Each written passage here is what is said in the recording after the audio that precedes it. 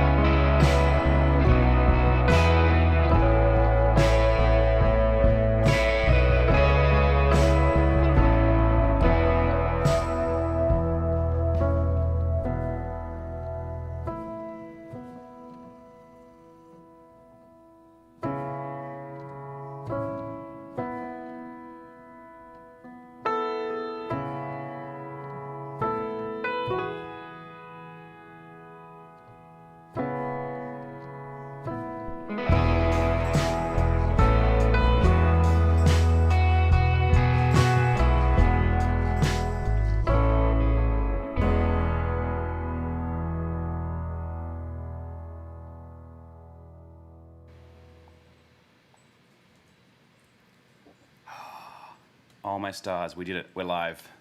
I can't quite believe it. This morning, I'm not going to lie, was quite a rush. I was like, there was tons of last minute things, little things I had to get done. So we are now live. Patreon-a-Palooza, thank you for being here. Wendy, you got up super early in the morning, so props to you. That's absolutely amazing. We are going to get underway because we have so many artists who are coming up today. It's ridiculous. I am stoked to introduce you to some of my favorite people and favorite artists that I've met and support on Patreon. So first up today, we have Shanna in a dress. I'm going to bring her on screen. Here she is. Woohoo! Do I have applause? Wow. I have applause. Oh, very loud applause. I will turn that down. I'll blow your ears out. I liked it. That was the loudest applause I've heard in months.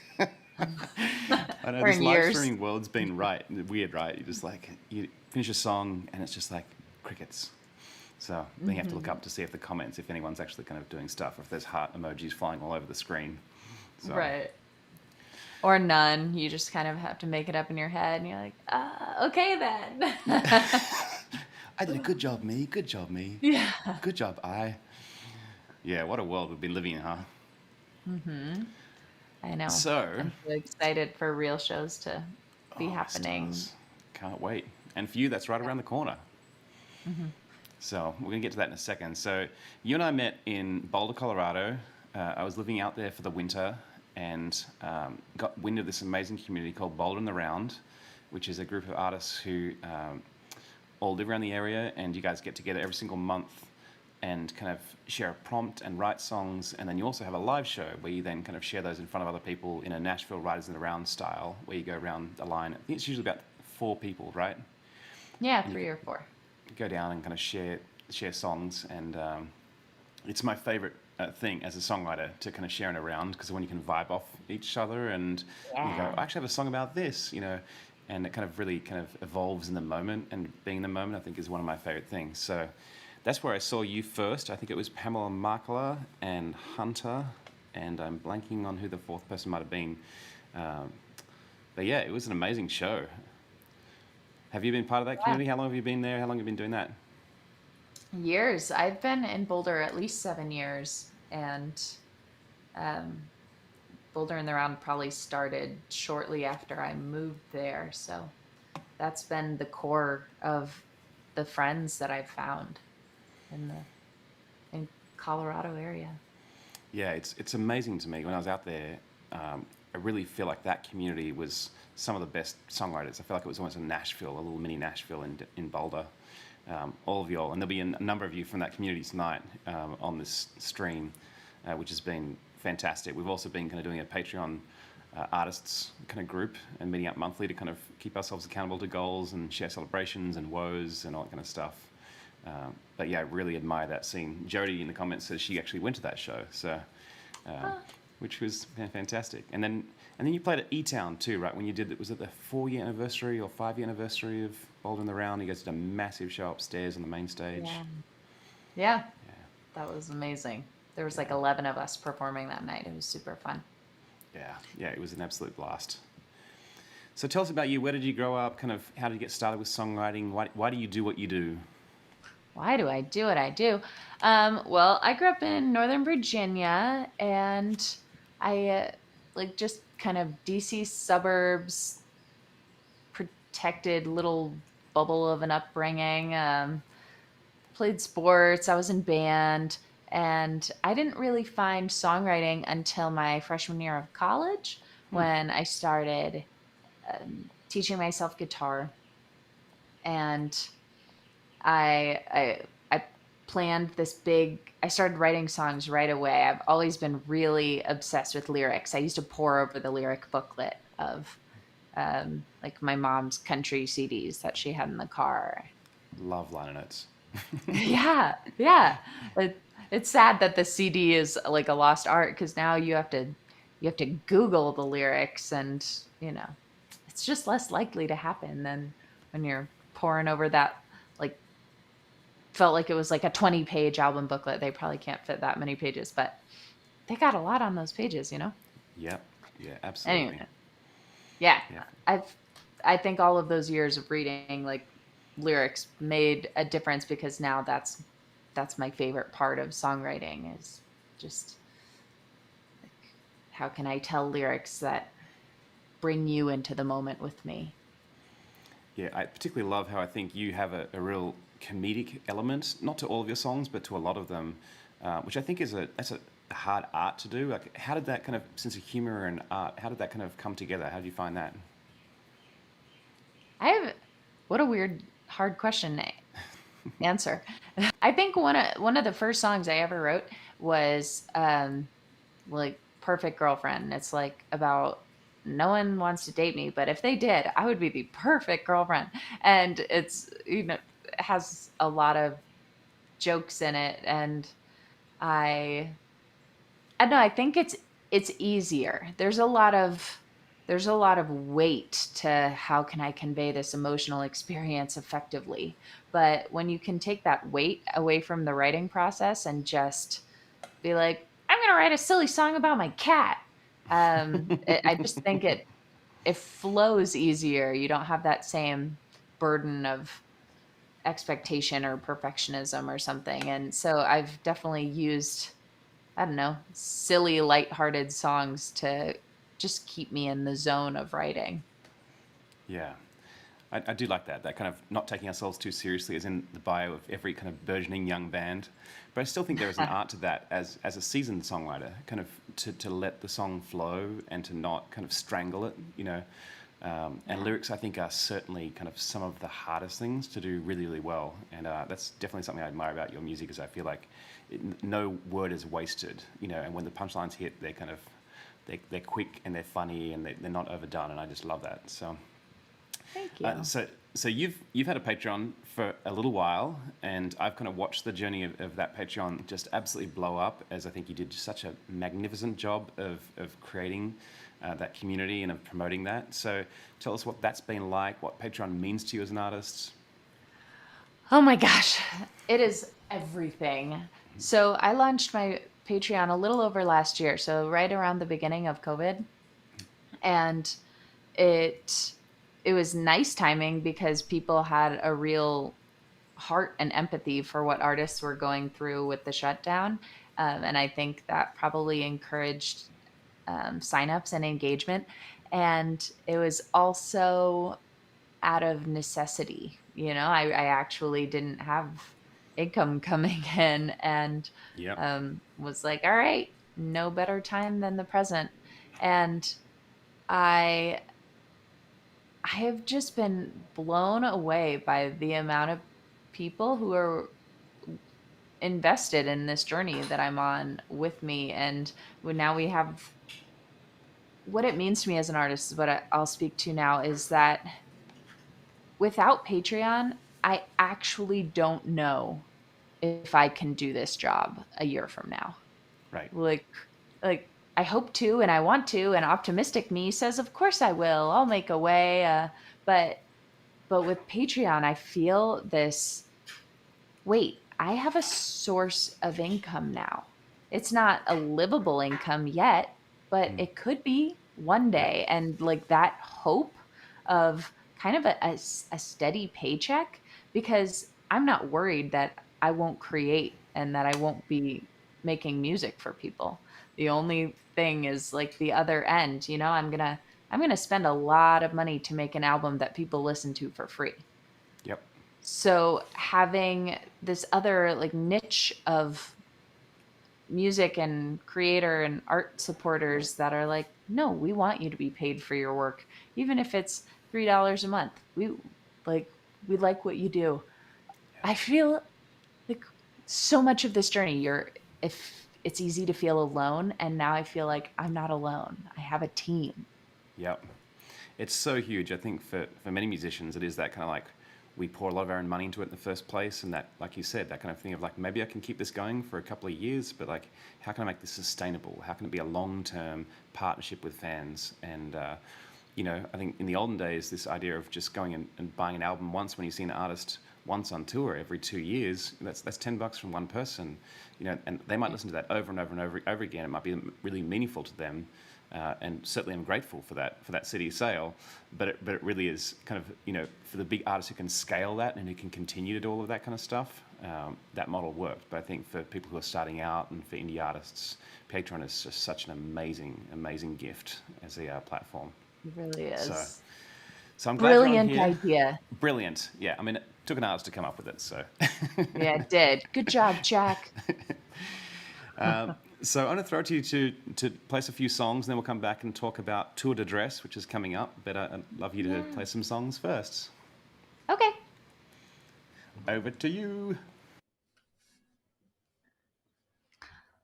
All right. So, hi, family and friends and fans of Ben Grace. For those of you who don't know me, right at the beginning of the pandemic, I wrote this song and I thought, I need to start every set I ever play with this song because it's just such a fast way to get to know me. And if you want me to write one for you so that people can get to know you fast, you just hit me up because I think everyone should have their own getting to know me song. So Um, this is like my online dating profile song. I thought I would just record this and put a link to it in my online dating profile to find a date.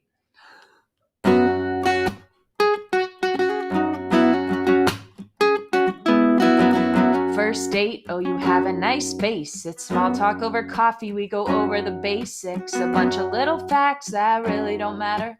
I'll start with my family, end with the data.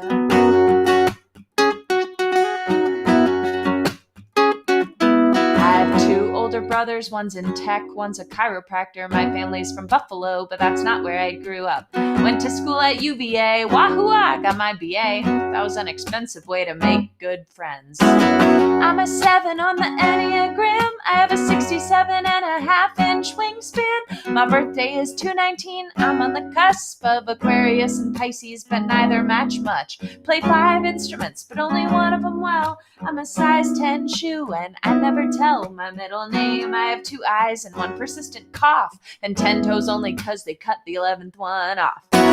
Do you wanna go out with me? Do you wanna go out with me? I think it's funny that Ben was like, you don't waste a word. And I'm like, I mean, I probably do. I use a lot of words. I play a mean horse on the basketball court, but walking with the dog is my favorite sport. I do cat and cow and yoga if it makes me sweat, and I go down rabbit holes on the internet. By now you know what I look like when I'm not dressed fancy, that I don't like to drink unless it tastes like candy, and I could be a vegetarian if it weren't for chicken wings. I put Frank's Red Hot on everything.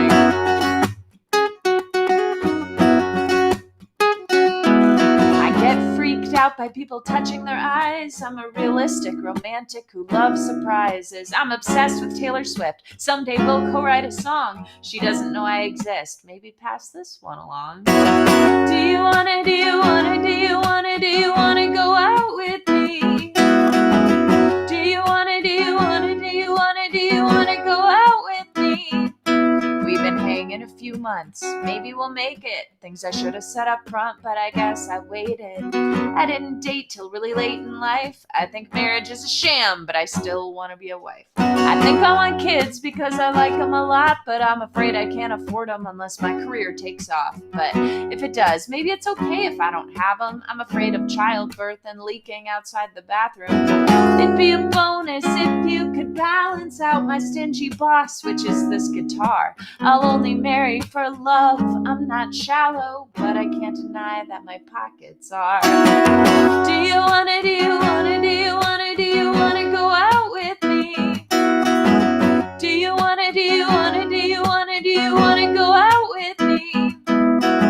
Let's set it straight. It's like the 28th date. By now you know my clock runs 10 minutes late, and I burn what I cook, and I never make the bed. But if you're still listening, maybe I haven't scared you yet. I twist and break my hair. It drives people crazy. I'm messy, and I'm the best at procrastinating. Do my half of the chores less than a quarter of the time, but I'll forgive your weaknesses if you overlook mine. I can be immature, but it's not always bad. I'll get you to laugh and flash you when you're sad. Got a good brain on my shoulders, a good heart in my chest. If you can stimulate those, I'll let you stimulate the rest. Do you wanna go out with me? Do you wanna go out with me?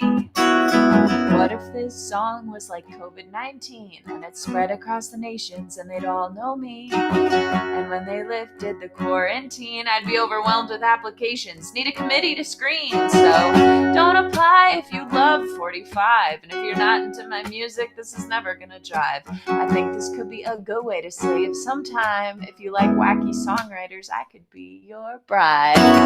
Do you wanna go out with me? Do you wanna go out with me?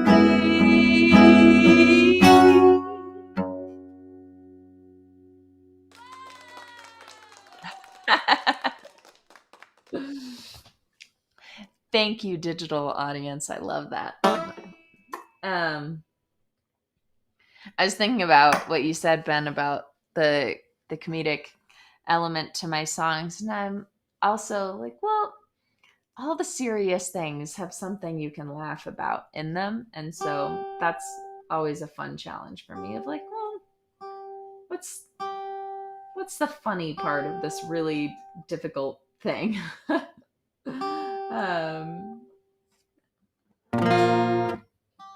All right, I think I'm not quite in the right tuning for this next song I wanted to play. Father's Day is coming up, and I wanted to play this song that I wrote for my dad. He was a stay-at-home dad growing up, and he recently, I mean, in the past few years, retired and moved to Mexico. I actually have not seen him yet out in Mexico, even though I love to travel and I would love to go visit. But I never really, I couldn't have predicted how much our relationship would have changed as a result of my parents' divorce. And I did a bit of the processing of it in this song.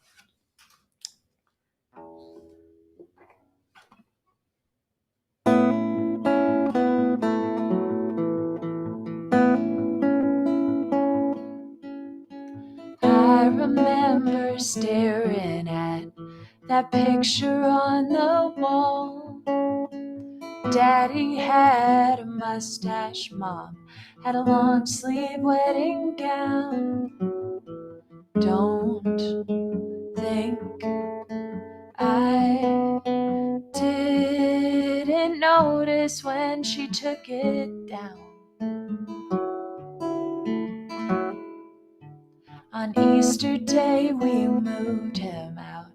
I locked myself inside his new bathroom and let it out. A violent, silent cry. No one even knew that it hurt. It was a 25-minute drive to see the guy who raised me. He said, "Don't be a stranger, my baby girl." I was my daddy's little girl, and I was his whole world. And he gave me everything I have. He gave me everything.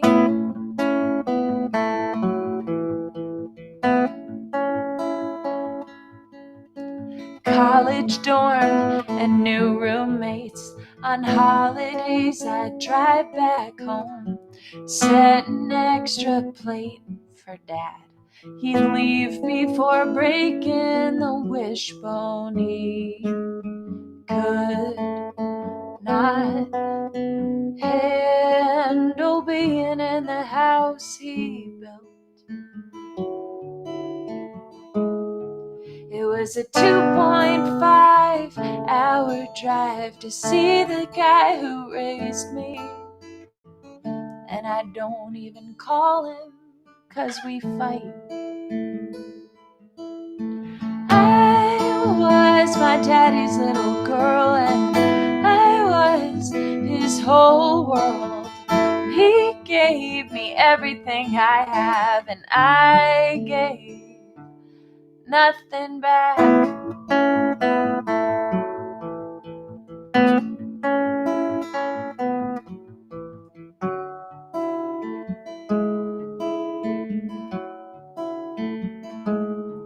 Now it's a 2.5-hour flight to see the guy who raised me. And we run out of things to say. We small talk and watch TV. And he says, "I don't even know you anymore."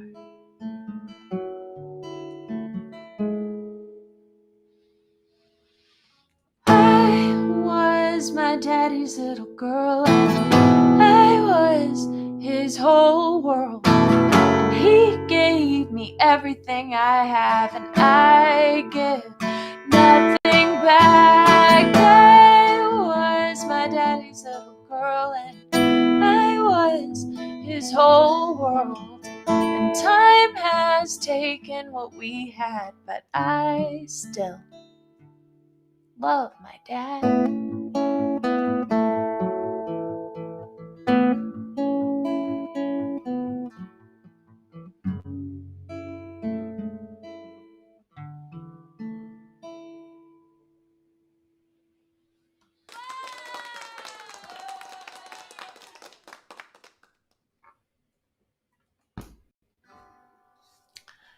Thank you. I can't see the comments right now, but I'll respond once I can see them.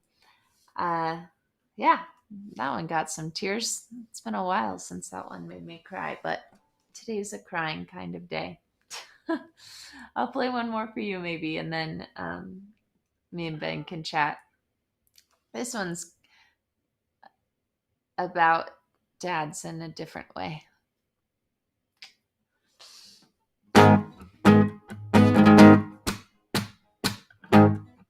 Oh, baby. Last night was so good. You were amazing. I can still picture it all right now. The way you brought in the groceries, the way you took out the trash, the way you remembered to feed the cat, then you unloaded the dishwasher. And when I got home from work, you had dinner on the table. I wanted you for dessert. Oh, I don't need a man with a face like bread, Zac Efron's hair, or Channing Tatum's abs, sporting a Rolex and a Cadillac. I like it if you look like you would be a good dad. That's hot. That's hot. That's hot. That's hot. So hot. That's hot. That's hot. That's hot. I like your dad bod. And oh, I can feel it. It's so hard and so smooth. Oh my gosh, I can't believe it. You finally sanded the table in the living room. Then I got hot and bothered when you answered my text right away. Then I got really tired. And you said those magic words, okay, not today. Oh, I don't need a man with a face like bread, Zac Efron's hair, Channing Tatum's abs, sporting a Rolex and a Cadillac. Yeah, I like it if you look like you would be a good dad. Yeah, that's hot.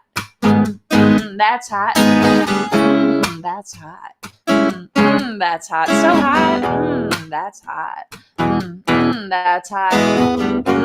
That's hot. I like your dad bod, and I love how I don't have to babysit you at parties. Because ladies, we all know, that's the worst. They say nice guys finish last, and they're right. You always let me come first. Woo! I don't need a man with a face like bread, Zac Efron's hair, Channing Tatum's abs, sporting a Rolex and a Cadillac. I said I like it if you look like you would be a good dad. Yeah, that's hot. That's hot. That's hot. That's hot. So hot. That's hot. That's hot. That's hot. I like your dad bod.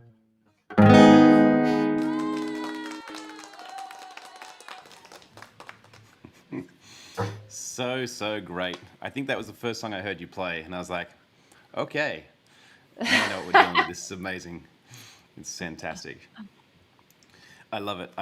You couldn't see the comments. I'm going to put some up here. Karen was giving you a hear for today's crying kind of day. And then Colby Oh, thanks, says, don't Karen. apply if you love 45. He liked that sentiment. I thought that was really good. Way to catch that, Colby. That first song you played confirmed to me. I was like, I have a sneaking suspicion Shanna is an Enneagram 7. So I'm glad I now know that directly from you. You don't want to type people, so I'm glad I know that directly from you. Yep. But I think one of the things I really admire about you is, what you kind of said, like actually something that, those lines that kind of might strike as comedic or might just kind of verge on the funny in the middle of very serious songs. And I admire that about you, that I feel like you have that courage that Enneagram 7 needs to go into some dark spaces, but also to help us kind of, laugh about them a little bit and to hold them a little more lightly. So it's a real gift that you have. Thank you. I want you to tell us about Tour de Dress and what you're doing, what's happening for you over the next couple of months. Okay, it's a big thing. So I have my debut album coming out. It's called Robot, and I wanted to do something cool with it. And even before the pandemic, probably, I thought it would be really great to do not just a music tour, but a bicycle tour, where I biked from show to show. And heads up, I'm not a cyclist. I just thought it'd be fun.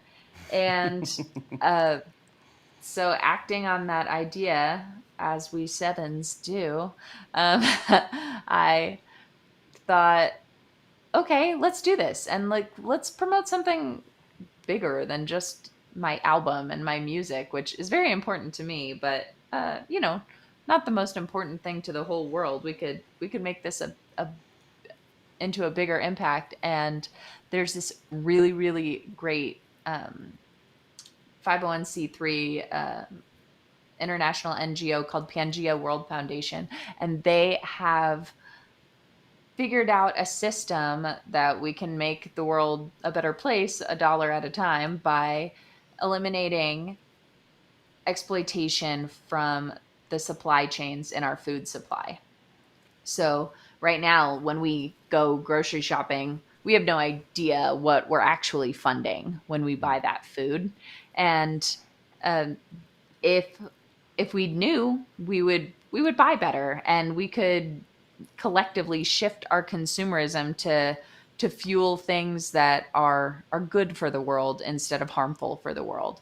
So they're working on this no harm certification process, and if we all get the word out to start buying no harm certified foods once that is publicly available, like, we can actually make a difference at something that really is the root of a problem instead of just the symptom of a problem. And that is so exciting to me. So I am spreading their mission as I bike from Seattle to Boston. I leave in 2 days and have a bunch of shows booked, and will be sharing my new record along the way, sharing about Pangea, and being on Patreon is a huge reason that I feel this safety net of there is a team of people that are interested and that care and that want to support, um, you know, making the world a better place, whether that's via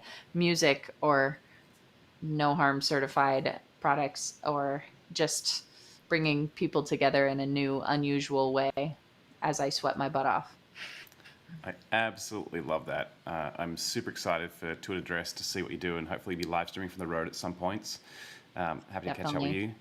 Thank you so much for being Yeah. involved today and being a part of Thank this. It you. is a pleasure to know you as a human, as a songwriter, and like I said, all of Shanna's details are in the comments. You can go and follow her. Do something today. Follow us on somewhere.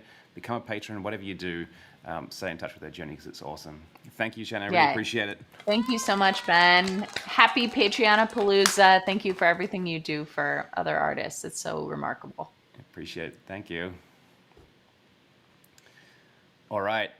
We're on the hustle already. My next guest is someone who I met on stage in the mountains of Asheville, around Asheville, North Carolina. We're on stage in a writer's round. Randy Driscoll is a native of San Diego, but has now moved to Nashville, Tennessee. And without further ado, I'm going to try and bring Randy on here. See how we go. It's going to work. It's going to work. Amazing. Oh, I can't quite hear you Hey, currently. Oh, there you go. you. Yeah. Hi. Hello. This This is is so. cool. This is Yeah. so cool. It's a full-on telethon. I love it. Totally, totally. That was one part I'm music having a festival, one great part time. How are telethon. you? So I'm doing great. You know, first couple of minutes, I'm like, oh, what are we I love doing? it. But I love we'll it. settle in over the duration. But it's fantastic. So I think one of the Um, things I think is amazing it's about nice to you. see you here Oh, this way. I do have the delay on this end. Let me see. You're good. Yeah, got a slight delay, I think, happening here. Mhm. Um, yeah, so I would love you to tell people what happened when the pandemic hit. What did you do, Randy? So, my family and I live here in Nashville, Tennessee now, and like your first artist, like you, like so many of our friends, when March, like 13th hit, all of our tours were canceled, and everyone was like, okay, shows are done. I was scheduled to do recording. My recording was going to be done. I wasn't going to be able to do any studio sessions. And I looked at my husband, Andrew, and I said, I feel like we should do something. We should try to maybe go live tonight. We should just go live from my music room. This is my music room in our little home.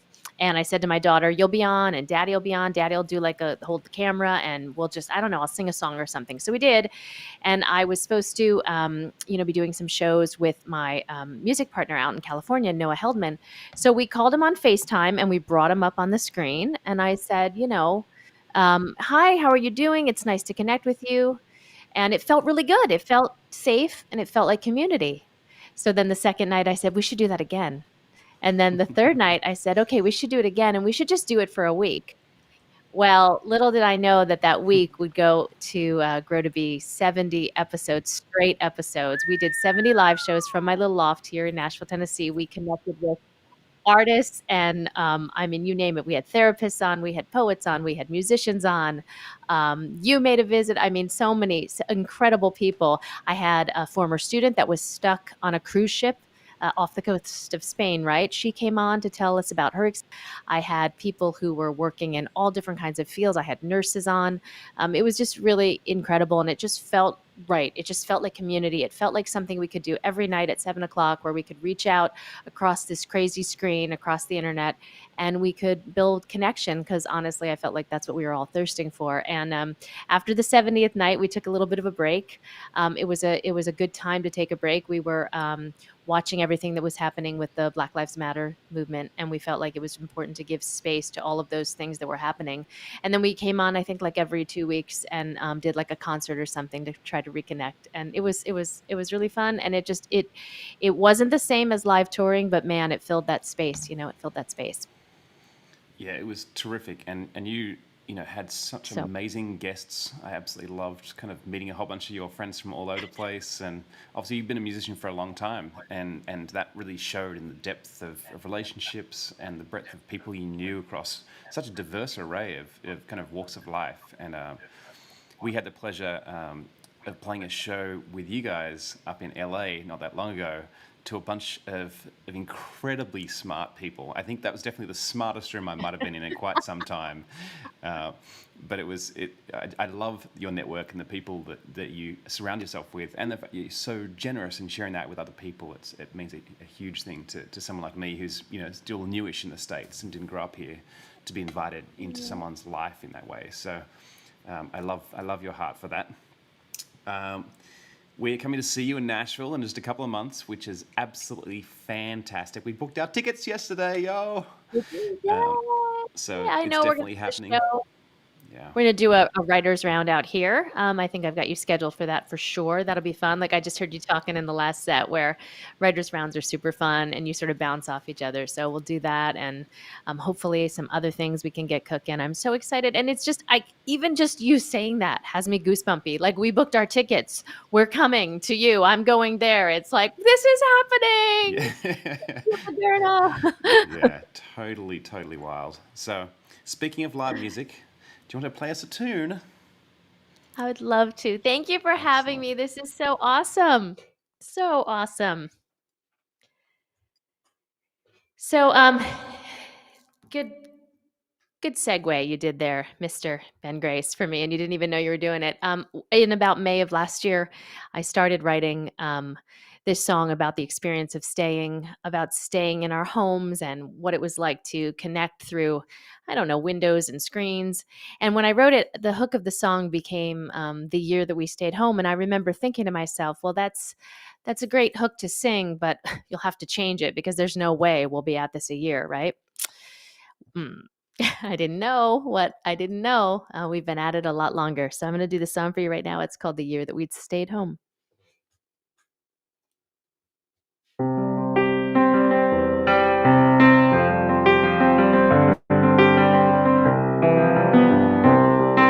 Remember when we couldn't go outside? And if we did, the space between us felt a mile wide. With our hearts 6 feet apart, we held each other with our eyes. Remember when we couldn't go outside? Remember when together meant alone? We worshipped in our kitchens, in our schools, or in our homes. A window to the soul. We tried to let each other know we weren't together, but we were never alone. So now we hug a little longer, yeah, we kiss a little stronger. Treat our neighbor and a stranger as our friend. We're all a little kinder, and the earth is a reminder where hope and beauty grow, love has no end. For all we know, we didn't know. We learned it all the year that we stayed home. Remember when we found out what we need? Connections and reflections, memories played out on the screen. Happy birthday from our cars, happy hours in our yard. Remember when we found out what we need? So now we hug a little longer, yeah, we kiss a little stronger. Treat our neighbor and a stranger as our friend. We're all a little kinder, and the earth is a reminder where hope and beauty grow, love has no end. For all we know, we didn't know. We learned it all the year that we stayed home. And every night out in the country, we would howl up at the moon. And in the city they would gather, clapping loudly from the roof. Not all heroes wear a cape, not all warriors have a sword. Sometimes winning just means living, and a smile is your reward. Remember when we lost so many lives? The days marched on quietly, we watched the numbers rise. Swore we'd never take for granted what we loved and what we lost. Remember when we found out what it cost? So now we hug a little longer, yeah, we kiss a little stronger. Treat our neighbor and a stranger as our friend. We're all a little kinder, and the earth is a reminder where hope and beauty grow, love has no end. For all we know, we didn't know. We learned it all the year that we stayed home.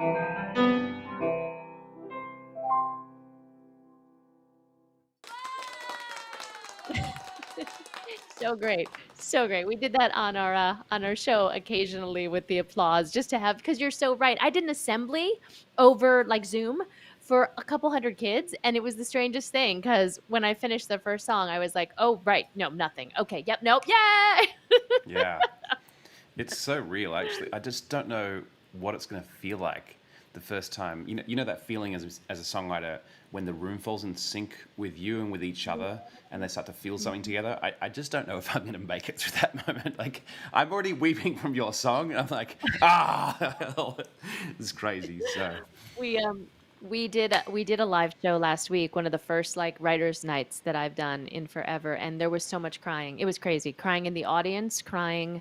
There about that song I just sang. Actually, there was a woman in the audience who was there with her husband. It was the first time they traveled. She was pregnant during the pandemic, and oof, gave birth during the pandemic. And she said, you know, it's hard enough being pregnant. You already kind of feel isolated, but she said it was just, and she just lost it. And the whole experience, I think the song, I think the night, just watching musicians on stage telling their stories, singing their souls, being out, you know, in a live, it was, yeah, it's a lot. yeah, it is a lot. It is a lot. We've lost a lot in the last year, and I'm grateful there's songs that will, you know, chronicle that, like yours. And I hope you can get that recorded, because I think it's really beautiful. And I think as we kind of walk out of it, it reminds us to be kind to ourselves, you know, because what a year we've had, you know, or, you know, 16 months at this point. So, Yes.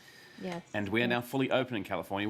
We're ready for Randy to arrive in California, which is And amazing. she's coming. She's coming. She's coming next month. We go out in July, and I have a show with one of your guests that you're having on later today, Oh yeah, Ashley. yes, We're doing something in a yes in a in a parking lot of a wine bar, which I think is fantastic. It of just that course. just it seems perfect. Actually, it seems awesome.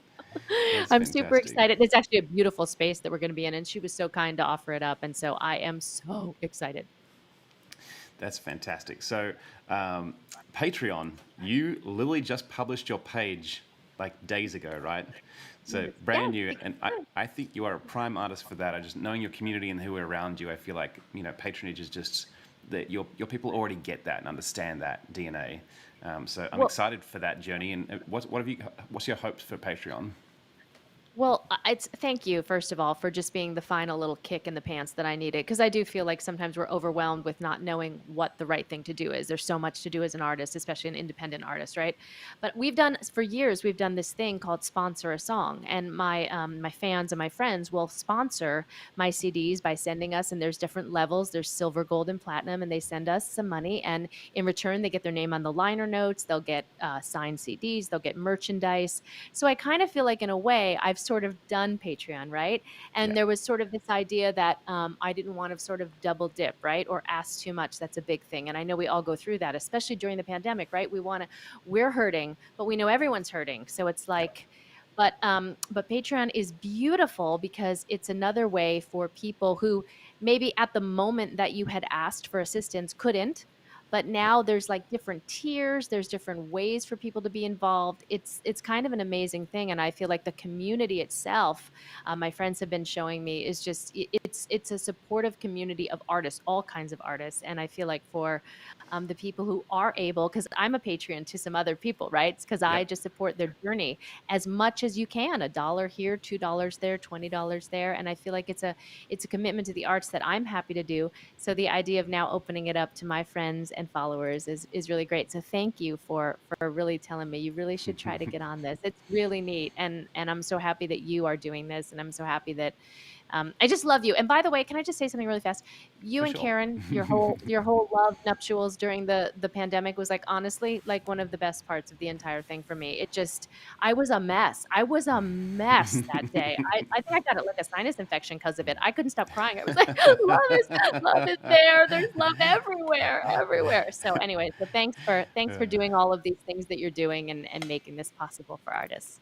Well, a lot of that was thanks to Colby Martin, who has been a huge gift to me on this live stream as well, and is just a master of the craft of live streaming. So I'm glad for that. I think one last thing I want to say is what you just said about support and supporting other artists is a huge part of what I've always done.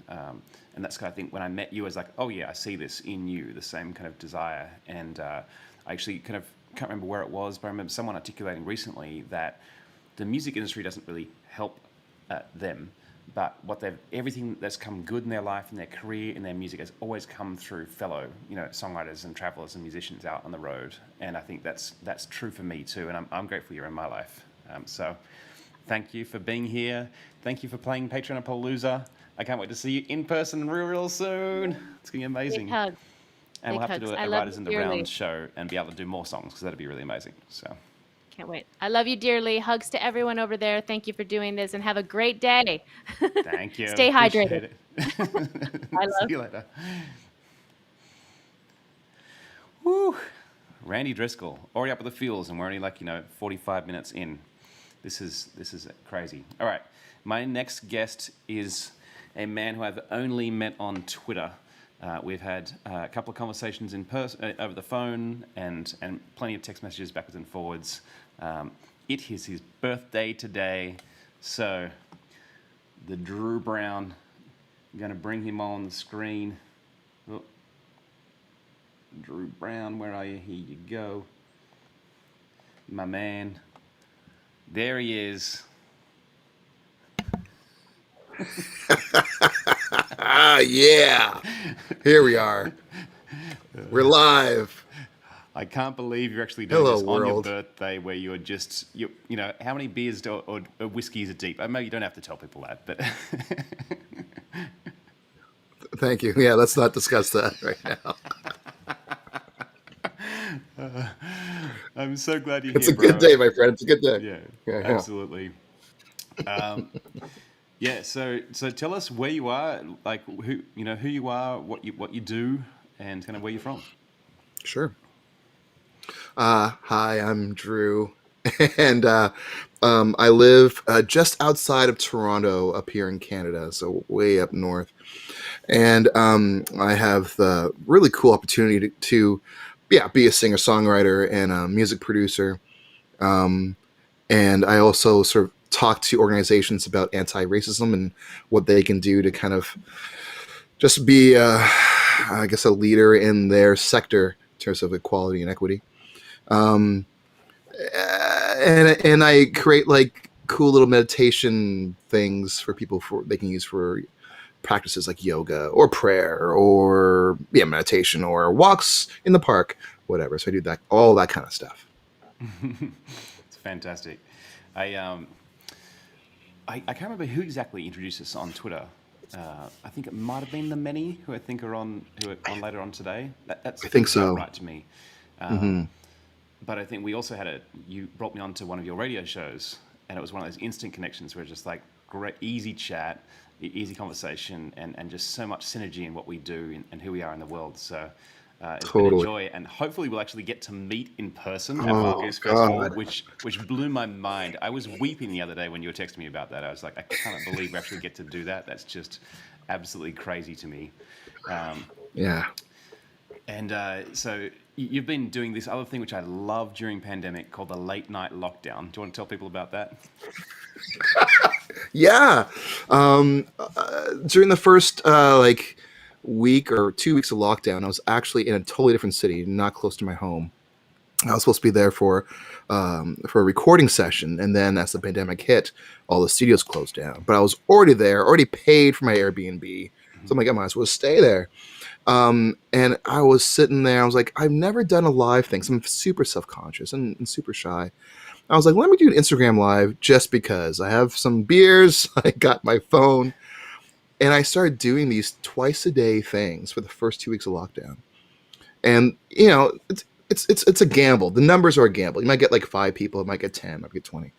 The numbers grew like pretty large for a while, and even on Facebook, I would do that there. And so I figured, let me do this on a regular basis. Just kind of connect with people, have them connect with each other, because build a little community through that, and just sing songs and drink. And it's been great. And I think what I do is I say it's all request. Everything's all request. So Yeah. I don't choose a set list. They just say play this song. I'm like, I don't know that song. Okay, and I do my best. And so part of the entertainment is watching me ruin your favorite song. That's the shtick. Oh, that's so great. It's funny. I just admire the courage because I've spent my whole music career avoiding being a covers musician. And then pandemic hits, and we started hitting Same. happy hour every Thursday. And thankfully, I had 2 other humans to kind of pick up the slack with me. But it was crazy. We learned over 700 songs. But we actually had the luxury of learning them, of actually kind of, usually we'd take a couple of days in the start of the week to choose the set list and start listening to it on the Spotify playlist. Then Wednesday night we'd get together for about 90 minutes and muddle our way through, often being just like playing along with the track a little bit, or pretty much like playing along to 40 seconds and being just like, yo, I actually really need to learn this one. that was more me. Matthew is better at Flamey Grant's better at actually doing the prep work. But then we kind of have an hour rehearsal on the Thursday, and then we go live. And I tell you what, some of the train wrecks, especially early on, like ending a song was never pretty. It was like trying to get off a fucking Bronco. Yeah, no doubt. Yeah. Oh dear. Oh man. Mm-hmm. So fantastic. Yeah. Yeah, that's good. It's good. Yeah, fantastic. Well, you've got the guitar in your hand. You want to play us a tune? Yeah, man. Yeah. Excellent. I would love to. I might play a cover. Speaking of covers. So this is one actually the first songs I did for those lockdown shows. Classic Bob Dylan song. If I can remember how to play it, that might be helpful.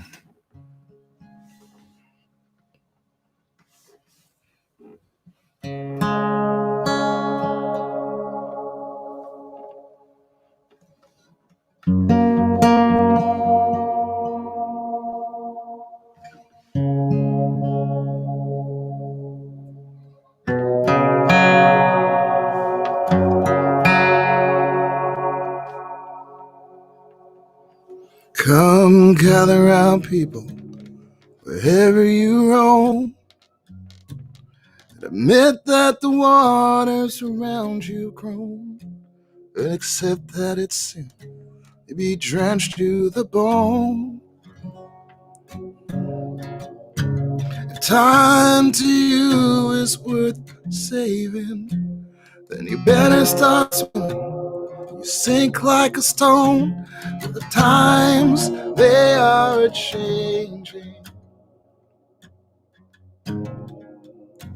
Come writers and critics, prophesize with your pen. Keep your eyes wide, the chance won't come again. Don't speak too soon, for the wheel's still in spin. So telling who that it's naming, for the loser now will be later to win, for the times they are a-changing. Come senators and congressmen, please heed the call. Don't stand in the doorway, don't block up the hall, for he who gets hurt will be he who has stole.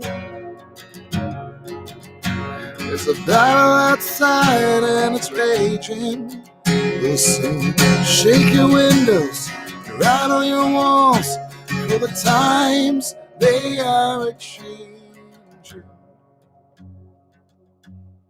Mm-hmm. Mm-hmm.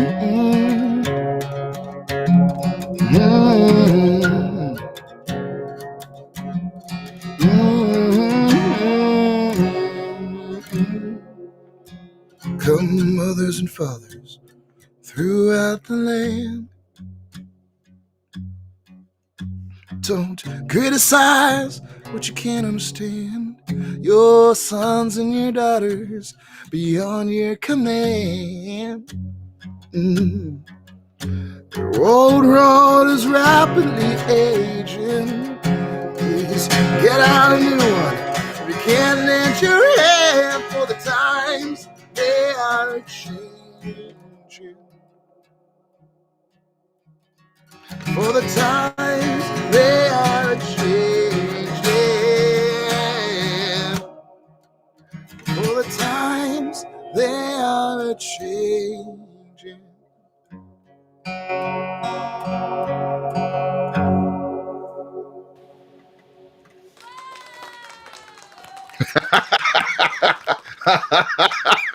That's nice. Oh, brother, that's one of my favorite songs of all time.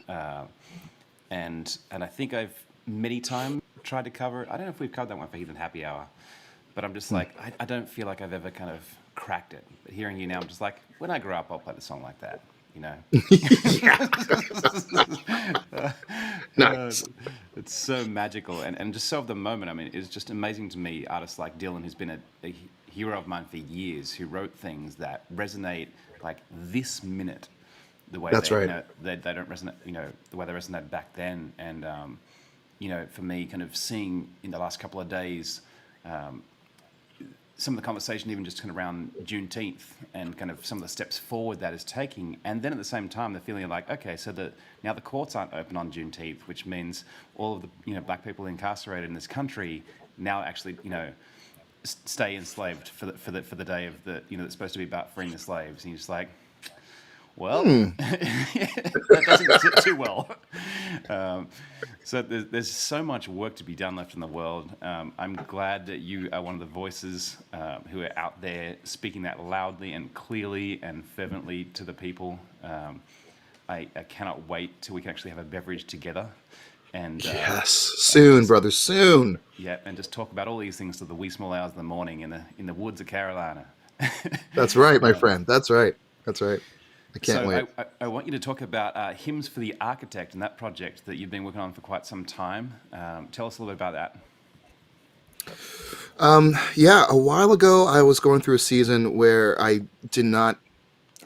couldn't find my spiritual place in the world. I didn't know where I was at and what I wanted to do and what I believed, but I had ideas, and I was searching for some kind of way to sort of, I don't know, just to kind of ground myself spiritually. And I was always a songwriter, always a lyricist, and I started writing originally songs that were a lot more laments, kind of like everything sucks kind of a thing. But then I was like, actually, I think I want to just create songs with no words and just let the music do the talking for me. And so I started actually releasing a few EPs with words and then songs without. And it was funny how the songs without the words really connect with people, and pretty much what I needed for myself, others needed as well. They needed a kind of space where they can just add their own lyrics, their own story to these songs. And so I started writing more and more just songs for just songs kind of play while you're going to sleep, songs where you're going listen to while you're going for a walk, songs to do yoga to meditate to whatever, read along with, just music for the heart and for the soul. And I started doing that, and I haven't stopped. And it's been really cool hearing stories of people connecting to these wordless songs and how it connects to their own words and their own stories. Yeah, yeah, it's magic stuff. It's so beautiful, and the textures Thanks, you man. create with sound are just absolutely magic. You also recently produced an album for an artist up there in Toronto as well. Is it? Yeah. An old friend of mine, Rochelle Luck, and she is a singer-songwriter and a worship leader. And we've known each other for a long time, and always wanted to kind of do something together. Um, it just worked out that we could. And I went through a season during the pandemic where mental health failed me, and I just could not create. And so I actually had to hand the project off. It was really painful to do. My ego did not want to do that. Um, and so luckily she was so graceful and so kind of understanding. So I handed the project out to one of my good friends. And so we were able to kind of like collaborate online, finishing out the project. So it just came out, I think, last Friday, and sounds great. It's really cool. I'm really proud of the work that we've all done. And I'm really happy that she's happy. Yeah, absolutely, absolutely. Well, I know you and I talked about at some point collaborating on something, whether it be a podcast or something. But when I actually was listening to him the other day, I was like, maybe Drew and I should do something together on this front. So we'll keep scheming. We'll talk about it over a beer in Wild Goose. Yeah. And so, brother, I'm so glad you took a few minutes on your birthday of all days. Happy stinking birthday. Thanks, man. Thank you. I will definitely have a beverage later. I need to stay sober for a few more hours to get through. But but I think the last hour we'll kind of let loose a little bit and celebrate you and all you are in the world. But you're an absolute champion. Thanks for being here, brother. And speak to you Thank real you. soon. Sounds good. Peace, brother. Peace. All right, we are going to bring a new guest in here in just a second, but my friend Colby pointed out to me that there is a little bit of processing that I haven't actually done. So, Sarah, you're probably hearing me now, what I might do is try and turn this on. It might disconnect you, so you might have to call back in on the thing. But I'm going to give it a try. Disconnect all guests. Okay, turn off audio processing. The things you learn as you go. So, in just a second, no, I might talk about her when she comes back. It's, you know, like, you got to keep people's egos kind of up. Here she is. Now I can actually talk and she can actually hear me. So, this next guest is one of my favorite songwriters on the planet. A few years ago, I was invited by a mate of mine and also a songwriter, Dan Lugo, to join this group on Facebook, which was just called Singer-Songwriter Summer Challenge.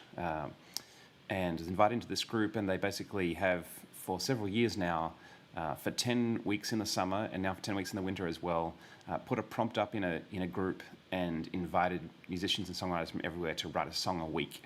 And I think some of you might remember that Karen and I, as Story and Tune, wrote in the summer of 2019, wrote 10 songs for that challenge and shared them. But as we're going through, Sarah Morris was one of these people that just popped up time and time again. She has been one of the most dedicated members of this group for many, many years. And I am so stoked that she took some time out to be with us today. Welcome to the stream, Sarah. Hey, Ben. How are you?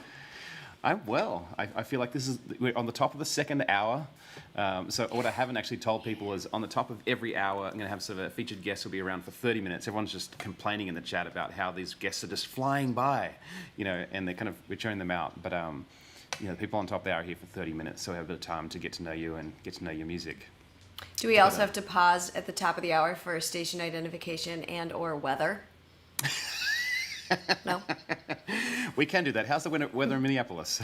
It's actually pretty awesome. It's a perfect day. It's Nice. warm but not too warm, little humidity, blue sky. Mm-hmm. That's fantastic. We actually had summer snap into us here in San Diego this week, which was kind of a rude shock. It hit 100 degrees on Tuesday. Oh, yeah. So it's been kind of high, you know, into the 90s, you know, ever since. So it's pretty humid today and pretty hot, but I'm happy to be on the stream. So Yeah. Thank you for having me. So, tell us a little about you, kind of your songwriting. You've been writing for years and years and years. You were a Kerrville folk finalist, who I just love Kerrville. You have done tons and tons of projects. So tell us a little bit about kind of where you are and what you do. Yeah, so I'm in Minnesota, like you said, and that's where I'm from. I did, back when I was a young whippersnapper, I moved to Nashville, like right out of college. And I had read a book before I went there that was like, if you're going to be in Nashville, if you want to be a singer, you have to write your own songs. And I was like, oh, well, I guess I better write my own songs. And I'd always loved songs, but I'd never considered writing them really. So yeah, living in Nashville though, I was like, okay, well, I'll write some songs. I wrote 3 before I moved there, and then just started co-writing. And when I moved back to Minnesota, kept going. But then it was very slow. Songs were coming kind of rarely until I joined that group that you mentioned, which totally changed my life. 2014, just about this time of year, I went from writing like no songs to suddenly writing a lot of songs and feeling like a songwriter. And yeah, it was Kerrville winter 2018, one of the 6, which was really fun and felt like crazy. I love Kerrville. And that's one of the things that came out of the Songwriter Challenge, you know. It's like 2 things that were words in Laurel's magic hat became songs, and that's why I went to Texas, which was great. Who knows? That's amazing. You're one of 4 Kerrville folk finalists on the stream this afternoon, which You're is absolutely fancy. wild. Shanna up top was winner last year, and then one of the judges for this year. Did they get you to do that? Judge the year after that, or is that? I didn't get to judge. That sounds new. I got to go back and play the next year on like the middle Wednesday. Nice. Which is great. Have you been? I have not been. No, I think since I came, you know, to know about it, I think it was kind of through you or through someone, you know, around that time that kind of got to know you. I've submitted a couple of times and haven't kind of got in yet, but I will keep submitting. And I think every year I'm kind of, you know, I go and listen to all the winners. I'm like, I think I know what they're looking for now. So I think I have a song for next year that I feel pretty good about. Excellent. So, and then my good friend Paul Deemer was a finalist this year, and then Spencer LaJoy, who's coming on later, amazing, amazing songwriters. So you're in great company here. If anyone at home is just like, what do we do? Like, you're getting a little special, folk songwriter kind of festival. Yeah. So yeah, 2014 for the Singer-Songwriter Challenge. That's amazing. That's, good 7 years of material. Yeah. If my math is right. Yeah, so 20 songs. So that year was 12. Actually, that summer we did 12 songs. So, but then every other year it's been 20 prompt songs that I've done a year, and then other songs here and there. But it's a nice thing for my brain and for my family, really, because I'm a mom, and like especially this year with distance, my kids were at home with me like all the time. So having that structure of, oh, well, it's songwriting week or it's songwriting day, like I actually needed to do it that way, because if I were to just say, well, I'm going to write when I have an idea, like I'd probably always decide I had to do the dishes or something, like it just wouldn't happen. I'd look around and be like, oh, I haven't earned it today, whatever. So it's good. It's been a real gift to me. And that group is amazing. I mean, there's so much good writing and so much good cheering. I loved the summer that you and Karen did. We were just like, they're so good. Yeah. Yeah, the cheering is amazing. I've always loved that, with musicians, we can cheer each other on and kind of celebrate each other's kind of wins. And it's been fantastic. And you've been very generous with me to kind of share some of the inside kind of stuff on festivals and radio campaigns and all that kind of stuff, and things that I've yet to totally put into practice. I think last year was such a hard year. I mean, the year that we got on board for 2019 was the most songs I've written in 20 songs that we wrote that year, because we wrote that Singer-Songwriter Challenge and we were doing a TV show in Australia at the same time that we had to write 12 songs in 5 weeks. So that was the most that I've ever kind of written. And then last year was back to the worst year I've had since 2014. It was like 11 songs. So it was a tough one, but I think having the structure, and this year we've already kind of written, I think, like 37 songs or something, because we wrote another TV show. And we're halfway through the year, so we're hoping to jump on board the Summer Challenge again this year and be a part of that, which would be really wonderful. I would love that. And let me say that 11 songs is like a pretty solid worst year. Like my worst year was, well, either 0 or 1. So. Yeah, it is funny that question of inspiration, I think, as a songwriter is an interesting one. I've definitely trained myself over the years to try and capture little ideas. But honestly, I've realized in the last year how much of those songs came from conversations, that you would hear a turn of phrase. Like, years ago I wrote a song called If I'm Not Mistaken because I heard someone say it and I thought, I don't think I've ever heard that in a song, and I wrote that down in my notes and then came back to it one day and decided to write a song about it. And it was funny last year that just the lack of conversation and stimulus and new ideas and travel, like that was the thing I think that kind of really challenged us. That's super, that's really, like, I feel that. Your previous guest, Drew, he mentioned writing wordless songs. And I thought how one of the things in COVID that was interesting for me was I went through a phase where I only wanted to hear wordless songs. Yeah. And I love, lyrics are my favorite, like my favorite thing ever. But I just entered like a quarter, because I kind of think of it all as like, it was like 5 quarters. Like a quarter where I was like, if I hear another word or a podcast or a news thing, like I just need instrumentals all day, which was I didn't write any, I'm not that fancy, but it was a good exercise in listening to go down that path. Yeah. Yeah, absolutely. I'm the same as you. I think lyrics are my absolute love. It's one of the things I love about your music. I feel like anytime a Sarah song shows up, I'm like expecting just kind of the lyrics to kind of blow me away, and they often do. So how about you bless our friends here on the stream and play some tunes for us? I'll play tunes. Cool. Sure. Yeah, I'm gonna play. I picked out a couple fun ones that I haven't like done in a while. I'm gonna start with one that I wrote. So because we're here to talk about Patreon-a-palooza. One of the things that I've done in my Patreon is there are some patrons who are prompter status. So we talked about how I write to prompts in this challenge group, and that is one person who provides us with the prompts. So when it's in the off season, I'll go to my patrons who are, I call them the Ordinary Things organization, which was named after one of my albums, and they each get their turn once a year where they prompt a song. And so this was written for my friends Steve and Lou Ann, and he gave me it was hold on a second, I'm gonna grab an in-tune guitar. He gave me a prompt. He gave me too many prompts to start, and then at the bottom there was a little note, kind of going back to Ben's conversation piece. He gave me all these words, and then he gave me the nickname, the private nickname of his that they have for his daughter, and they said, "Who can say where it started?" And that's what ended up prompting this song. So that's a very long story, but I like this little love song.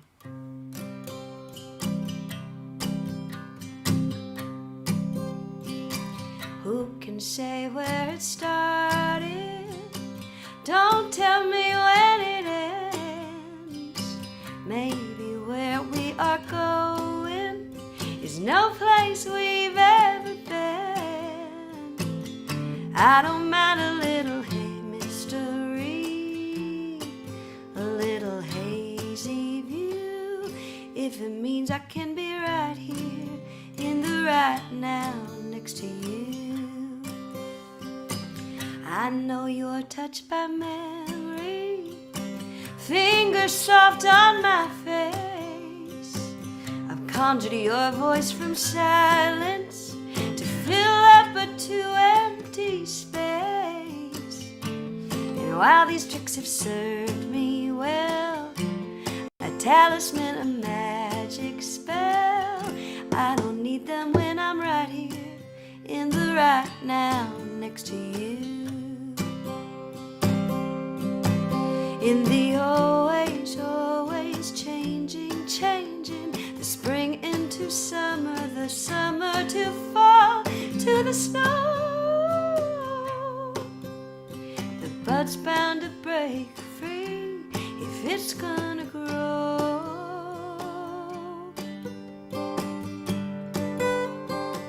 The sun rising in the morning, the moon waiting its turn. Common everyday wonder, proof of heaven on earth. Well, I could try and get it down in words, but there's only so much time I've learned. I want to spend it being right here in the right now next to you. In the always, always changing, changing, the spring into summer, the summer to fall, to the snow. The bud's bound to break free if it's gonna grow.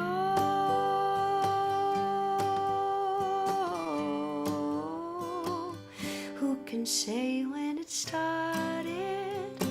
Don't tell me when it ends.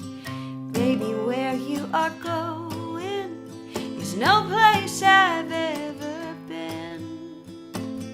Once you're in the distance, I'll be fine, because for a while you were mine. Until then I will stay right here in the right now next to you. Yes, until then I will stay right here in the right now next to you.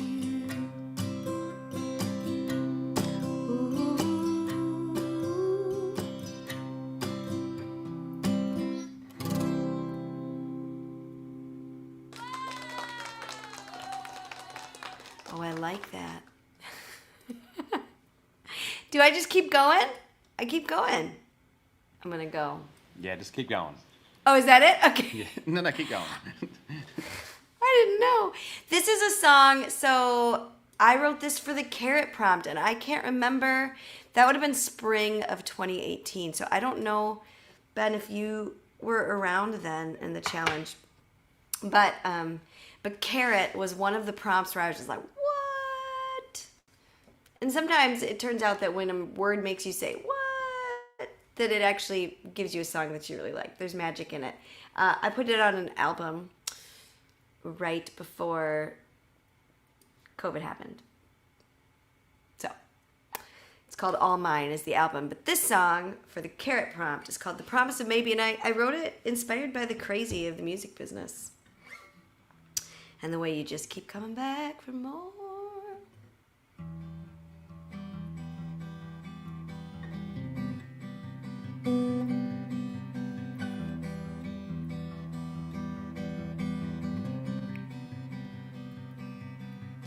You hold in your hand what I've always wanted. You hang it from a branch that is just out of my reach. So there's a thinning of the skin and a cracking of the bones as I stretch my arms and fingers out as far as they will go. A little pain, but not so that I notice. So strong is this desire.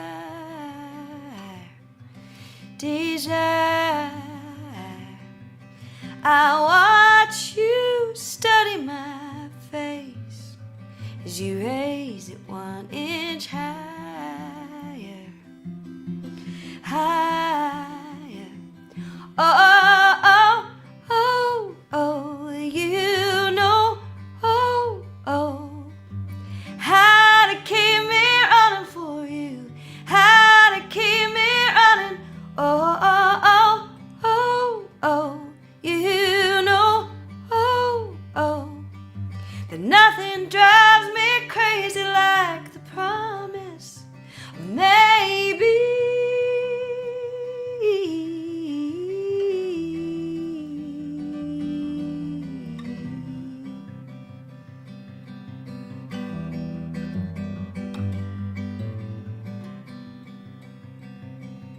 I've never been a dancer, but you made it look so easy. Take direction from a pressure of your hand upon my back. So I stayed bended at the knees and lifted through the toes. I figure out the steps, but only when the song is slow. You pull me in to spin me out, release me with a whisper in my ear, my ear. Don't stop when you get dizzy, that's a sign you're almost there, there.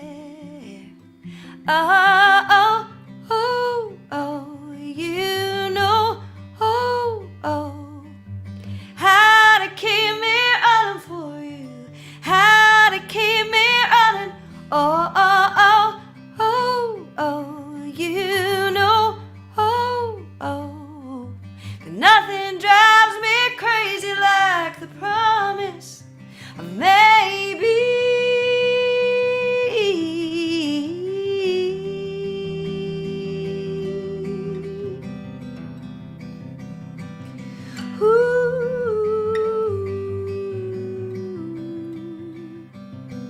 So I'm pushing off a little harder, throwing my body a little farther, eyes fixed on the finish line you've drawn for me. That's gone the second I'm standing where it ought to be. Oh, oh, oh, oh, oh, you know, oh, oh, how to keep me running for you, how to keep me running. Oh, oh, oh, oh, oh, you know, oh, oh, that nothing drives me crazy like the promise of maybe.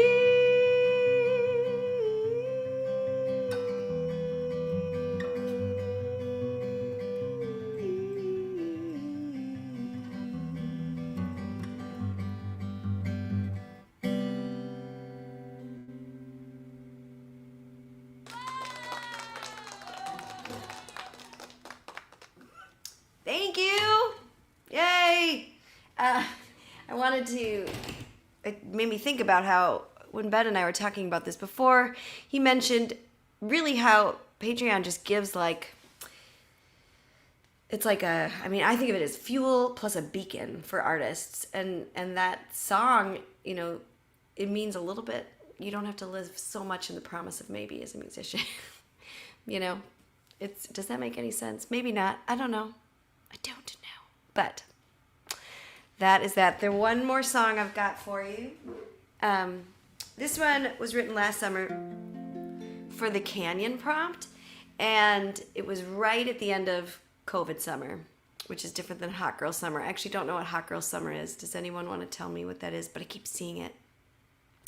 And interestingly enough, for me, I don't ever play the piano, but I felt like I had to write this song on the piano. I can't get the piano in front of my computer, so you can't see it. But I did put out a little EP in COVID, and I thought maybe I had a copy for you to show you. But this song is the title track. It's called Between Here and There. And I sent a really crummy demo to my friend Lars, and he recorded a beautiful piano track in his home.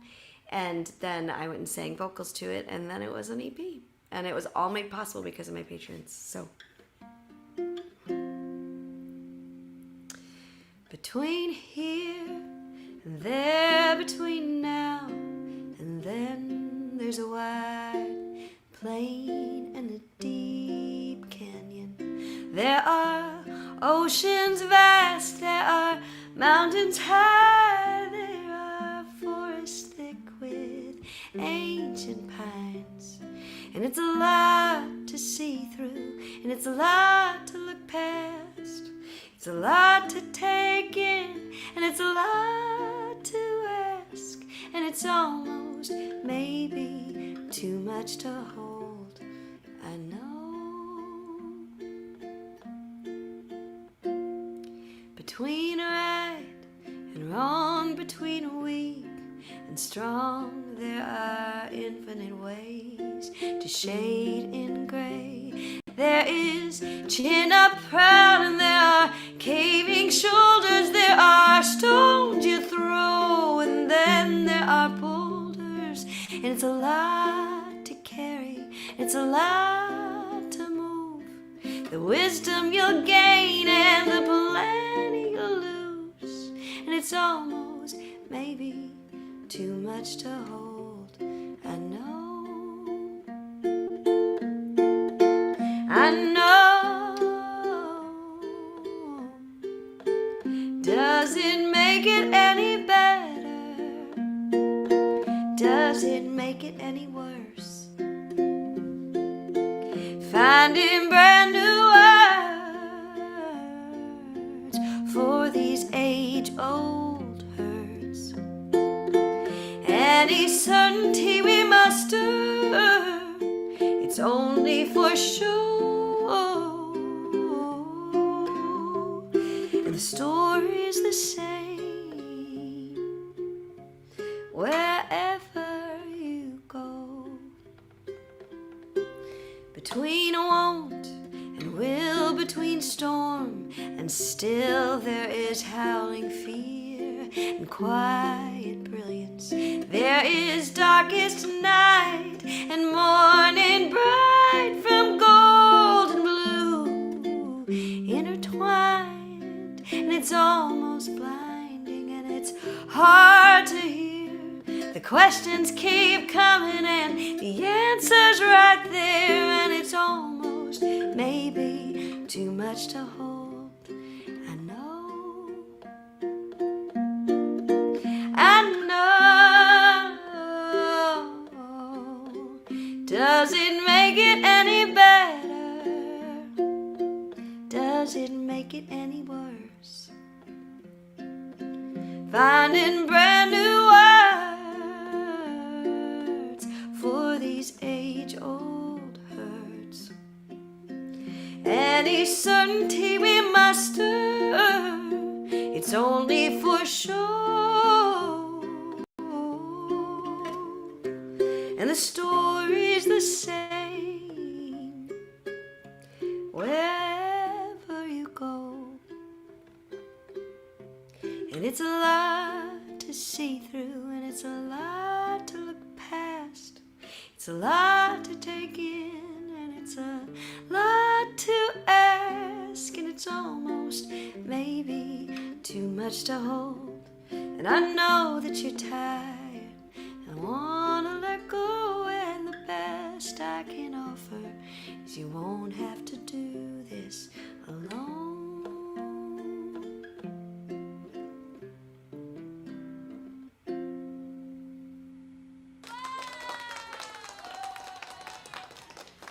So good.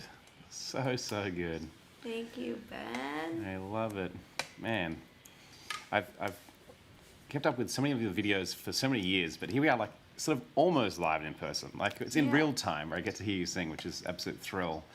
I don't know how many comments you saw, but Hans I saw was none of asking- them. Okay, so Hans Melby is a fantastic human being. He actually lives in your town, and he wants to know where you play locally. Oh, Hans, I play a lot of places. I mean, my website will tell you all the various places. I was just at Mears Park last night, which was fantastic. In town, what do I have coming up? There's a big show at the Hook and Ladder on August 5th. That's like the next big show that I'm really excited about. Full band. It's under the canopy, so it's outdoors, but also protected, which that's my favorite thing. Yeah, that's awesome. Yeah, but I've got lots of other ones too. Yes, have we ever met in person, Ben? Like, I don't think we met in I person. don't know. No, I've It's like definitely I gone lose through so Minneapolis track. on tour, but I don't think, I don't feel like we've met. So When I spend enough time with people in the challenge, like, you could fool me that we haven't, like, hung out a bunch of times. Like, Exactly. my brain, and then when I finally meet people, I'm like, it's so good to see you again, except for I've never seen you before in real life. But yeah, it's terrific.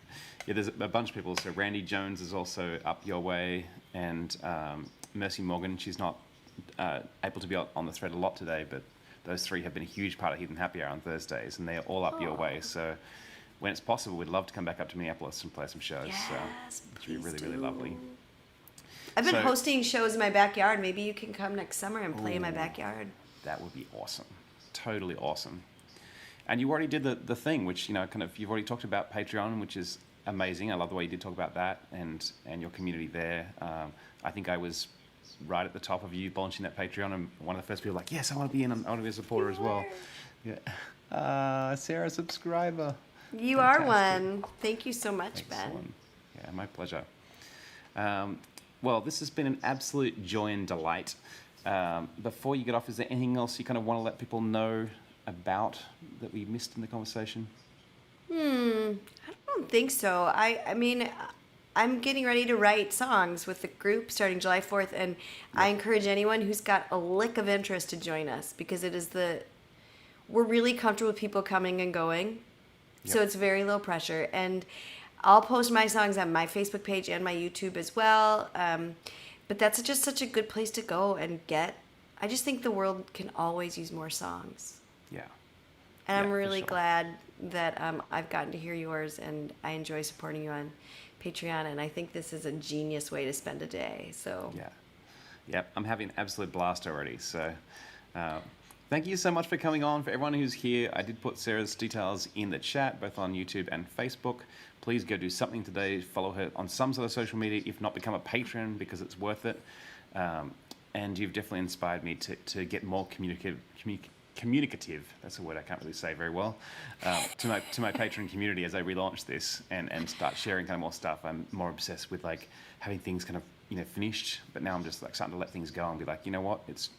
The delight of the creative process that I see from people like you really inspires me to let's just share this and kind of see what comes back. So I feel like that's the best way to get out of that perfection. I mean, for me, get out of the perfectionist brain, But Yep. yeah, I want to see all your stuff, all the stages of your stuff, Ben, for sure. Share it. yeah, well, we're definitely doing that. I think last month I got challenged by Karen to write a song a day for a week, and I shared 4 of those on my Patreon. And Mercy Morgan actually said to me that she goes back often to listen to the first one. I'm like, yeah. Can I say hi to Karen really quick before you? Yes, definitely. Just hi, Karen. She's just sitting on the couch behind me. Yeah, good. We were texting about how much we love that last song. So Oh. yeah. Hi, Sarah. Bye. All right. All right. Well, thank you so much for coming on Thank Patreon-a-Palooza. Can't wait to meet you in person sometime soon. Me And too. I hope Minneapolis summer is fantastic, and I'll see you on the challenge. Okay. Be well. Sorry. Ooh, I don't know what happened there. I did click something and went bump. We'll see you later. Okay. Bye. Woo! Fantastic. We are trucking along here. My poor little laptop, I keep on just feeling, if you're hearing a bit of like white noise sound, which Colby kind of said, my laptop's right here, and she's just struggling a little bit, but she's doing well. She's kind of pulling her weight, and we'll see how we go from here. So I do have a guest coming up, and I know that they posted about it already, so they'll be here in a second. I guess I should go to the comments and see who's here. And Carl Anderson, thanks for being here. It's fantastic. Richard Bruxford Collian, hello. Thank you for being part of my patronage community. I really appreciate it. I guess what I can do while I'm kind of filling some time is talk a little bit about that. So I've been on Patreon for about 3 years. When I first kind of launched it, a large part of it was leaning towards how to actually kind of fund making my first full album. So I've been a musician for a very long time, and have never actually put out full length album of my own. I've helped a lot of other people kind of make those records, and I've produced them, but I've never done one of my own. So this is a way I thought to just be a way to fund the project. And Patreon was pretty new back then. I didn't know a lot of people on the platform, and I thought rather than a Kickstarter, I thought Patreon might be a really interesting kind of way to get on there. What's been fascinating to me is that journey, like I was just saying to Sarah, has been really surprising and healing in so many ways. I think I was terrified to kind of just share anything outside of songwriting communities and places that meant my apartment. Terrified to share anything that was kind of just really fresh and kind of really new, and terrified to share the kind of the inner workings, even though that's something I absolutely love to do. And this journey of being on Patreon has really helped me heal from that, and has really helped me kind of watch other people and be really really admire what they do and learn from them. So I did, when I first started that, I called my Patreon community the Drinking Buddies, and that was something that I thought was a unique selling point about me, that classic kind of marketing. There was some Aussie larrikin in New York, Aussie larrikin pastor, so drinking a lot of beer and kind of running around the country playing songs. And then through the last couple of years, my journey with anxiety, realized that kind of drinking isn't something that I kind of want to be the way I sell myself in the world, and it also is not entirely helpful to me all the time. So I am rebranding that very recently. This whole Patreon-a-Palooza was supposed to be an excuse for me to rebrand that. The amount of work which this took meant that I actually haven't rebranded that yet, but nevertheless, we'll get to that. But I'm going to rebrand that. Oh, Nikki's here? Ben, you're here. Okay. I don't see you in the green room. Weird. I've got my interview on. Let me just text you the link again. Strange. I'm trying. Oh boy. Play us a song in the interim. Well, if Nikki's here, I'll try and figure out how to get to her. Last minute details. Here we go. Here's the link. Copy link address. Send it to Nikki via text. See if we can get it. We tech checked earlier, so definitely it's the same link, Nikki. If you're kind of hearing me. So if you just click that same link, it should bring you back into the thing. All right, so yes, I will be rebranding that, and a lot of that is kind of helping to tell the story of kind of my own journey with healing, and I think which has led to like that, a lot of personal and spiritual healing has kind of led to kind of my art changing and evolving, and obviously as Sarah has already given the shout out to Karen, who's sitting right behind here. a big part of that artist shifted in my writing as well. And later on tonight, right at the very end of this whole Patreonapalooza, Story and Tune's going to come on and going to keep you entertained for the last hour and share some of the songs we've been writing over the last couple of years. I'm just going to turn the interview function off and then back on to see if there's a way that I can restart that. I don't know, I'm just guessing here. Oh, I saw Nikki flash up. There we go. Yes, we have a Nikki. All right, let me get back here. All right, my next guest. I'll just bring her straight on and just drop her right in the deep end. She's here. I met this wonderful, wonderful human. 2013, I think we figured out that it was on Facebook. I found out last minute there was a multicultural worship leaders conference happening in Columbia, Maryland, which is just outside of Baltimore. And I was living in New York at the time, and I literally just rented a car and drove down within about 24 hours notice and landed on the doorstep of Nikki and was like, "Hi, you don't know me. I didn't really know I was going to be here and like 24 hours ago, but here I am." And we've become fast friends since and played shows together and eaten Nashville hot chicken in Nashville together at conferences. And yeah, one of my favorite people in the universe. So thank you, Nikki, for coming on. Hi, Ben. Can you hear me? I can. It is a little faint, but I can hear weird. You. Okay, cool. I'm gonna try to, I don't know, get closer or something. We had this beautiful tech call, and then I said, hey, let me try this external microphone. And then suddenly I couldn't get to you. And I'm like, see? So hopefully we're good. But I am fantastic today and so glad to be with you. Yeah, fantastic. It's fantastic to have you here. A big part of obviously kind of how we connected was through, multicultural worship and your absolute passion for people living culturally creatively, I think is one of the terms that you kind of talk about. And you have a podcast and you coach people. So tell us a little bit about your work and who you are and what you do. Yeah, so, I think really I can trace it back from some of my earlier memories growing up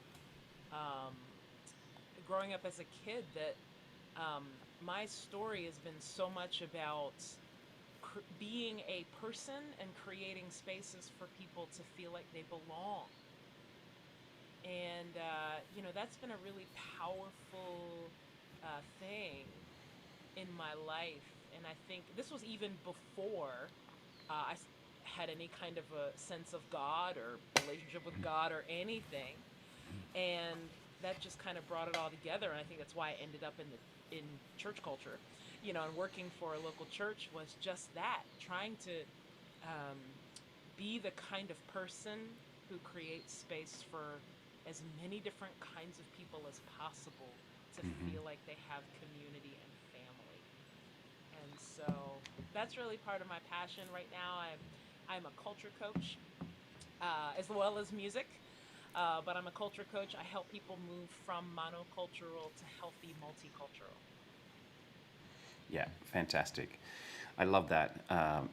I don't think I even really knew it was a passion of my life as well. A big part of my journey, and I'm sure I probably shared this with you before, Nikki, is I was sitting in a staff meeting on a Wednesday morning, and our lead pastor had challenged us all to basically come up with a one-sentence kind of pitch of why we do what we do.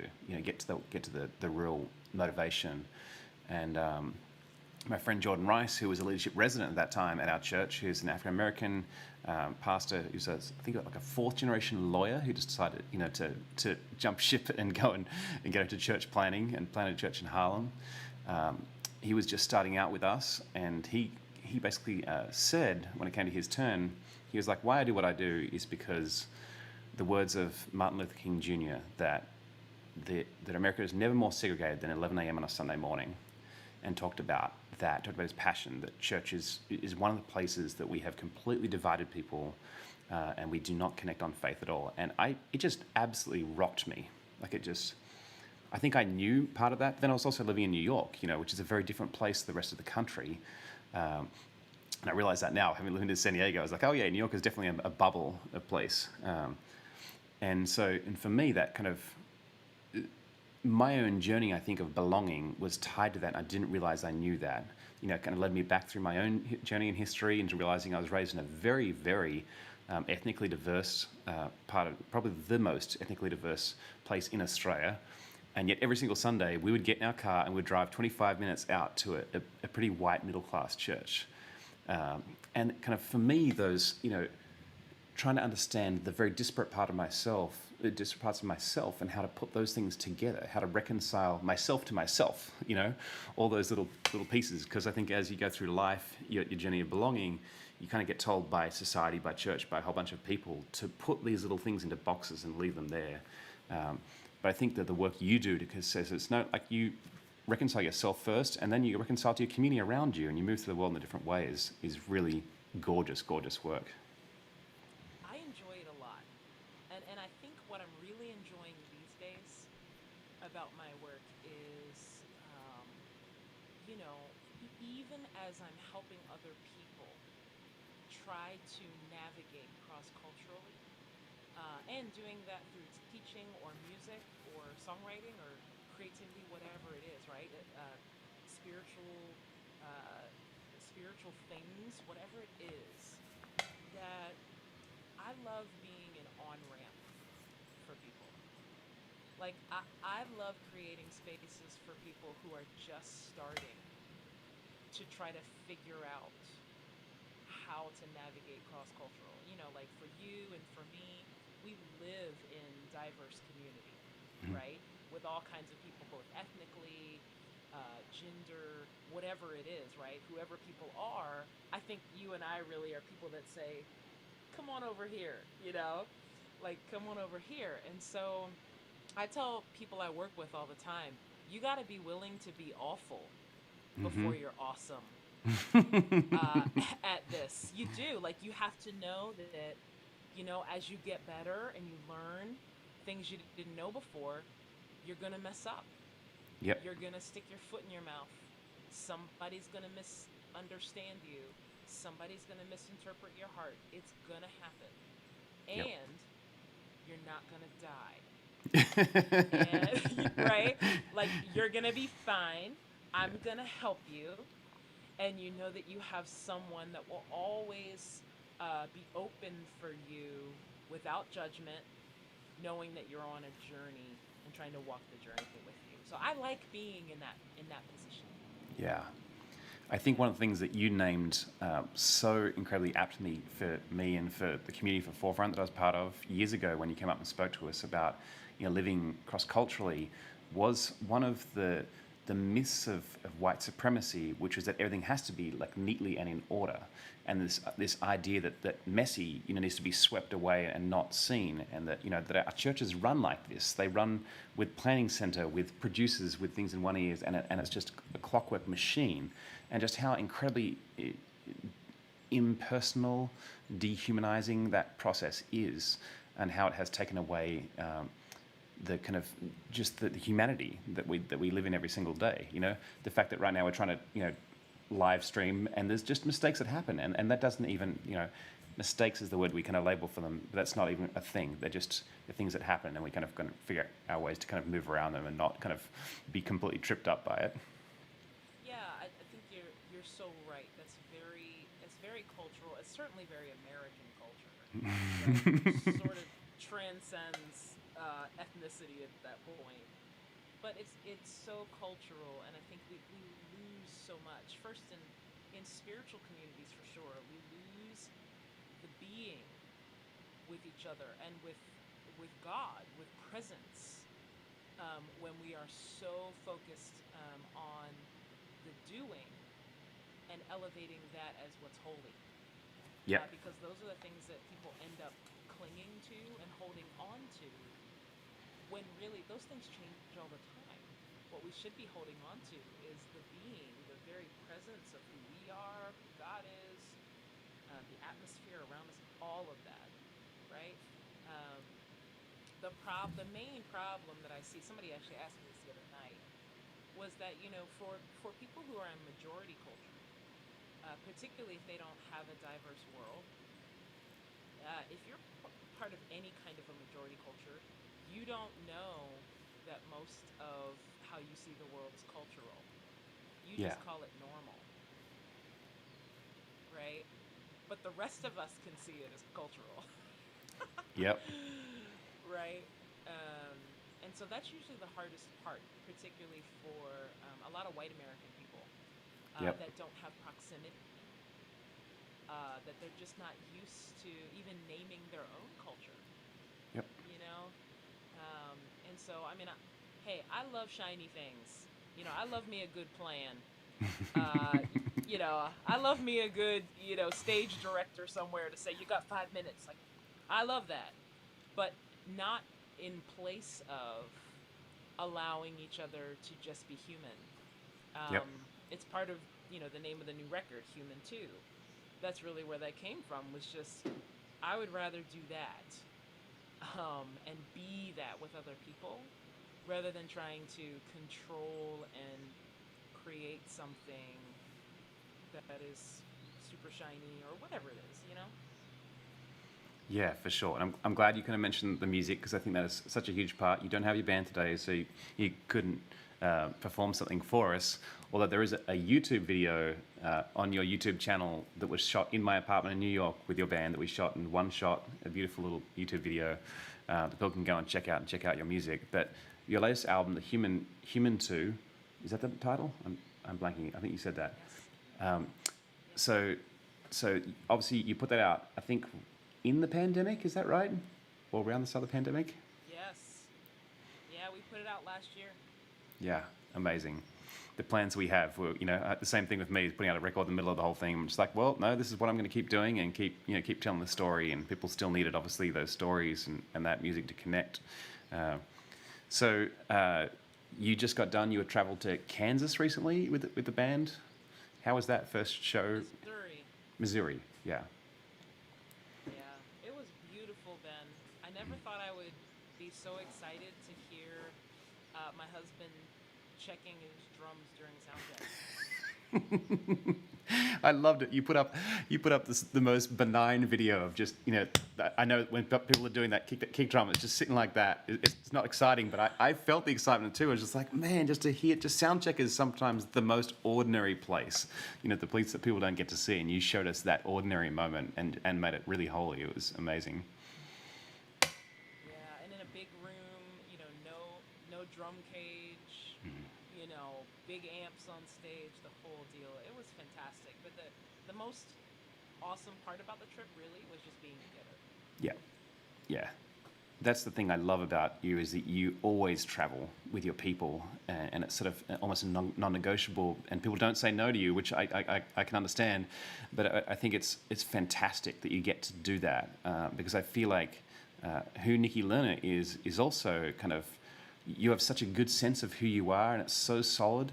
And then you also kind of the way you share your world and the way you bring people in, and the people who collaborate with you, just make the Nikki Lerner story just so much huger. And I love that about your work and who you are as a person.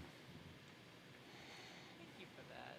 I love including people into the good things that are happening in my world. It's meant to be shared, and I love that. Yeah, fantastic. Well, I've neglected to put your links in the chat. I will do that in just 1 second. Maybe you can leave us with one last thought while I do that, so that I can make sure you can get your details up there so people can find your music and listen to you, because you have one of those voices that is just amazing. What do you want people to know, like, about you, or what word do you want to leave people with? Meaningful.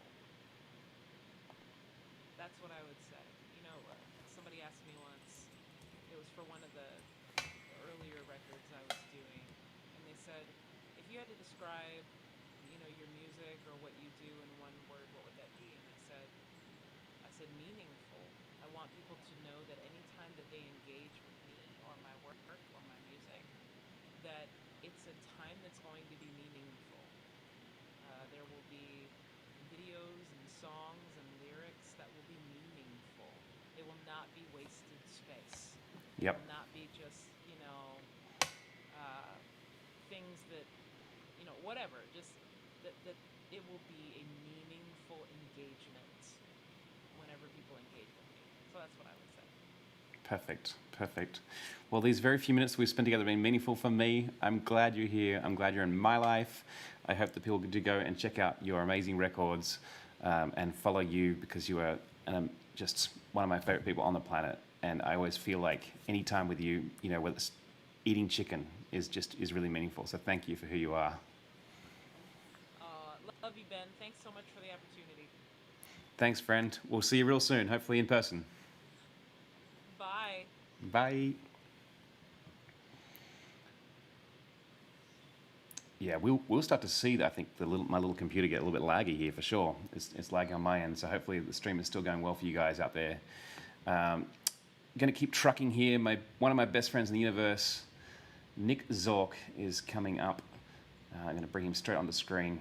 He's a friend of mine from New York City, a worship pastor, a songwriter, classical composer. What is it that you don't do, Nick? What do you not do?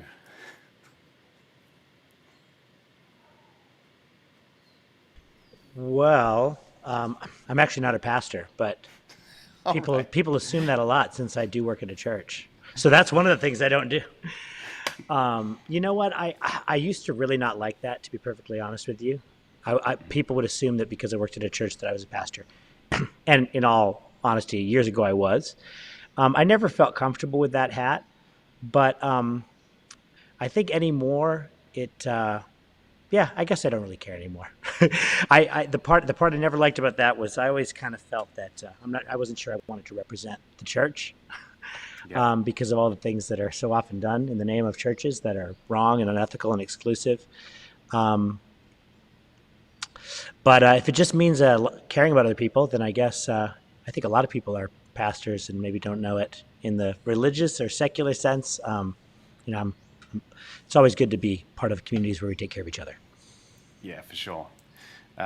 What I love is the community you're a part of. I got the privilege with Karen the other day to get up at 4:30 in the morning to lead worship for you guys on the East Coast, and you can see your building right behind you there. But I love how vibrant and how creative your community is. Yeah, I'm here. Yep.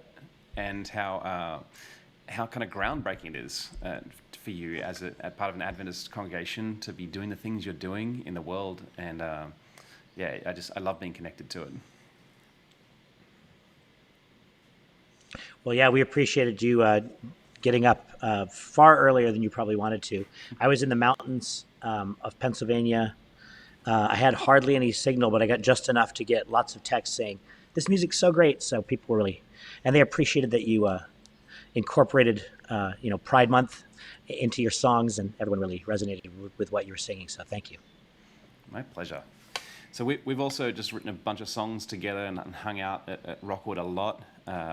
We've probably done many hours of therapy over a beer at Rockwood Stage Zero, as we've kind of also watched people on Stage One and had those experiences of just watching I think sometimes people's first steps as artists. And obviously New York has been shuttered up like the rest of us, but Rockwood is opened back up. Have you been back yet? I haven't. I've been meaning to, so I'll be there ASAP. I'm really excited to see live music coming back to New York. I'm going to my first live event, I guess, really. Late pandemic live event tomorrow night at the Tribeca Film Festival. Nice. I'm going to be in Radio City Music Hall with 6,000 unmasked, vaccinated people, shoulder to shoulder. It's sort of thrilling and horrifying all at the same time. It's actually not horrifying, but it'll be certainly something I haven't experienced in a long time. But yeah, for everyone that started predicting very early in the pandemic that we would never, go back to doing things in person, I think the whole time I thought that can't possibly be true. There are incredible things that are possible with the internet, like this right here. Like we wouldn't get to hang out right now on opposite sides of the country if not for, technology. So I'm really grateful for the things that you can do online that you couldn't have done in person. But the things that can be done in person, I'm really excited those are coming back. So I think hopefully it'll be a both and in the future. because I think the either or for internet versus embodied gathering, I don't want to have to choose between those two. I want both for sure. Yeah, for sure. We've made some great community, on Heathen Happy Hours, and then even on Sunday morning, the Sojourn Grace Collective, and people who are on this stream right now who I still haven't met in person, but who have become dear friends and people I'm in community with, and we do not want to lose that, So it's been great to have both. Have you got a guitar? You want to sing us a song? Oh man, I could do that. Yeah. I mean, I always have a guitar. Do you have a guitar? Well, funny you should ask. So question for you, is the volume good? Can you hear it? Is it pretty? Yeah.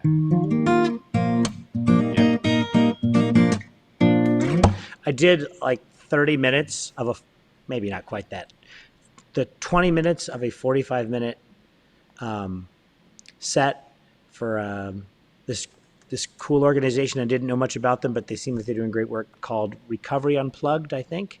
And they kind of believe in the healing power of music. And so I did this set for them online, and I spent the first 20 minutes with my mic far too low. Oh. And so I just want to make sure I'm not in the whisper zone like I was there. No, perfect. All right, I'll throw it to you.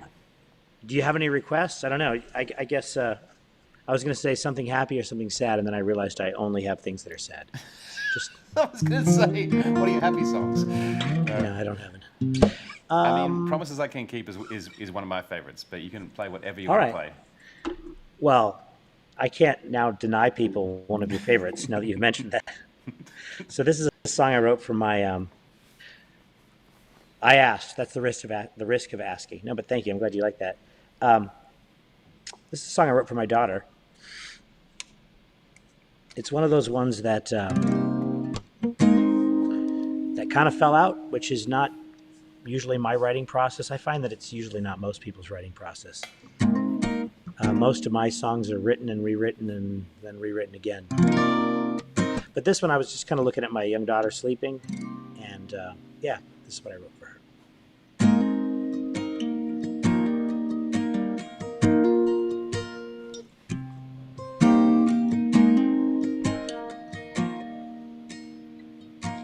She hasn't learned about a fractured faith, the cracks underway until it almost breaks. And she hasn't learned disappointment stings, the one song that no one is prepared to sing. She always smiles when she's dreaming. She always laughs when she's asleep. She's always happy and she's waiting for more, for promises I can't keep.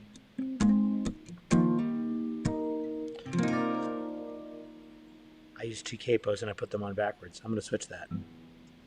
That's a hilarious thing that's never happened. Well, and then it broke. So this is really hilarious. I've never broken a capo, and I've never put my 2 capos on backwards. So Ben, I think I'm going to do a different song. I hope that's okay. I'm going to do a capo-free song. Wow.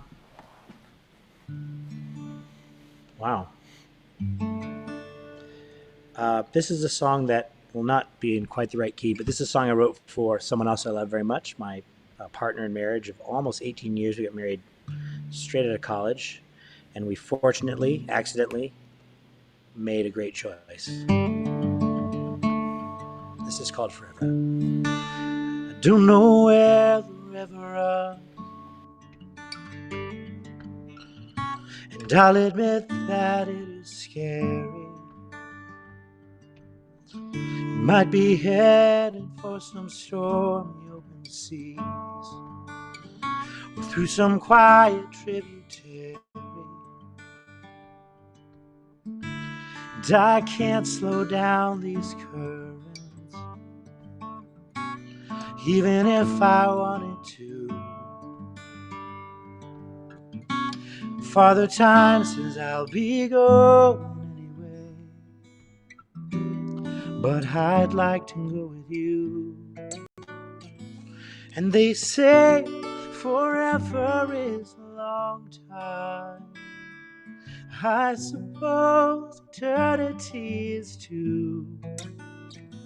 But to me it sounds like barely long enough. As long as I can spend that time with you. I can't promise you the future. You know well I'm only human. But I will offer all I really have to give. Every ounce of all that I am.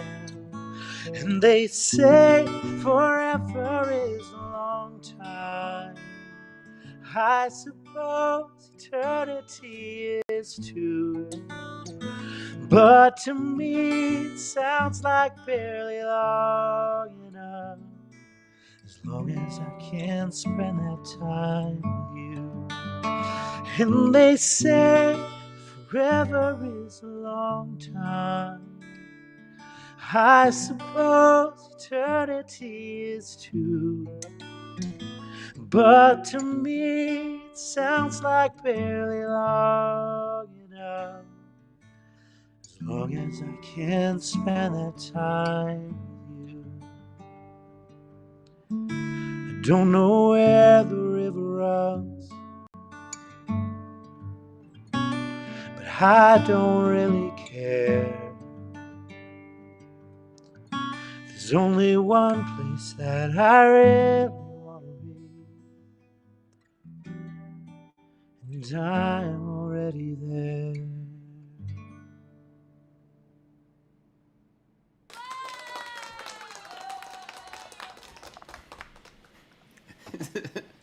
Thank you for that applause. Can you believe that I actually broke a capo?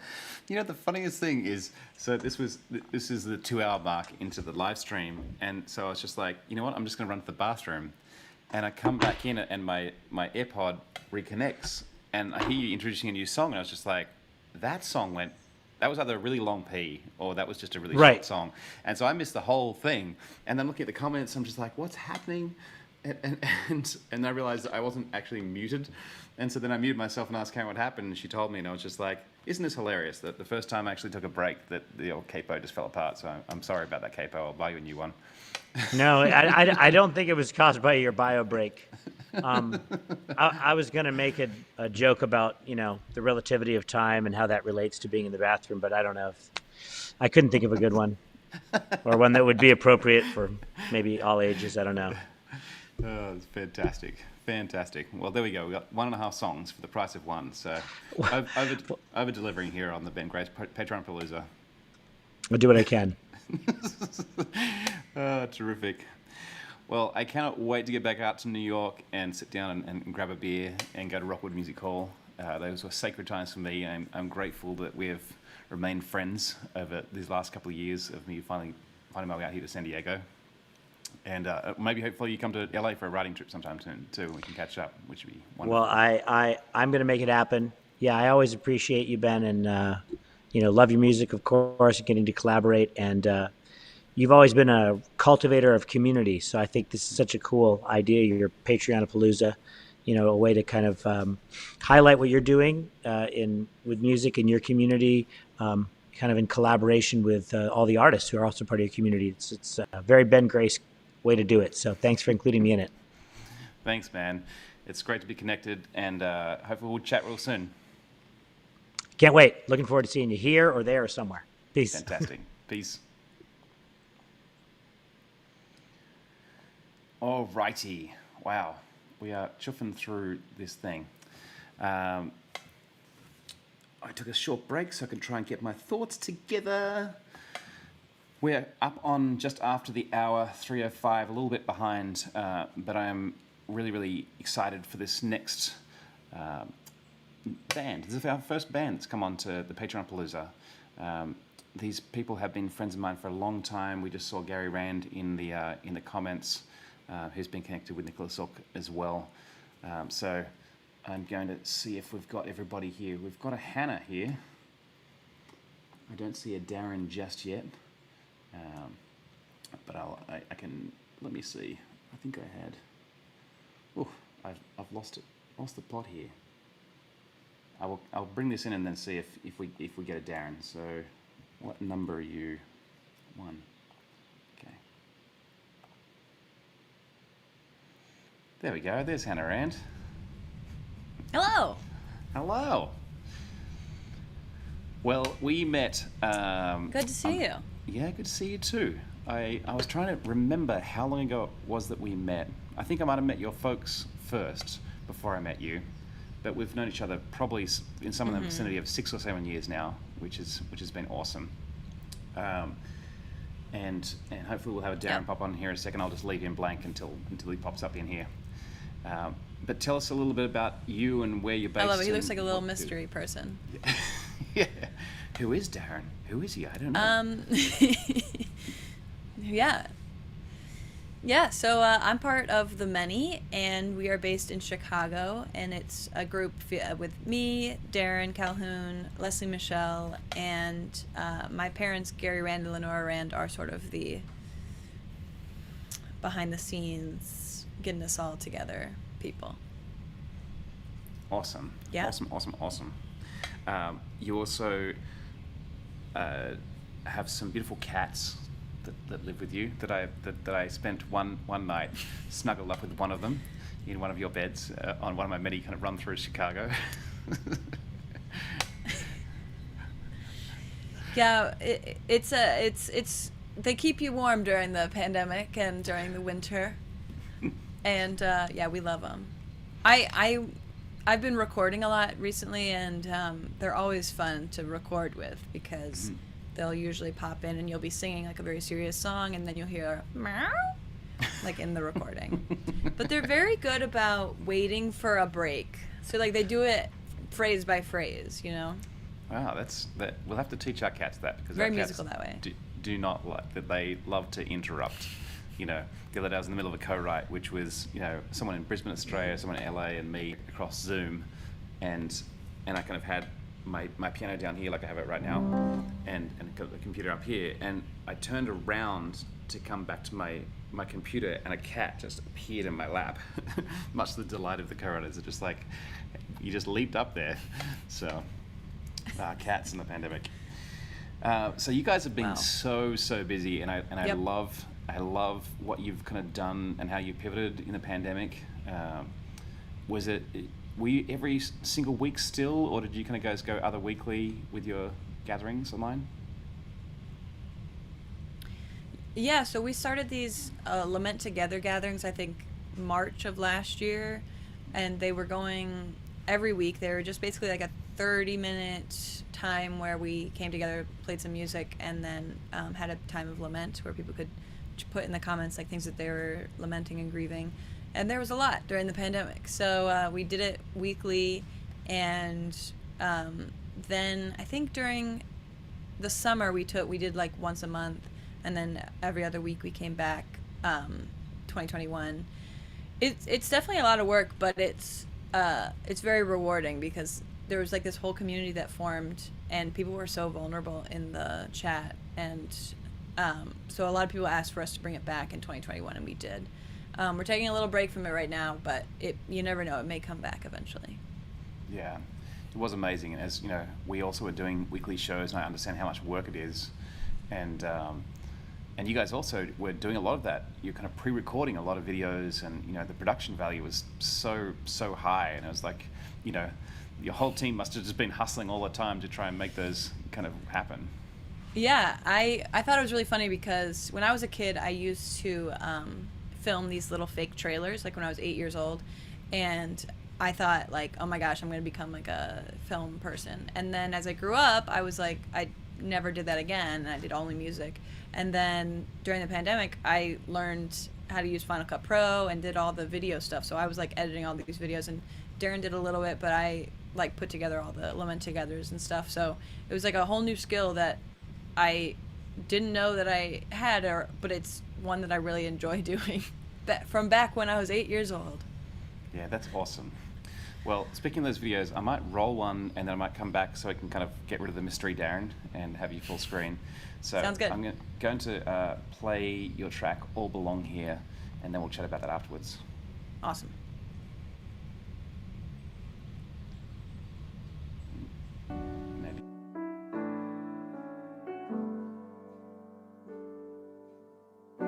When you're not sure who you really are, and all you feel is the shape of your scars, and you have more wounds than you can count. Open your eyes, look all around. You aren't alone, this is your home. Come and remember who you are here. Do this to remember who I am. Come and remember you belong here. All belong here. When you don't know how to forgive, when locked doors seem like the only way to live, you've got more questions than you can count. Open your eyes, look all around. You wanna know this is your home. Come and remember who you are here. Do this to remember who I am. Come and remember you belong here. All belong here. At this table, come as you are. Broken and bleeding's okay. At this table, eat and be filled. Come and drink in this grace. Come and remember who you are here. Do this to remember who I am. Come and remember you belong here. All belong here.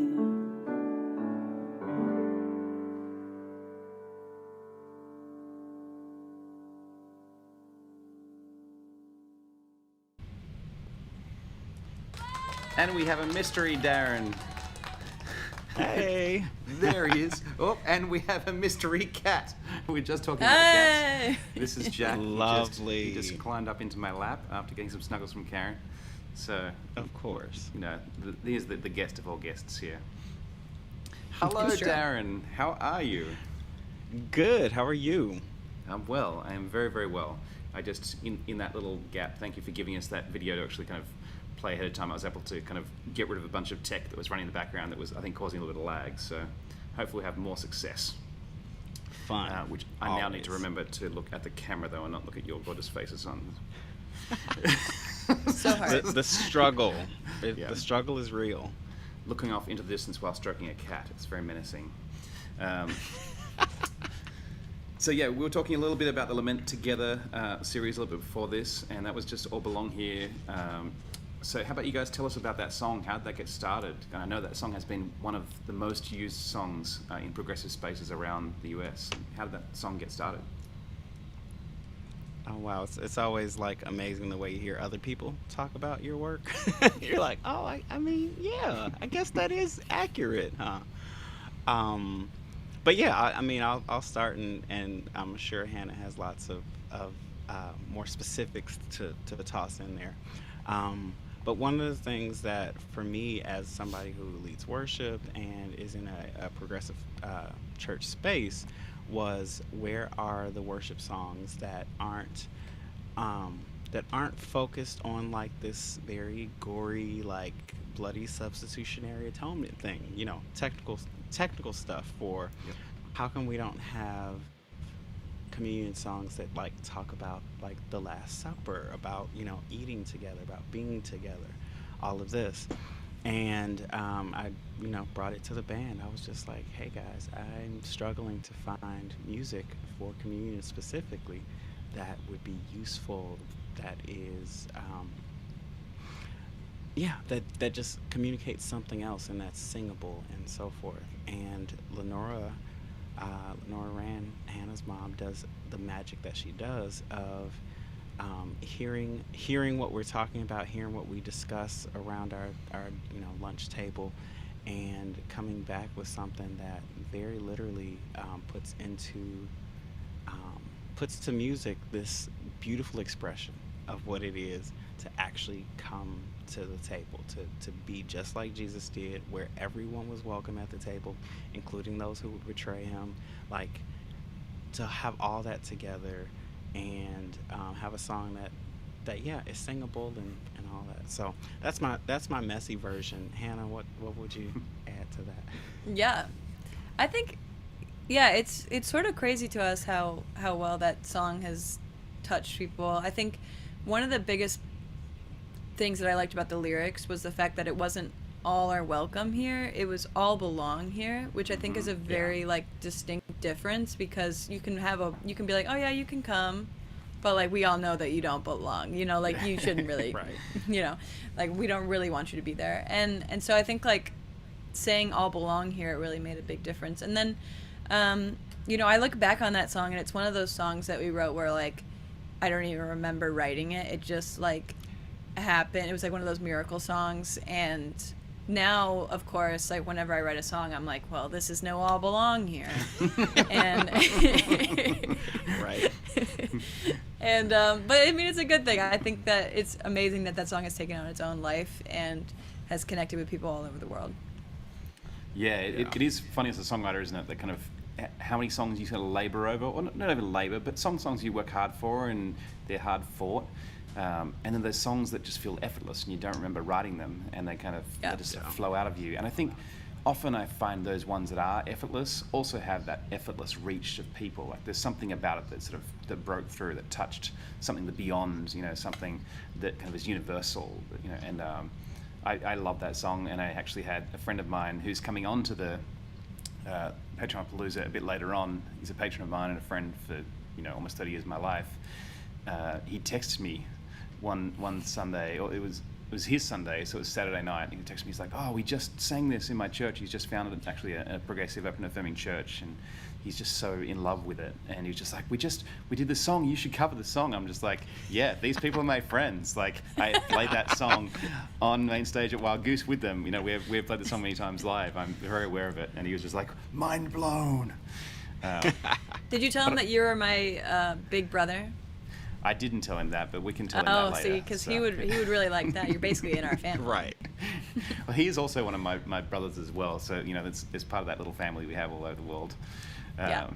But I want to go back to the belonging thing that you just riffed on, Hannah, because Nikki Lerner and I talked about that. I think you might have been there in the green room as we were talking about this, the kind of the journey of belonging. And I think that's been a huge part of my own personal story and journey, is realizing recently kind of the system I grew up in, the Christianity I grew up in, offered a false sense of belonging, a longing that was linked because you had to have the right beliefs, or you had to do things a certain way, or had to kind of acquiesce to a majority culture. And I think belonging has become something so dear to me now. And I read an amazing book by Tokapar Turner, who's a Canadian Sikh woman, on the topic of belonging, and it has just become one of my passions. It's just like, you belong here, you belong as you are. I'd love for you guys to riff a little bit more on that and kind of what that means to you. Yeah. I love like doing that nuancing of belonging, and making it very clear that there are so many ways that we have spaces that were built for us, that were built before us even, and we say, how do we get people to come into our space?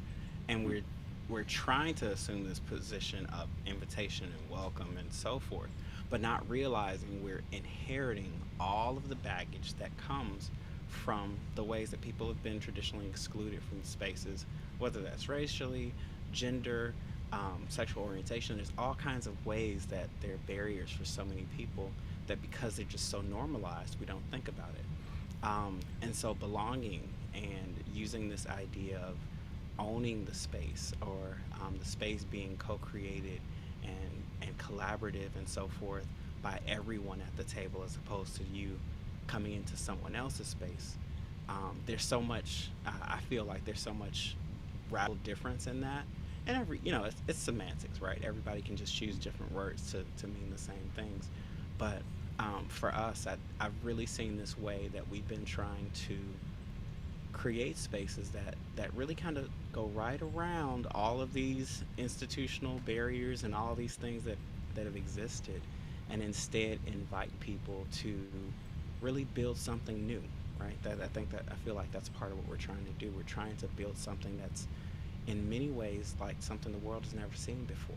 What does it mean to be a truly inclusive church? What does it mean to be a truly welcoming, affirming, barrier-breaking church? And that's the thing I think we're starting to see a bit more, as we lean into these ideas that, again, we still have our own work to do. We still have the stuff where we still fall into old traps. But for us to instead of thinking about welcoming people into our space, to think about how do we create something together that belongs to everyone, that's owned by everyone. Yeah, I love that. I just love it. And I love how the makeup of the many, like who you are as people and who you are as, a band, but sort of as a family is how I experience you guys, both towards me, in your kind of your energy towards me, and then towards each other. And I think so often complicated things which shouldn't be that complicated, and I just love how you've been in the many right from the start. It's like we want to be intentional in everything we do, intentionally diverse, intentional about the words we use, intentional about kind of where we go and where we create space and community, and intentional about, saying what needs to be said, and pushing back on the things that need to be pushed back on. I feel like it's simple. I'm sure it's not simple.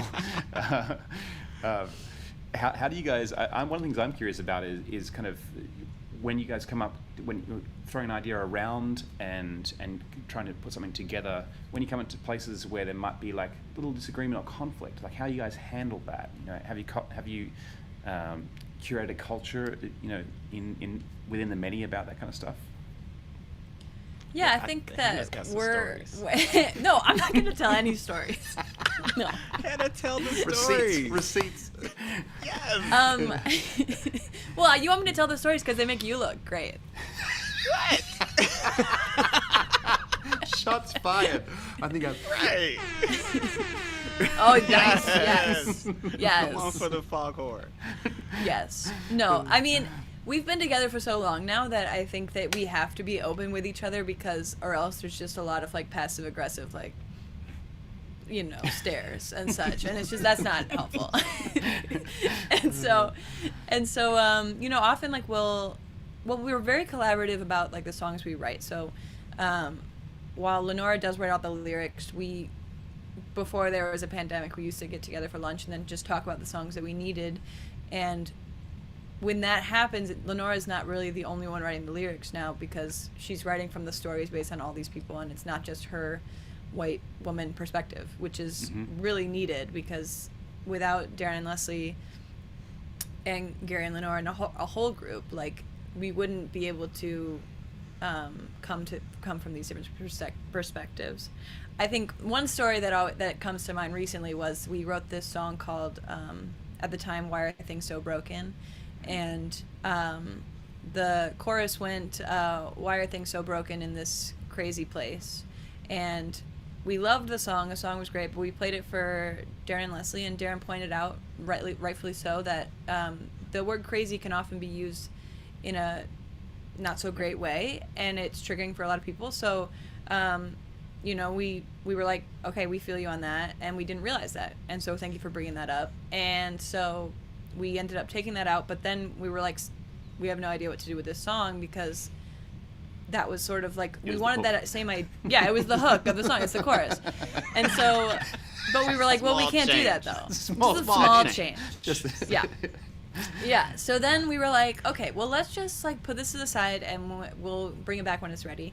And then 2 years later, we got asked by a Sanctified Art to write a song for their Lent program, and we wrote this song called Again and Again, and we just used their phrase again and again, which they had like the key phrase of their Lent program, and we just inserted it into this song and changed the words a little bit around, and it was perfect. It was like exactly what this song needed, and it made the song 10 times better, and it's one of my favorites now. And I think sitting on that song and being willing to hear what Darren was saying and not just being like, that I've never heard of that, so we're not, it doesn't matter. You know, it's like he has a very valid perspective, and he's telling stories from people who've had very valid perspectives, and so listening to him was really important, and we wrote a better song because of it. So Yeah.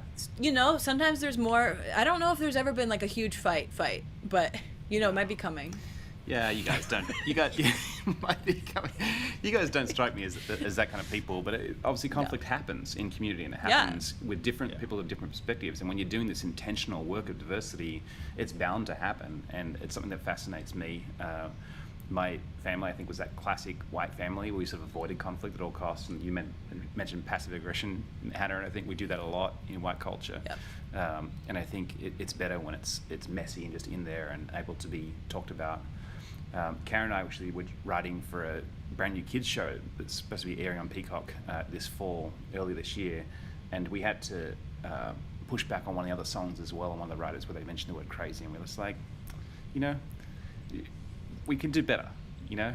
Yeah. And it was something about crazy about vegetables, and I'm just like, but we can teach kids, you know, much smaller to do better with these words and to be impeccable with their words, as the Four Agreements says. So yeah, thank you for what you guys do. I love the fact that you're intentional throughout all of the things about kind of what we create. I love that Again and Again song. I heard that one day. I think you guys put it up, and I just was like, you know, scrolling, and I just happened to be like, yeah, I should listen to the brand new song. And then, you know, a minute, you know, I was just like, I was like, damn you! I just was doing a casual scroll. I just, I didn't need this. Yet I did, obviously. You know, we all have our specialties, and giving space to tears is one of our specialties. Yes. Just saying. That's right. I think so. I think that is really important work, and I know I love the lament stuff that you do. I think it is so needed in church culture, that is just always like, yay, Jesus conquered, you know, like overcame. Mm-hmm. But I think the kind of the work of recognizing the things that we've whitewashed over, and always just sitting in Easter Sunday, but not going through the really big heavy times, not going through the Holy Saturdays and the Good Fridays. And I feel like a lot of the Many's work really is in those spaces. Yeah. And, you know, it's like, I love that you bring it up, because when we were creating this, we're not like going, okay, now how do we make people cry, right? Like, that's never where any of these songs come from. It is more so, and Lenore is really great at prompting me to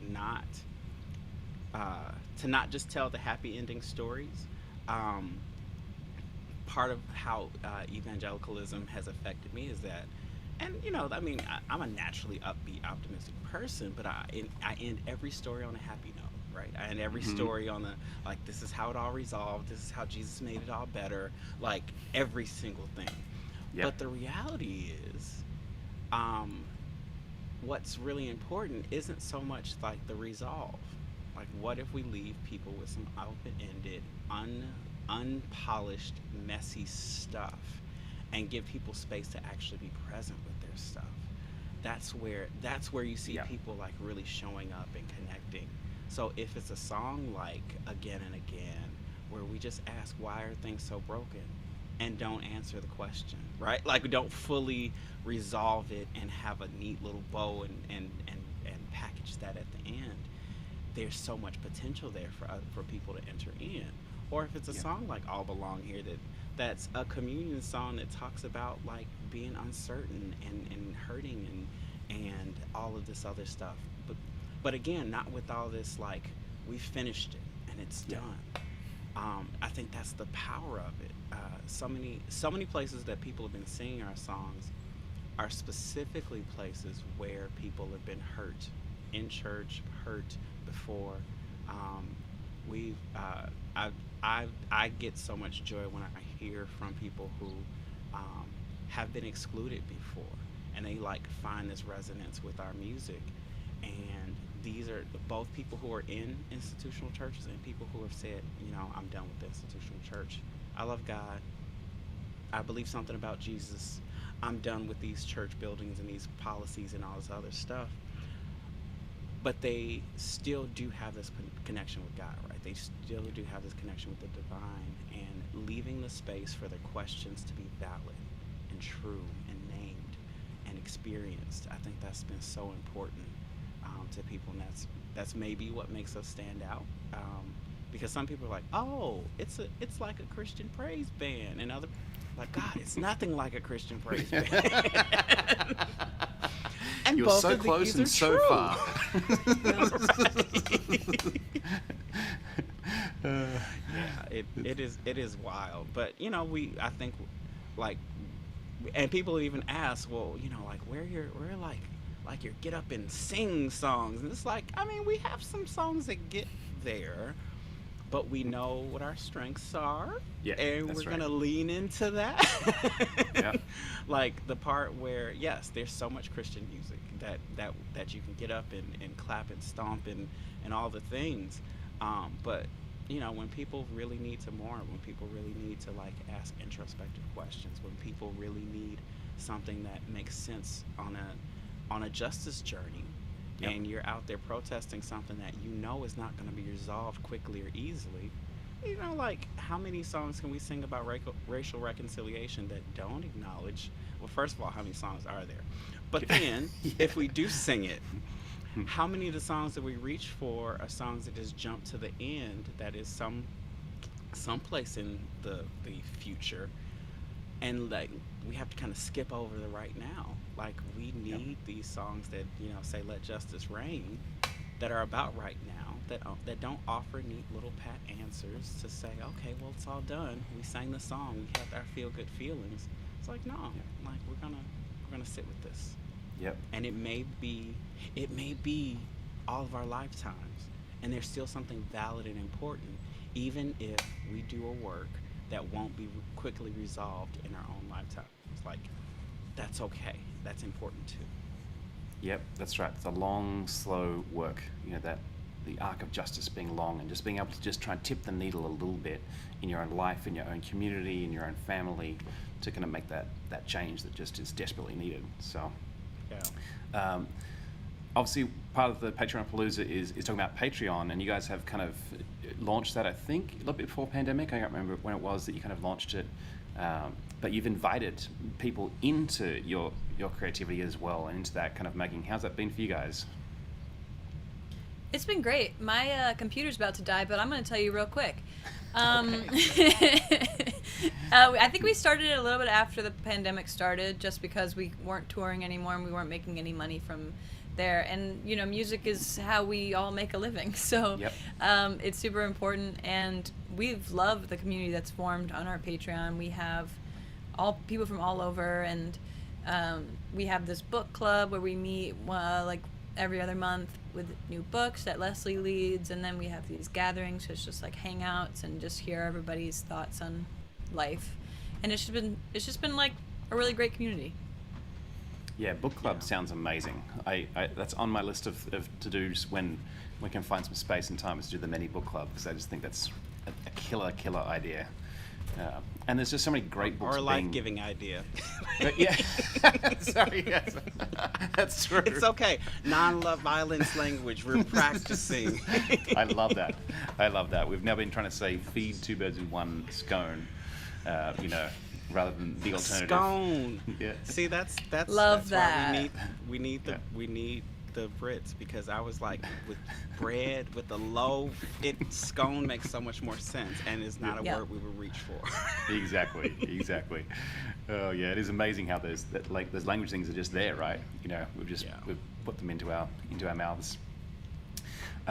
So you guys have been so generous. You've given me, obviously, your band is scattered all over the place and you couldn't be together necessarily, but you have given me a bunch of videos. So throughout the afternoon, as I need to take quick pee breaks, I'll be popping the many on so people will be able to hear more of your music. I put I put the links in the chat in both YouTube and Facebook so people can follow your work and can find where you are. I hope we get together sometime soon. Are you guys doing Wild Goose this year or not? We won't be there this year. Cool. But we do have some in-person gatherings that are starting to come up, and most of our friends have been on the East Coast. Hey, somebody on the West Coast, book us, please. We want to come to the West Coast. Yep. We just need some support to get there. Yeah. And we can work collaboratively to make that happen. Awesome. We also still have a bunch of online gatherings coming up. We are collaborating with the BTS Center to create, I think, 5 gatherings throughout the next year about climate justice and our world, and we're super excited about those. And then just we'll be at some other conferences and stuff. I'm sure we'll see you along the way. Yeah, fantastic. I look forward to it. I always miss you guys and love being around you, and you are amazing people doing amazing things in the world. Thank you so much for coming on to chat to me and for giving me videos to play, and Absolutely. It's going to be fantastic. We love you. Thanks for having us. Love you too. All right, guys. Speak to you soon. Appreciate it. All right. Bye. Bye. Oh, such lovely, lovely humans. I was starting to panic about time, and then I realized that one of our guests couldn't make it this afternoon, so we'll actually make up that time. But my next guest is, I think this is my first for the afternoon. It is. I really want to hear from some of my patrons and some of my Patreon community about their experience and just them being a part of it. And this next person is one of my dear, dear, dear friends, Suzanne Castle, all the way from Dallas, well, Fort Worth, Texas. Here she is. Hello, love. Oh my Hello. gosh. Hi. I'm so glad to be here. Cheers, mate. Like, Oh, I'm trying to do cheers. all the Aussie things. So white wine even. Like, oh my gosh. Like, who am I? Yeah. White wine in the sun. I love it. That's classically Aussie. Mm-hmm. That's awesome. Yes. Are you guys experiencing heat wave down in Texas yet? The heat index today, I believe, is 120. So yes, would be the answer to that question. Ouch. That's Yeah, pretty brutal. it's bananas for sure. Yeah, crazy. I still miss Texas, and can't wait to get back there and be with you. You have been incredible cheerleaders in my life. We met at a conference with the many. I think the first time we actually met, and we've worked together, collaborating on kind of worship and on creative kind of things in conferences. And then you had the incredible gift to look me in the eyes when I was on tour with my friend Paul Diemer, and you hosted a gig with us in Fort Worth, and you looked me in the eyes and you're like, "You don't look well. I'm going to call you tomorrow." And you kind of were so gracious to listen to where I was at in my life, and you then said, "Hey, if you actually need, to come down to Texas for a while and be a part of something and just hang out and kind of rest and heal and be part of something creative, then I got you." So I spent a month with you in Texas, which was absolutely amazing and saved my life in so many ways. So thank you. I think you are such an amazing champion of humans. So I want to know where that comes from. Is it in your family? Is it just part of who you are? Where does this generosity of spirit come from? Do you have any ideas? Well, if you ask my teenager, you're going to get a different answer, But I guess one of my other clients called me a human confetti cannon, and I cannot think of anything kinder than that to say, as I really believe that my nugget of goodness in the world is to unleash the creative spirit everywhere I go. Not me, like unleash it in others, helping people uncover that creative part of them that I think the world tries to stamp out. And so I just keep collecting lost things and people and situations. They come my way, and I think it's my duty in the world to say, you know what, you are better than this situation and you are not stuck, and I want to help you, and let's get your magic out in the world. And so I think I have a very supportive family. I come from the entertainment world, and I think that there's just not enough people who pull together to say, you're amazing, let's do amazing things together. And so I just love kind of shepherding that process. It's something that really thrives me. And I got to say, Ben, you're an easy person to collaborate with. And you just, the words and the music flow so freely. And when we get to do things together, it just goes like this. It just goes so fast. And so I'm just honored to be here and to support this amazing endeavor. I love being your patron. It's fantastic. Well, I feel the same way about collaborating with you. I feel like there's an ease to it, and often it is. When you say fast, it is true. Often we kind of, often people say, let's collaborate on a project, and you'll spend like an hour on a call, and you get off the call, and you're like not sure whether you get any further down. For you, often feels like, let's get on a call, and like 15 minutes later, we have a whole plan, and it kind of has sort of sprouted out of the ground. It's half grown. I'm just like, how'd that happen?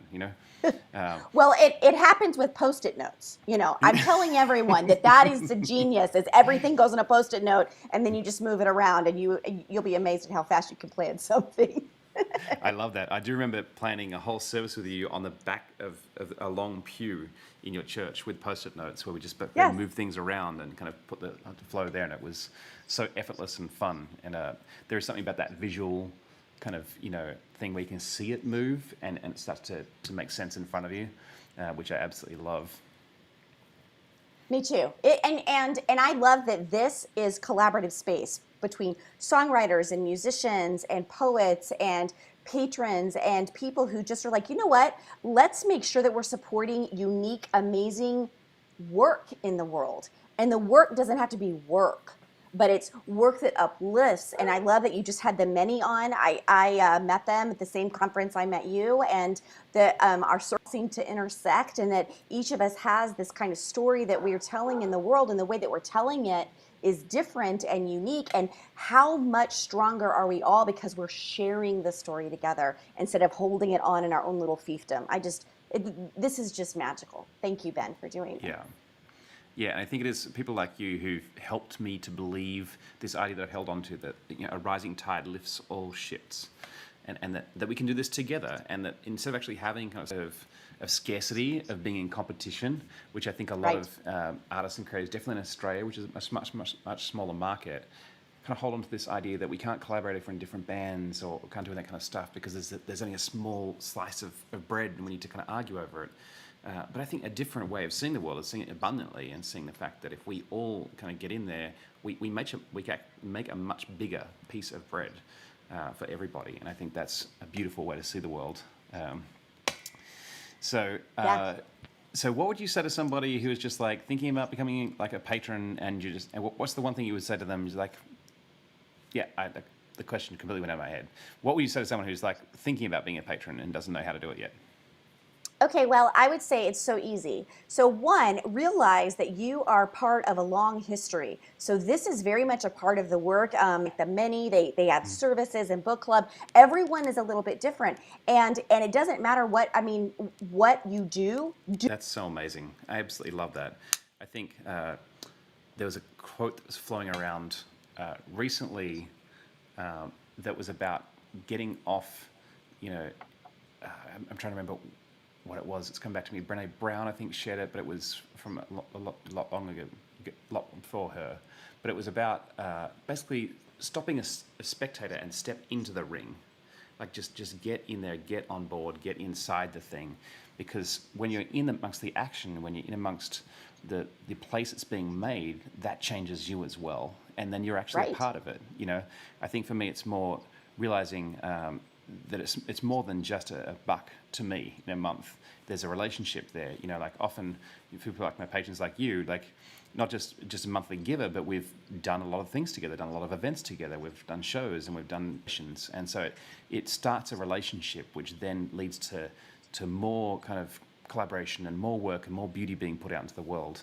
And I think, obviously everything needs an audience of some type, but I don't think the audience needs to be passive. And I think we've kind of been conditioned to think about, I'm the expert here on this side of the thing, and the audience just needs to be passive. and just consuming. And I think that's kind of hasn't been great for anybody, honestly, quite frankly, the artist or the audience or the creator and the consumer. Yeah, I was just in a meeting with a screenwriter from Hollywood, and he was talking about how the whole world has shifted in Hollywood to get away from everyone in the same room, and now you have to purchase office space, and that's how you do your production, and the certain people are in the room. To be more collaborative, meaning I can be in a coffee shop in Texas and you can be in California and the many can be in Chicago, and together we're like, hey, we have this idea, let's figure out how to do it. Who do you know that can be the videographer? Who do you know that can get into the studio? Who do you know that can put this out on Spotify? And that together the magic, it just uplifts everybody. And it doesn't mean that necessarily, well, I'm an entertainerish kind of person. It doesn't mean that I have to sing or that I have to write or anything. Sometimes it's who I know, or that I share it on my network. And I think that's the great thing about being a patron is the ability to help create this kind of groundswell for art just because you can share your network. And I think that is one of the responsibilities of being a patron. If you're at 50 cents or you're at $5,000, is you're sharing what is being created so that that kind of sizzling work can continue to bubble up. Yeah, I love that. I think that the thrill, for me when, one of my patrons comes back and really tells me what the work means to them is more than the price of admission, is more than the money they kind of give me every single month when they kind of say, hey, this is really meaningful to me for this reason. And I think that's what we're doing, really, honestly, is meaning-making work in the world. It's not more about just like art or creativity, but about creating spaces, coming off the conversation with the many, of belonging, creating spaces where everybody feels like they're actually an essential part of that moment, where they're an essential part of this family, an essential part of this community. And this is part of a lot of what I think artists do, is this meaning-making kind of work. We're just putting things on top of words and trying to say, this word actually means something kind of much bigger than this collection of vowels and consonants. Well, and that's what I wish for, is like helping people see that creative spirit. For example, people that do math are artists, right? And Yep. people that design a building that is soundproof and gorgeous when you go seeing, that is an art form in and of itself. And people that have a network in which, hey, I'm going to go share this with this person that knows someone at a magazine, that is also an art form. And so being a patron is, we are all artists together, coming together to do the work of creation and art bearing to a world that desperately needs new ways to tell stories. So I just am thankful that you allow me to be a patron, and that and I hope that everybody that's catching is like, get on fire, and not only Ben but other people that you know. And if you don't know, go Google like who has interesting thing. Ask Ben, who else should I be supporting in the world? Like who do you wish had more things happening? Like how can I help make that happen? Those are the questions that we need to be asking. Yep, and that's the entire reason why I'm running this Patreon Palooza, because nearly every single person on this thread, with the exception of a handful of people, have Patreons, and I support a lot of them, and I love them, and I love their work. And so, a portion of what I make from Patreon goes immediately out every single month to other artists who I support. And some of these people are playing on the show tonight, and I'm glad to introduce my friends, to the network. So, obviously, there's people on watching right now who are just like, wow, Susanna's so amazing articulating these things. Maybe you should tell people like who you are and what it is you do, because you also have amazing skills, and you put a lot of content out there for leaders, and you do a lot of mentoring. So tell me about that.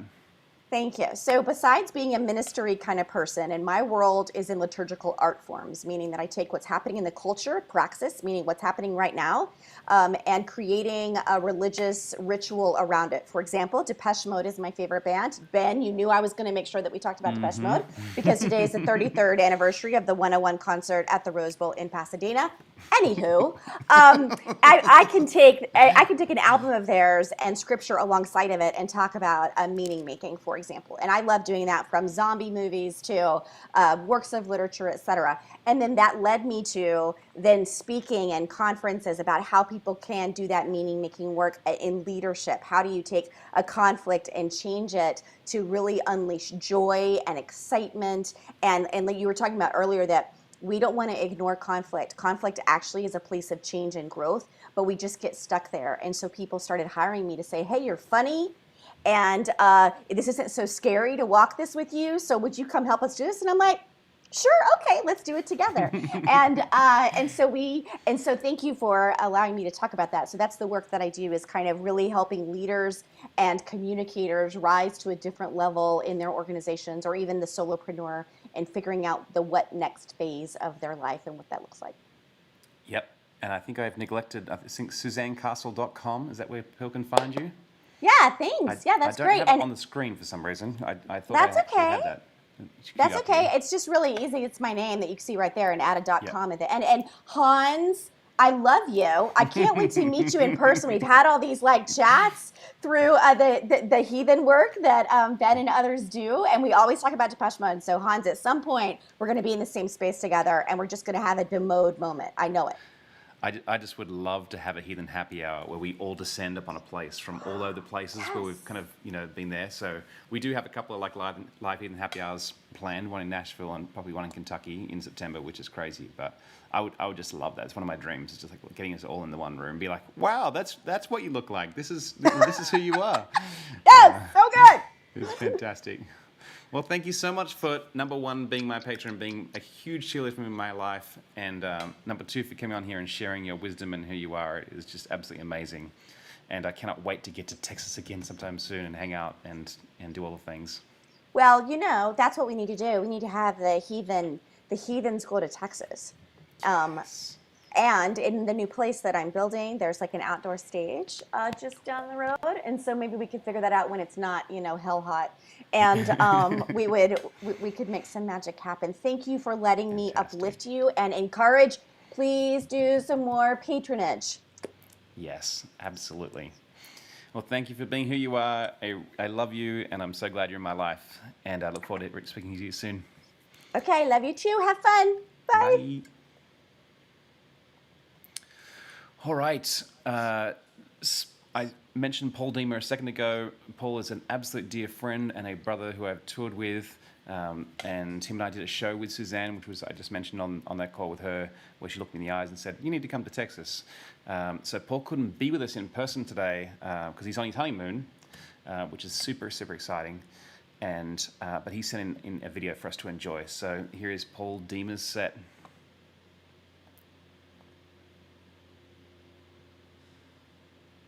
Will it work? Hey y'all, my name is Paul Deemer. I'm a singer-songwriter, record producer, church musician, nursing home singer in Dallas, Texas, and so grateful to my friend Ben for letting me be part of this Patreon Palooza. And what a cool idea. I love Patreon, love my community of patrons, the people that have come around me and helped me to create music that brings people together. That's kind of the tagline I've been using, because music is just such a powerful vehicle for empathy. And in the last few years, most of the songs I've been writing have been inspired by family and friends, and sometimes even complete strangers, people I encounter, and their stories.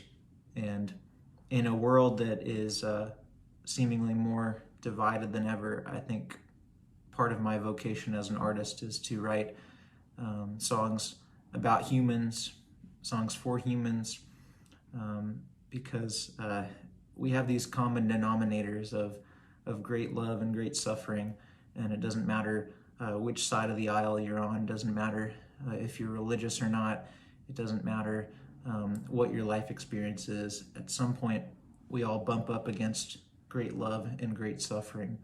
And so I'm trying to write songs about those experiences in hopes that they might bring us together in some way. That's the idea right now, at least. But I'm a huge fan of Ben Grace, and the song that I'm going to share with y'all, if you listen to the studio version, which just came out on a record called On the Way Back Down, Ben plays piano in the background, and you should definitely listen for that, as he did such a beautiful job. Anyway, hope you enjoy. This is my song, What'll I Do? This song was inspired by a friend of mine back home and the relational hell that he's in right now. And songwriting is such a vehicle for empathy, for me at least. And so I wrote this trying to be a better friend to him, trying to understand a little bit of what he's going through and what he's carrying. And so if you're in a similar situation, I hope this song gives you words as well. This is called What'll I Do? What'll I do when every inch of this apartment's a clue? Every artifact just points me to the truth, but there's no me without you.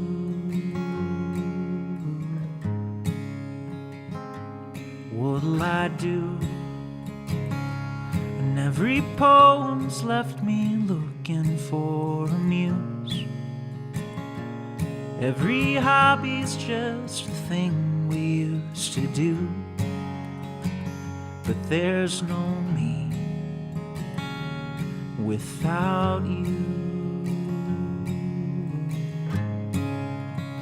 So I hold on until the morning, until you break me clean in two.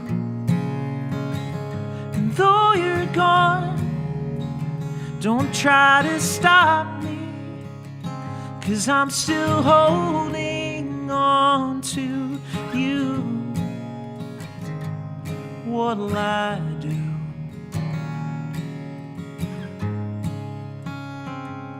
We had a fight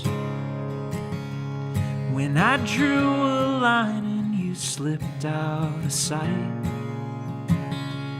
Then you left your things and walked into the night. But I'm not right without you. So I hold on until the morning, until you break me clean in two. And though you're gone, don't try to stop me, 'cause I'm still holding on to you. What'll I do?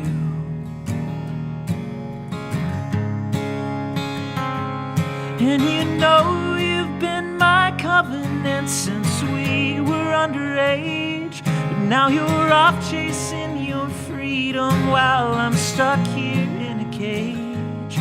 But I'm chained to our commitments and I cannot let you fade. What'll I do? What'll I do? What'll I do?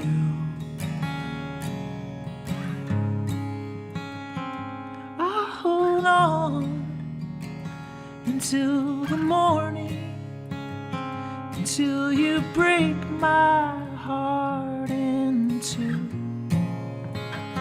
And though you're gone, don't try to stop me, 'cause I'm still holding on to you. So I hold on until the morning, until you break me clean in two. And though you're gone, don't try to stop me, 'cause I'm still holding on to you. What'll I do?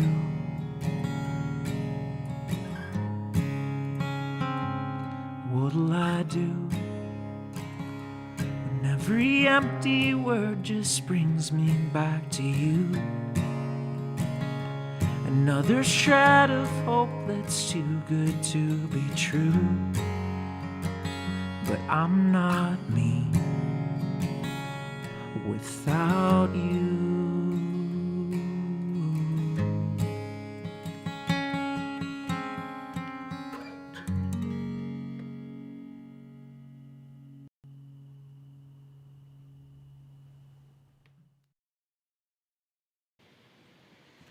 Ooh, yeah, I love that song.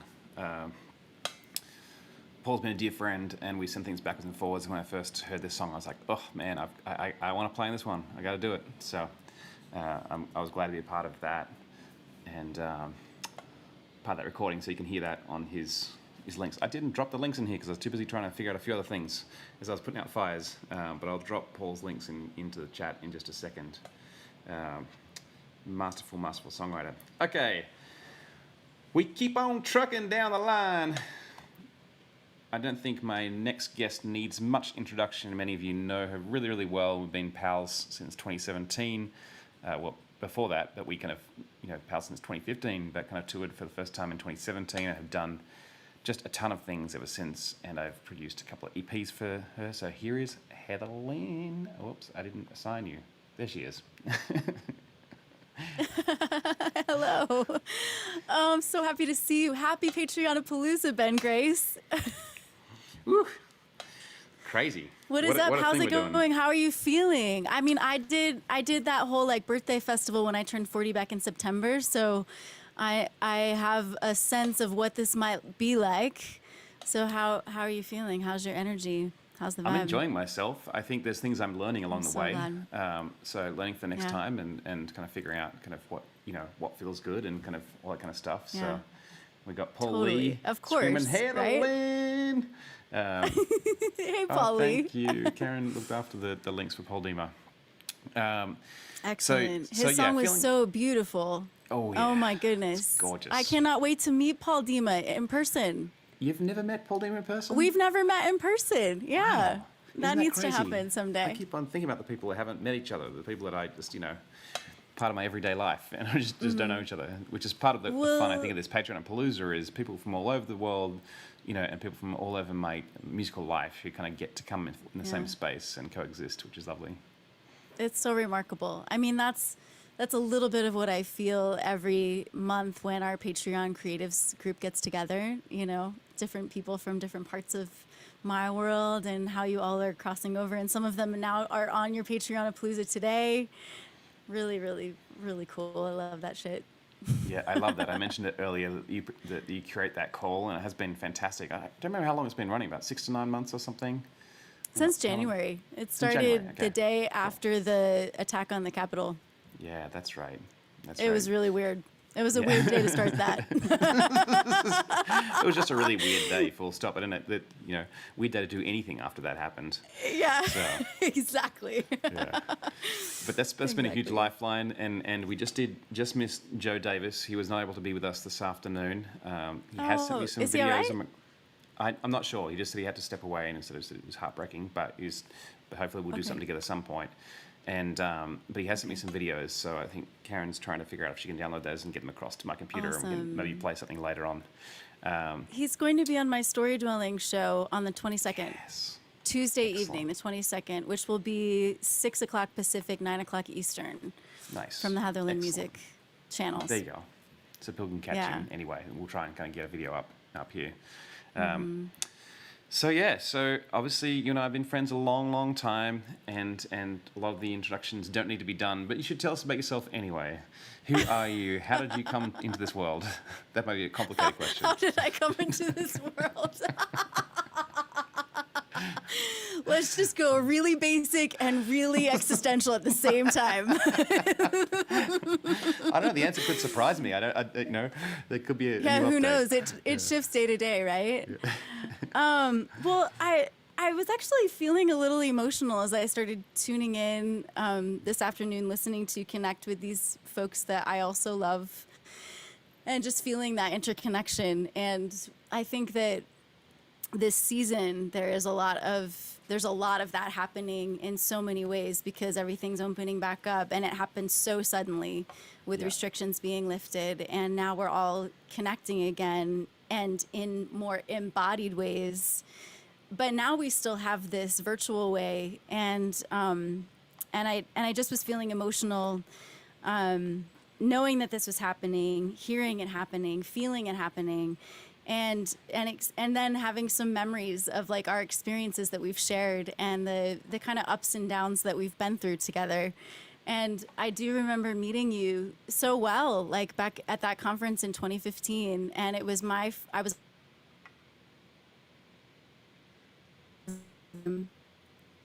and you were just immediately ready to just, how can I be of benefit to you in this? And I've had so many kind of like collaborations and relationships in my life where I'm the one that like does that and shows up that way. And you were one of the first to truly meet me on that level where you're like, I want to show up for you too. Like I'm gonna champion you too. And so I guess you asked me about who I am, but I guess I just wanted to share that little bit about like our connection. That's been really, it's powerful. Like people don't talk enough about the power of awesome friendships and people championing each other. And so I'm grateful to you for that, Ben. Yeah, well, I feel the same way, and obviously Suzanne was just on here, and also a dear friend and a huge champion of people, and I feel like that about most of the folks on the show. I feel like so many people have been really, really generous to me, and I feel like as someone who didn't grow up here on this continent and didn't go to college with people and don't have that like long-rooted connection like so many people do, it just I feel blown away when people you know kind of immediately say, yeah, like let me share this with you, let me share your expertise, let me share this kind of stuff, and it just is it's just how I think we all should be, you know, in living into that generosity and not just looking for a transactional relationship, like what can I get out of this, but in a sense the opposite side of that is just being really open with a connection and feeling it very intuitively. Yes, I feel like I did come into the world to give. I feel like I came into the world to like be a channel of love and song and beauty and truth. Like and I feel like that's true not just for me, but for so many who are artists and creatives. And you know, I came into the world unexpectedly. Just since you did go ahead and ask me that question, how'd you come into the world? I'm gonna go ahead and answer it. I came into the world unexpectedly. I was not expected. My mom did not know she could have children. She wasn't married to my biological father. It was a mess. I came into the world a big fucking mess, and and nothing changed. and have been various iterations of that mess all along the way. But that, I think, you know, one of my favorite lyrics that I've ever written, which is weird to have a favorite lyric that you've written, but it's just true though, and I'm glad I have one. We all should have one, don't you think? Every lyricist should have a favorite. Absolutely. Honor the pain because it points to the place where the medicine goes. So many things in life that people see as problematic, I actually see as symptoms, and I see them as teachers. And I feel like they're things that we're to pay attention to and listen to, so that then we can be about the healing work, you know. Yep. And everything in my life has taught me that. So. Yep. Fantastic. And you and I have been on similar journeys. We share a lot of that passion for healing work, and it's you know the next step for me rebranding my Patreon is to lean into this kind of idea of the remedy of the people, the community around me who help me with my healing, the people who come alongside and partner in that healing. So that's a huge part of what you do, and I think you're on a similar rebrand journey as well, which is kind of fun. All right. I would love you to play us some tunes. I need to go and get myself some more water. So because you probably need a little break. It's been 3 hours. I definitely need to grab some fresh water. This one's very warm. Yeah, please take care of that body of yours. I will do. I'm sure it's asking for something. Excellent. I'm so glad you're here, so friend. a few songs. And I'll throw it over to you. Okay, thanks. All right. Thanks to you all for joining Ben Grace's Patreon-a-Palooza. This is awesome. It's very rare that I get to be on this side of Ecamm Live. I also use Ecamm for my own live streams, and it's really fun to be a guest on someone else's. I'm going to do a song of mine that's unrecorded, and then I'm going to do a couple of songs that Ben and I have collaborated on. Good to see you, Jonathan, and Hans, and Patrick. What's up? And who else do I see here? I'm looking on my phone. Carl, what's up? Karen, beautiful. Paul and Ashley. All right. So here's my song, Always Got Time for Love. Sing along where you are if you want to.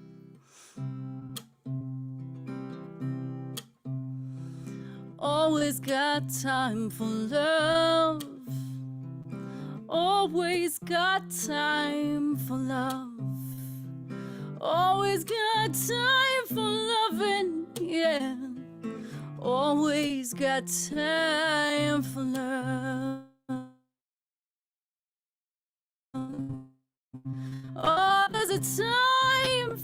everything under the sun, a time for every purpose on the earth. There's a time to be born and a time to die, a time to bless and a time to curse. Singing always got time for love. Always got time for love. Always got time for loving, yeah. Always got time for love. Oh, there's a time to savor beauty right now, a time for letting go of the hurt.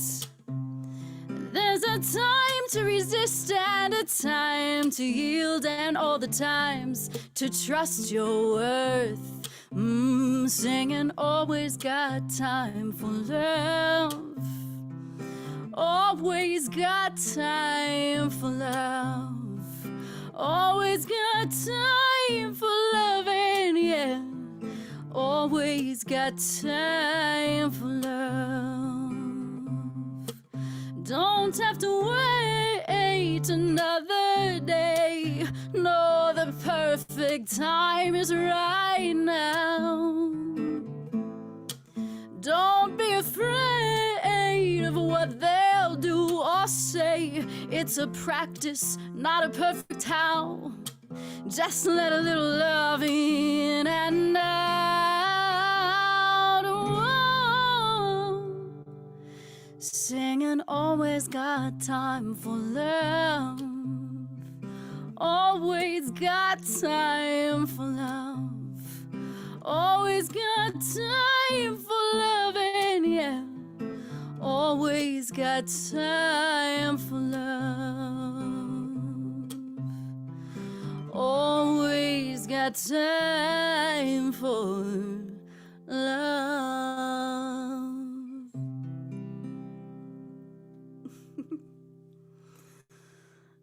Y'all, I believe that we've always got time for love because all the times are times for love. You know what I'm saying? And I do believe that love is a dynamic force at work in the universe, creating, healing, connecting. So I also believe that love has always got time for you. I do. I just do. It might seem weird and crazy sometimes, but I believe it.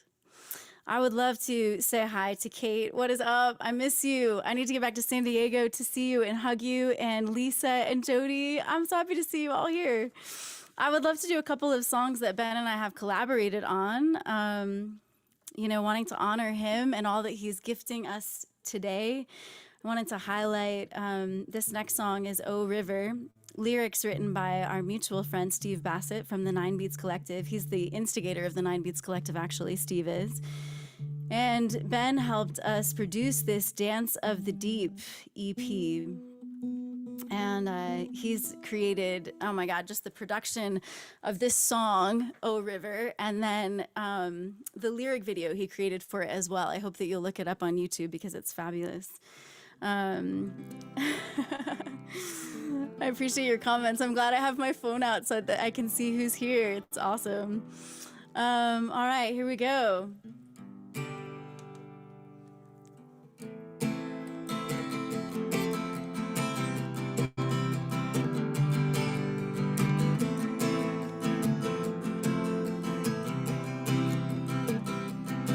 Oh river, oh river, oh river, river of life. Oh river, oh river, oh river, giver of life. Oh, find me at the river. Come find me and sit a while. Oh, join me at the river. Come join me and weep a while. Oh, call me at the river. Come call me and pray a while. Oh, river, oh, river, oh, river, river of life. Oh, river, oh, river, oh, river, giver of life. Oh, heal me at the river. Come heal me and rest a while.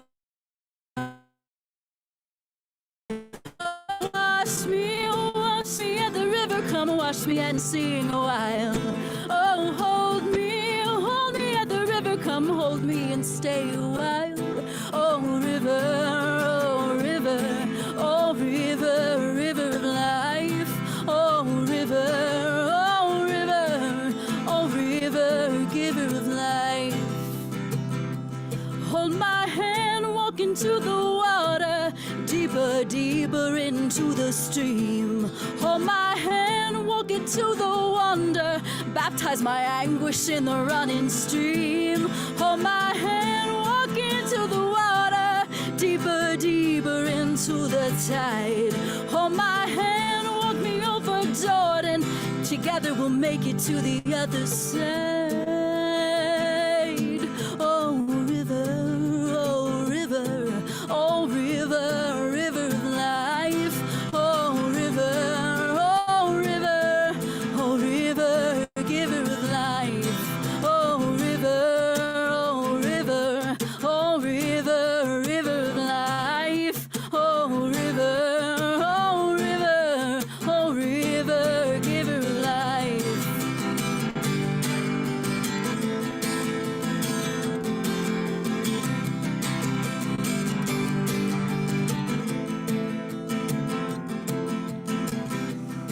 Oh, river, oh, river, oh, river, river of life. Oh, river, oh, river, oh, river, giver of life.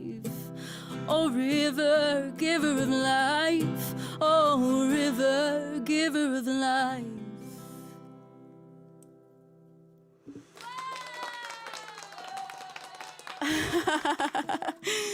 Oh, I love the clapping. That's awesome, Ben. Thank you. Or Karen, whoever's doing that. And hey, Jody, nice to see that. Carl, thanks for your comment. Always Got Time for Love is my favorite of all favorite HL songs. I'm so looking forward to it being recorded and released, hopefully sometime this year. Yes, Carl, thanks for adding your hope to mine. I appreciate that so much. I hope so as well. I want to do one more from the Dance of the Deep EP. I like all of these songs so much for different reasons. You know, I decided to call it Dance of the Deep because there were lots of watery themes emerging as we created this album together, or this EP together. Speaking to the deeper things of the heart and the soul, how we feel them in our body too. Those things cannot be separated, at least in my experience. And I love this sweet song, Paper Boats, and Ben Grace was instrumental in writing a portion of this as well. But once again, Steve started us off with the lyrics, and I wrote the music to it, and then Ben participated in that as well, making the song really everything that it needed to be. He's gifted in so many ways, isn't he, our friend Ben Grace? I want to celebrate you, man. And I hope that you're taking care of yourself right now as I'm doing this.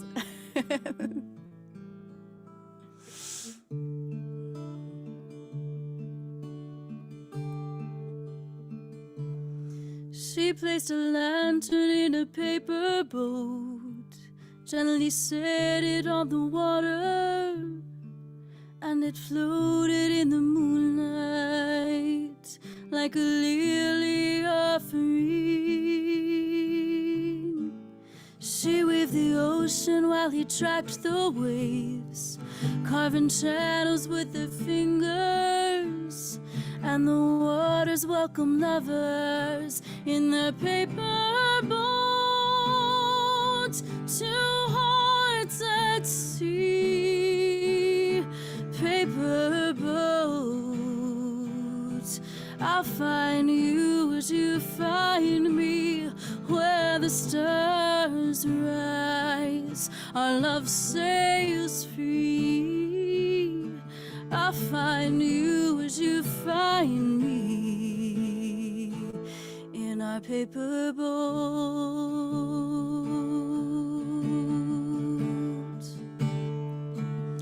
He placed a lantern in a paper boat, gently set it on the water, and it floated in the moonlight like a lily offering.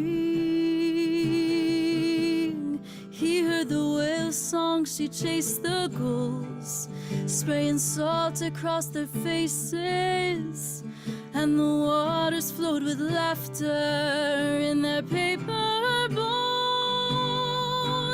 Two hearts at sea, paper boats. I'll find you as you find me, where the stars rise. Our love sails free. I'll find you as you find me, in our paper boats. You and I are vessels on the tide, two tiny candles in the velvet night. You and I, a fragile craft we ride, two searching spirits in a paper boat. Two hearts at sea, paper boat.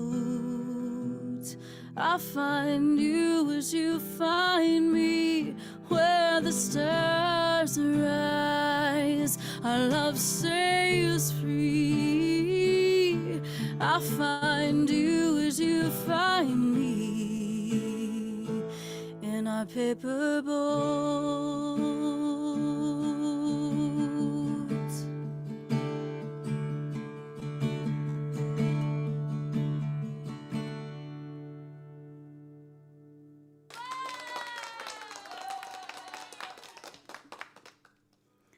Paper Boat from Dance of the Deep EP, in collaboration with the 9 Beats Collective and Ben Grace producing.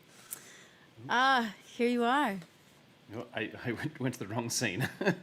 It's all good. It happens. Yeah, that's my first little mistake. That's fine. It is what it is. It's been a long day, man. You've been trucking along. Only 3.5 hours in, not quite halfway yet. But yeah, this is fun. It's fun to hear all these amazing people scattered all over the place. Awesome. There was something in my brain I was going to ask you about that, and About the song? yeah, and it's gone straight to my brain. It happens. Often I'm like, thoughts. Yeah, just thoughts. Yeah. What Oh, are look, thoughts? there it went. Where are the words? Where It's are they? disappearing like a bubble. Where'd they go? Look over there.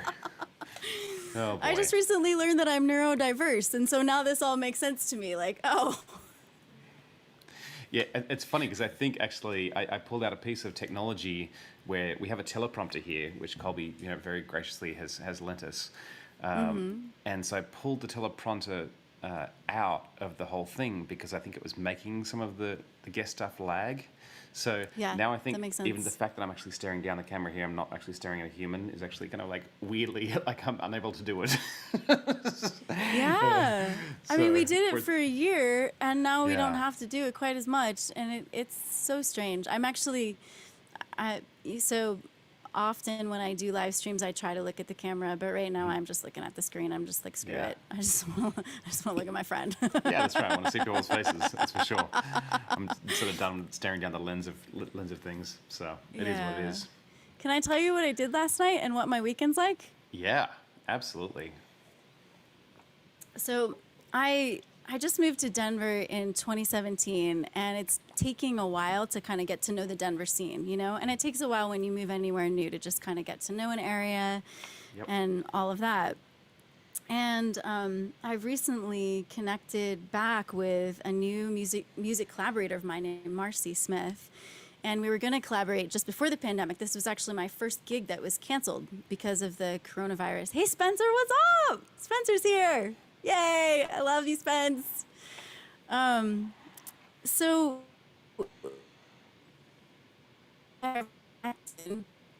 And this week, between Pride and Juneteenth, we are incredibly busy. So we have a new duo called River Deep, which we're actually debuting Sunday morning at an event called the Pride Liberation Event. It's at Cheeseman Park in Denver.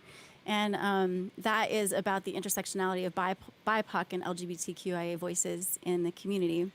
But last night, there was the first specifically Black Pride event. And so Marcy is Black. And she was invited to sing the Black National Anthem and the song Rise Up. So I got to be there to back her up, to accompany her on my guitar and sing some harmonies so that she could perform that song. Well, not so that she could, but I was there to support her in it. And so I felt really honored to be a witness of this exquisite event where Black and queer persons and color voices and stories and all those iterations were centered and leading and creating this experience. You could probably count on your hand the number of people who were white or who were straight. And it was just a really beautiful and powerful experience. And I just feel so proud of the community for creating such an awesome thing. I got to do that last night. That's where I was last night. Isn't that such a gift? I remember when I was in Brooklyn, just so many times, but just every single time I was in a space where I was the absolute minority and where Black joy and art and delight was centered. It's just such a gift to get invited into those spaces. It really is. And I think, for most of us, we have the privilege, we don't have to ever not be kind of centered in that kind of, in our world. And actually this, where I live right now, this in La Mesa is the whitest place I've ever lived in my life. It's really, really astonishing to me, this neighborhood. Yeah. But it just was such a gift, I think, to be able to be invited by people into their spaces. And it's just, what we can learn in those moments is just absolutely priceless. Yeah, it was really glorious. Yeah, and then awesome. tomorrow I'm so we're glad you doing... get to do that. Yeah, thank you. And tomorrow I'm mostly, our duo name is on the bill, but mostly I'm backing up Marcy for the Juneteenth thing at a local brewery tomorrow too. That's awesome. And then we'll actually do our duo thing Sunday morning. So I'm really excited. It's new, and it's also fascinating because just coming out of the pandemic, the whole world is opening back up. I just made a move, finally living in the best place I've ever lived since moving to Colorado. So supportive of just like who I am and what I need for my creative life. I'm excited to see what I may recover of myself, actually, to be honest with you, in this space. But just finally getting settled, and then this new collaboration, and it's just wild. It's been a lot. But I'm really, really grateful. All of it is so much to be grateful for. I'm so excited for you. I know I've kind of, been witness to the journey since 2015 and the ups and downs and just, just a lot of the stuff which is hard, difficulties of trying to find housing and trying to figure out kind of a plan how to find like life and support and money and kind of move through the world and kind of be able to do your art. And you are so tenacious with what you do and you stick to what who you are. And I think that's absolutely terrific. And I think it's been the challenge of my life, I think, to kind of figure out, who I am and how to stick to that. And so you are one of those trailblazers that says, yep, just do you, like absolutely do you, and try and, build it and they will come. Let the world come to you. So I'm grateful you're in my life. I'm glad we've toured together. I'm looking forward to September. We actually get to be together in person at Wild Goose Festival. We booked our tickets. Have you booked your tickets? Booked your tickets? Yeah. Is that the first time I'm going to see you in person, man? Like probably. Probably. Okay. I think, next couple of months is, I don't think we have any That will be our soon, birthday gift to each other. We'll get to see each other in person for our birthday month. Fantastic. Yeah. So looking forward to that very much. I'm glad you introduced me to this whole Patreon journey. It's because of you that we're here doing this. I feel like you introduced me to Patreon. No, you were on this I think, well, I know. Maybe I mentioned it to you, but I think you were on Patreon and up and running before I was. So. Okay. Oh, well, maybe. But you definitely encouraged me. You were like, people want to support you. People want to help make you, do what you do. So I'm really grateful to you for that. Well, I'll take that idea. I think the mutuality is the circle just keeps going around and around and around. It's That's it's like awesome. many tree, like the tree, what is that? The tree rings? Yep. As a tree gets older, has lots of rings now. It's fun. Exactly. All right, friend. Well, love you dearly, and we'll catch you live soon. Thank you so much for coming on Patreon and Palooza. It's Okay. awesome. Yeah, thanks for having me, man. Have fun. Bye. See ya. All right. We are trucking on to my next guest, who is also an amazing, amazing artist who I met out here in San Diego. And a troubadour like Heather who's just traveled all over the place and traveled all over the world and is just one of the hardest working musicians I know. And I'm really grateful that she's a part of today and a part of my life. And so here is Ashley E. Norton. Hi. Hello. You know, with your accent, for a second, I thought you were saying I'm the hottest musician you know. And I was like, oh. And I was like, no, he said hardest. Hardest. Ego check. That's Still hilarious. awesome compliment. Thank you. You can take it. You can take it. That's awesome. I'll take either. I love it. I was trying to remember exactly. So I have a couple live guests with me. I was trying to remember when we exactly Sorry. met. Was it through Randy Driscoll? I'm just trying to remember Mm-hmm. the moment. It was through Randy at the Randy Driscoll's Damn Jingle Ball. That's where we Yes, met. that's right. I think I met you in the green room for the first time, and we were just kind of chit chatting and about. I think we had both been fairly new to the San Diego scene, and I think we were both a little bit like, what are we doing here? All these people have been friends for 30 years, and then like Randy was nice. She just liked our music or something. So we're like, oh, cool, thanks guys. But I think that's how we bonded. It's so true. I mean, Randy was on earlier, and I absolutely adore Randy, and she's been amazing when she's invited into places. And I definitely stepped into that room, and it felt like San Diego music royalty. Yeah, and it some of sure you guys go did. So way back, and I was like, what am I doing here? But it's so many amazing people, and I really hope to run into Lisa Sanders again sometime in person, because so many amazing relationships there that I just really, really treasure. I'm playing a little show with Randy Driscoll and Lisa Sanders on July 23rd at Coisin Cellars. Yeah, I think from Randy in mentioned Poway. that. I From didn't realize Lisa was there as well. Yeah, the three of us we just really wanted to play together. So we just found a winery. We're like, could we come do a little show? And they're like, yeah, sure. So, I mean, it's just going to be a lot of fun. So yeah, if you're in the San Diego area, come out. I hope I have that date right. That's awesome. Yeah, it'll be fun. I was doing the thing where I was looking at the camera because I've been told by Colby I need to look at the camera, even though now we don't actually have the teleprompter anymore. So I missed the fact that you said you do have live guests in the room. I looked over and was like, there are people behind you. Yeah, that's my dad and my stepmom. My dad just drove in and my stepmom drove in from Payson, Arizona today. So you can see I've promised them that you can't really see them. You can only see their silhouettes. So you guys can wave. Hi, Dad. Hi, Kim. So but yeah, cool. they're here for Father's Day weekend. Just kind of, have a little weekend on the beach. That's awesome. Yeah. Father's Day weekend is one of those funny things because Mother's Day is the same in Australia and America, but Father's Day is not. So Father's Day... the opposite is true in France. My sister lives in France. Really? Yeah. Isn't So that funny? they have the same Father's Day, but it's a different Mother's Day. Yeah. Wow. That's so Really? bizarre. I wonder how that came about. Yeah, I don't know. The funniest thing is the only way I remember that Father's Day is a thing is it's usually around my birthday because it's September, so I think it's around the first weekend in September. But it also happens to fall on the same weekend as the horse's birthday, and I don't know whose idea this was to decide, but someone decided that every horse basically birthday is on the same day, and we just should celebrate that. I'm like, I don't understand why those two things are on the same weekend. That's like the weirdest thing I've ever heard, but okay, cool. I love this I'm fact. almost 42 years old, and I have no idea why that is a thing that actually occurs in the world. But I feel like this is going to get me really far at like random party facts. Exactly. Did you know?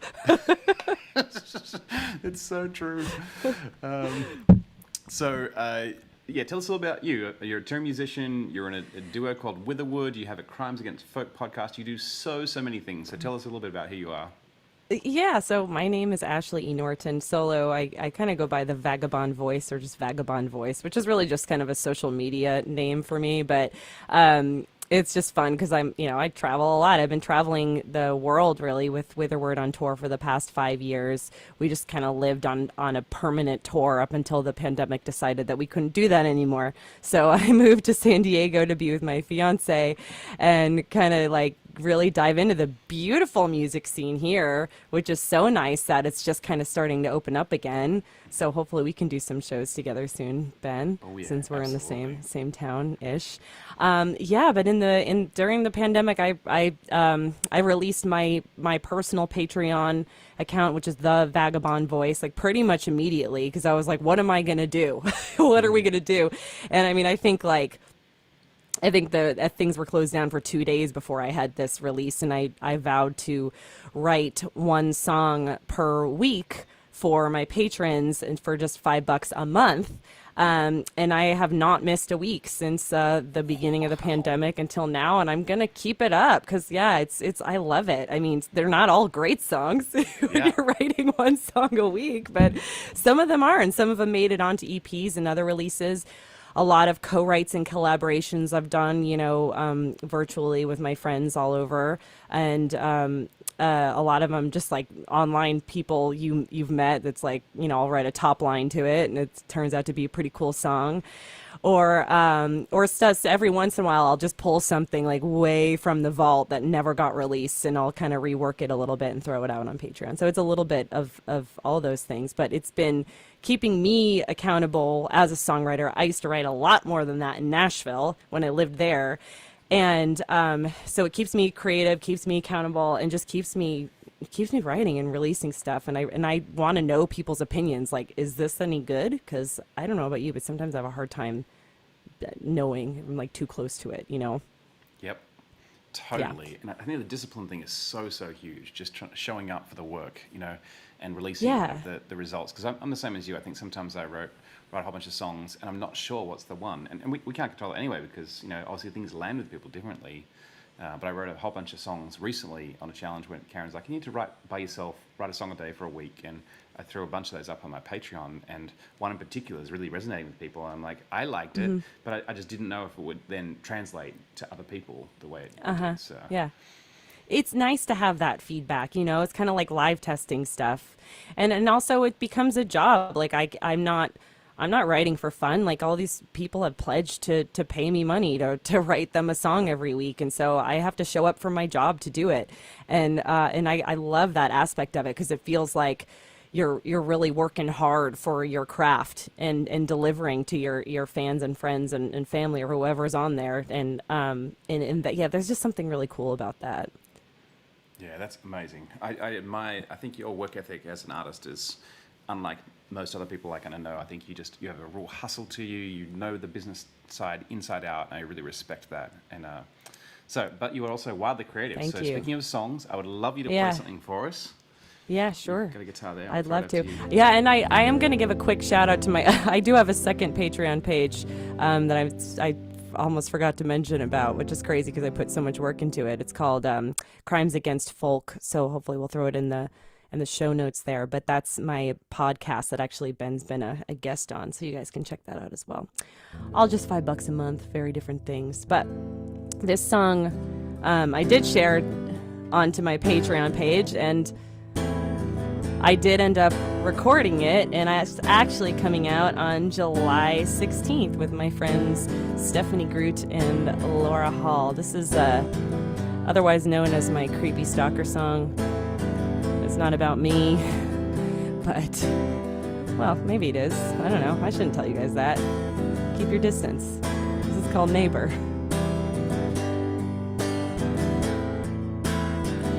I swear I'm not addicted.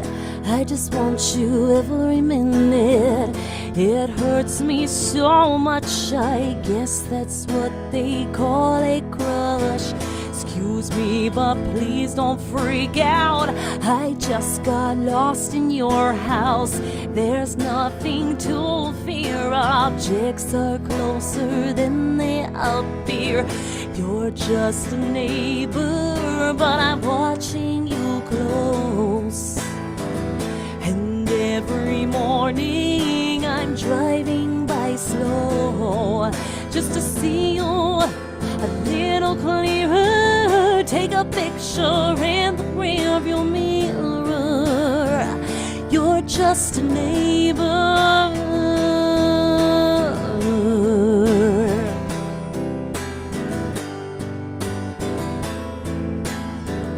Oops, that's your family picture with your wife cut out, but I'm sure it fell out of your wallet and landed with my face glued on it. I didn't mean to linger, I just got lost in your yard. Oh no, don't call the cops, I swear that I'm 100 yards. You're just a neighbor, but I'm watching you close. And every morning I'm driving by slow just to see you a little clearer. Take a picture in the rearview mirror. You're just a neighbor.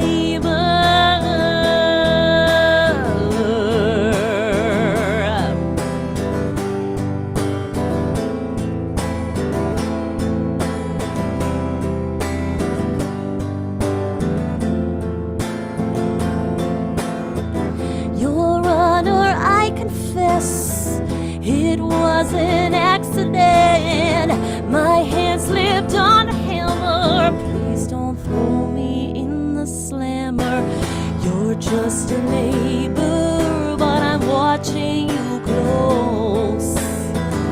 And every morning I'm driving by slow just to see you a little clearer. Take a picture in the rearview mirror. You're just a neighbor.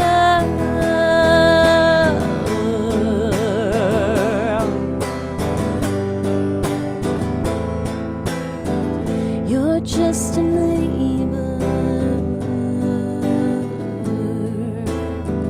You're just a neighbor.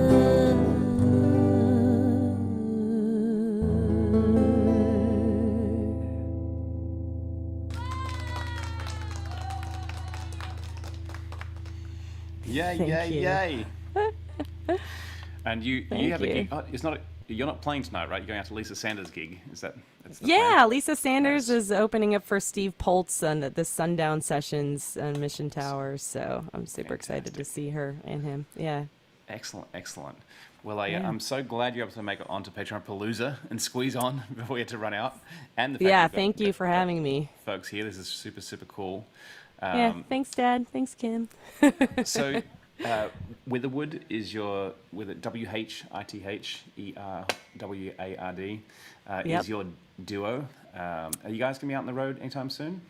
Yeah, we're planning a September tour, just something kind of small. But we had this huge tour planned all throughout the USA over the summer that got obviously canceled. So a lot of those places are now reaching out to us saying they want us back, which is pretty exciting. So September came first for Northern California because those guys were kind of knocking on our doors, and then some of the house concerts that we were booked to play at, like in the Midwest, are starting to reach out to us. So I think we're going to do that, like maybe towards the end of the spring.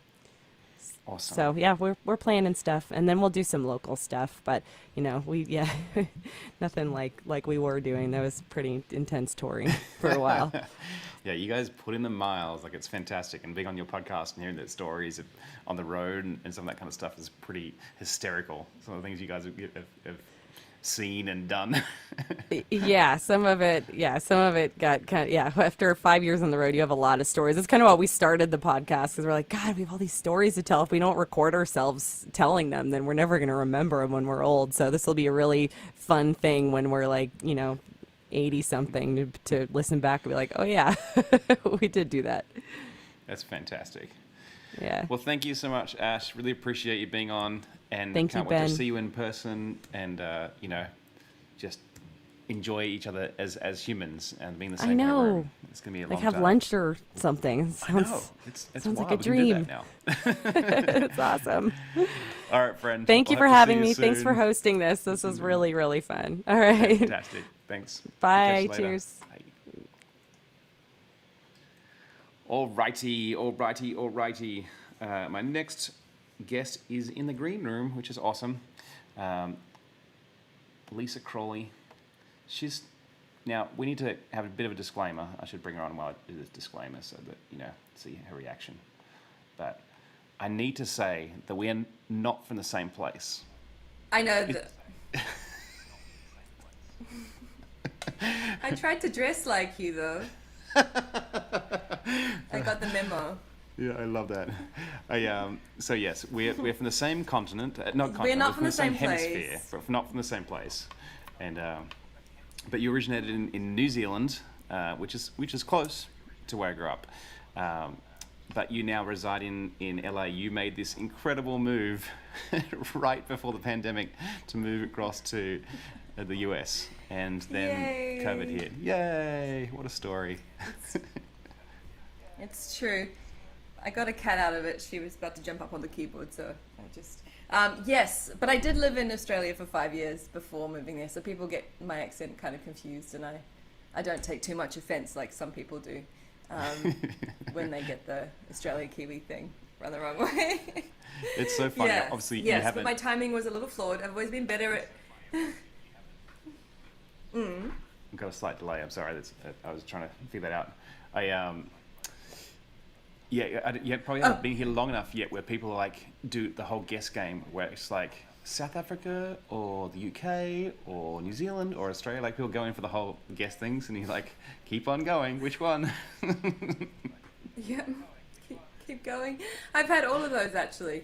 South Africa, but I lived in England. The only place I haven't lived out of those is South Africa. So yeah, I haven't had that one, but I've had England, and then people are so sure of themselves. Oh, Australian. I'm like, well, actually, like, what part of Australia are you from? No part. But Nope. I did live there for between 2014 and 19. That's so that fantastic. was my stint there. Yeah. I I'm don't surprised think we I didn't know- come. Well, when did you move here? Yeah. I moved here almost 10 years ago, so I've been here for a while. Yeah, I've been here since 2011. Yeah. Okay. Yeah. So before I was in Melbourne. Yeah. This has been fun. I've had this playing while I've been, doing my bits and pieces and getting ready around for the house. Yeah, that's right. Loved all the musicians. Discovered some great new music from it. So yeah, thank you for having me on board today. Yeah, so many great people. I'm glad you're here. I know you weren't feeling well, so I'm kind of glad you're actually able to join us. So Oh I hope yeah. you're feeling a little Every something time I have to better. do something important, the universe has got other plans. Like, I had my first originals gig on Wednesday, and I was so sick before that. But the power of makeup got me through it. And just energy of your friends coming along, you just kind of make yourself do the endorphins, get through it. Yeah, Just that's like right. when you've got a live stream like this, exciting live stream, you just, so yes. Yeah, for How sure. are you feeling? I'm feeling good. It's starting to heat up here, sure, in this back room, so that's Yeah. a little bit annoying. I can't kind of run too many kind of fans close to the microphone, but it is what Oh, it it's is. nice. But, People pay for that kind of glow. Yeah, that's right. Little condensation. Yeah. Yeah, that's fantastic. So I want to hear. I mean, I don't know where exactly were you born and raised in New Zealand? I was born in West Auckland, which is Okay. famous for its black jeans and mullet haircuts. Perfect. And I started playing the recorder when I was 4 years old, and then went to school in Auckland, New Zealand, and then actually there was a moment where my dad was a lecturer at a Bible college, and there was one in Melbourne that asked him to come and work there, and I had the worst time in Melbourne for 8 months as an 8-year-old kid. I got down-trailed, I got teased, I wasn't allowed to use the pencil because I couldn't say it properly. I thought, I'm never going to go back there to that mean place. I got stressed out. But then I went back for 5 years and made my peace with it. And then I wanted to move to LA for a long time. But truth be told, I had a 20-year-old cat that I had to wait till she crossed over the Rainbow Bridge because my guilt would have just been far outweighed the enjoyment of being here. So, yes. Yeah, these so things, these creatures we get attached to and then have to uproot lives. It's always difficult. I know. And I met you doing Top Tune, Yep. but before that I'd visited LA and I went to a music conference, and that was my first Top Tune. So I'm Nice. glad that I revisited and crossed paths with you. That was really, really cool. Really. Yeah, I feel like you'd been there for like a handful of days when I met you. Is that right? At Top Tune? Yeah. I know, in LA. Oh, yes, it must have been like that. I think it was February, wasn't it? So Yeah. I was doing a musical called Once in New Zealand when my visa was approved. I went back from Melbourne to Canada, America, make sure I wanted to go through the visa process. As we know, it can be a bit tedious. And then, and then my visa was approved, and I was, oh, okay, well, how do I actually get there now? I've spent all my money on my visa. So I sold my soul on a cruise ship and took any song request anyone threw at me to try and get, just to play on the ship for 5 weeks to earn the money to set up my life here. And then got a couple of gigs, and then 2 or 3 months later, it was like, those gigs do not exist anymore. But Yeah, wow. yeah, That's something. Imagine if you're on a cruise ship. We watched the documentary about the Diamond Princess. Was that the ship that the COVID started? Well, not started on, but it was one of the ships the that was one that- affected and held in that's the the one. Japanese harbour. It was brutal. And that They could just- have. Yeah, I got my job there finished in January, and I got asked to go back on, and I was like, oh, I don't want to fall into this pattern of, getting used to earning. Like it was really served a purpose for me to do that job, so I could get there to write songs here rather Yep. than get used to the comfort of earning money. That's weird. So I just thought, no, I don't want to go back on the ship just yet. They asked me to go for 2 weeks, and that if I had done that, then I would have been stuck on the ship Yeah, wow. during COVID. So Narrowly very escaped thankful. disaster. That should be in your bio. Lisa Crawley has narrowly escaped disaster. My friend actually kind of became a TikTok star from her experience on there, because she was there and documented what it was like, and people were like, she was on the news and stuff like that. So Wow. but she's doing fine, and yeah, I'm as much as they can be unique experiences and there can be nice moments, but that's not something I'm going to be jumping back on anytime soon. Yeah. If I don't have to. Yeah. But anyway, yeah. Wild. Well, there you go. That's how you got here. So, I absolutely adore your voice. So I would love to hear you Thank play a you. song. Oh yeah, okay. I'd love to play a song. Throw it over I actually to you. put the song out today. Oh yes! So- Happy release day! Thank you. This is called The Right Way. What does it take to get your attention? Too much to say, too much to mention. You're something I never know, a brand new invention. We got everything, still I'm overthinking. I could write you something clever, try be a bit more left of center. I've seen warning signs saying do not enter, and now I'm trespassing. I better leave the scene. And what I'm trying to say, it never comes out the right way. I put the missing mistake, wish I could erase today. Start all over again and do it the right way.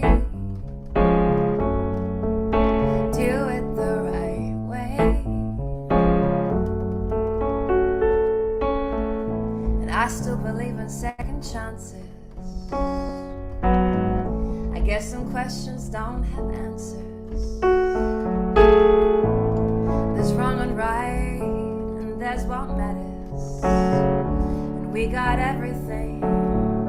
I'm so overthinking all these things I wish that I already said, but better late than dead. And what I'm trying to say, it never comes out the right way. I put the missing mistake, wish I could erase today. Start all over again and do it the right way. Do it the right way. Ay, ay. Do it the right way.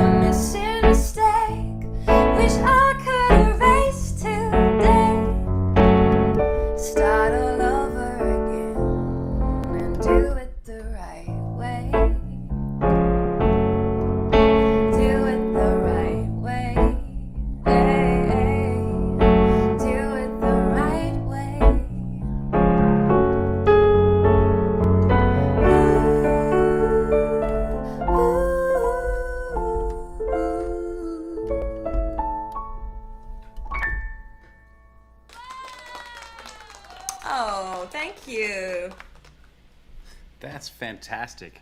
I actually, Thanks because so much. because I got started early this morning and I honestly ran out of time with a whole bunch of things still wanted to do.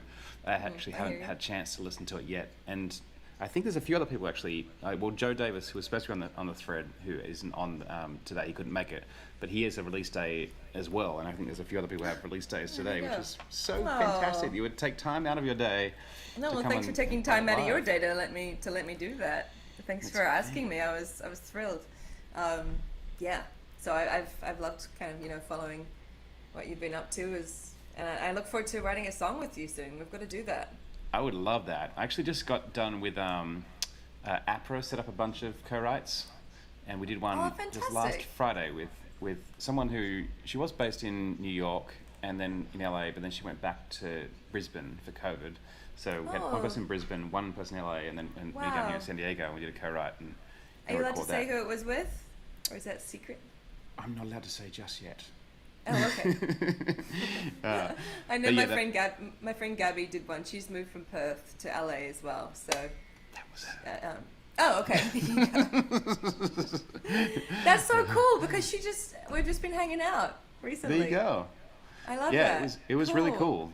And she's great. I loved her work ethic, and she was... Isn't she wonderful? Yeah. Yeah, wonderful. It was sort of funny because we're all sitting there. We all had Nords. So it was like the three Australians with Nords just sitting here writing songs together. I'm like, this should be a thing. That's great. Triple Nord. Triple Nord. Love it. Triple Yeah. Nord. Oh, wow. That's so cool. Yeah, I'd love to co-write. And obviously we can do it in person, but also, got distance stuff as well. So...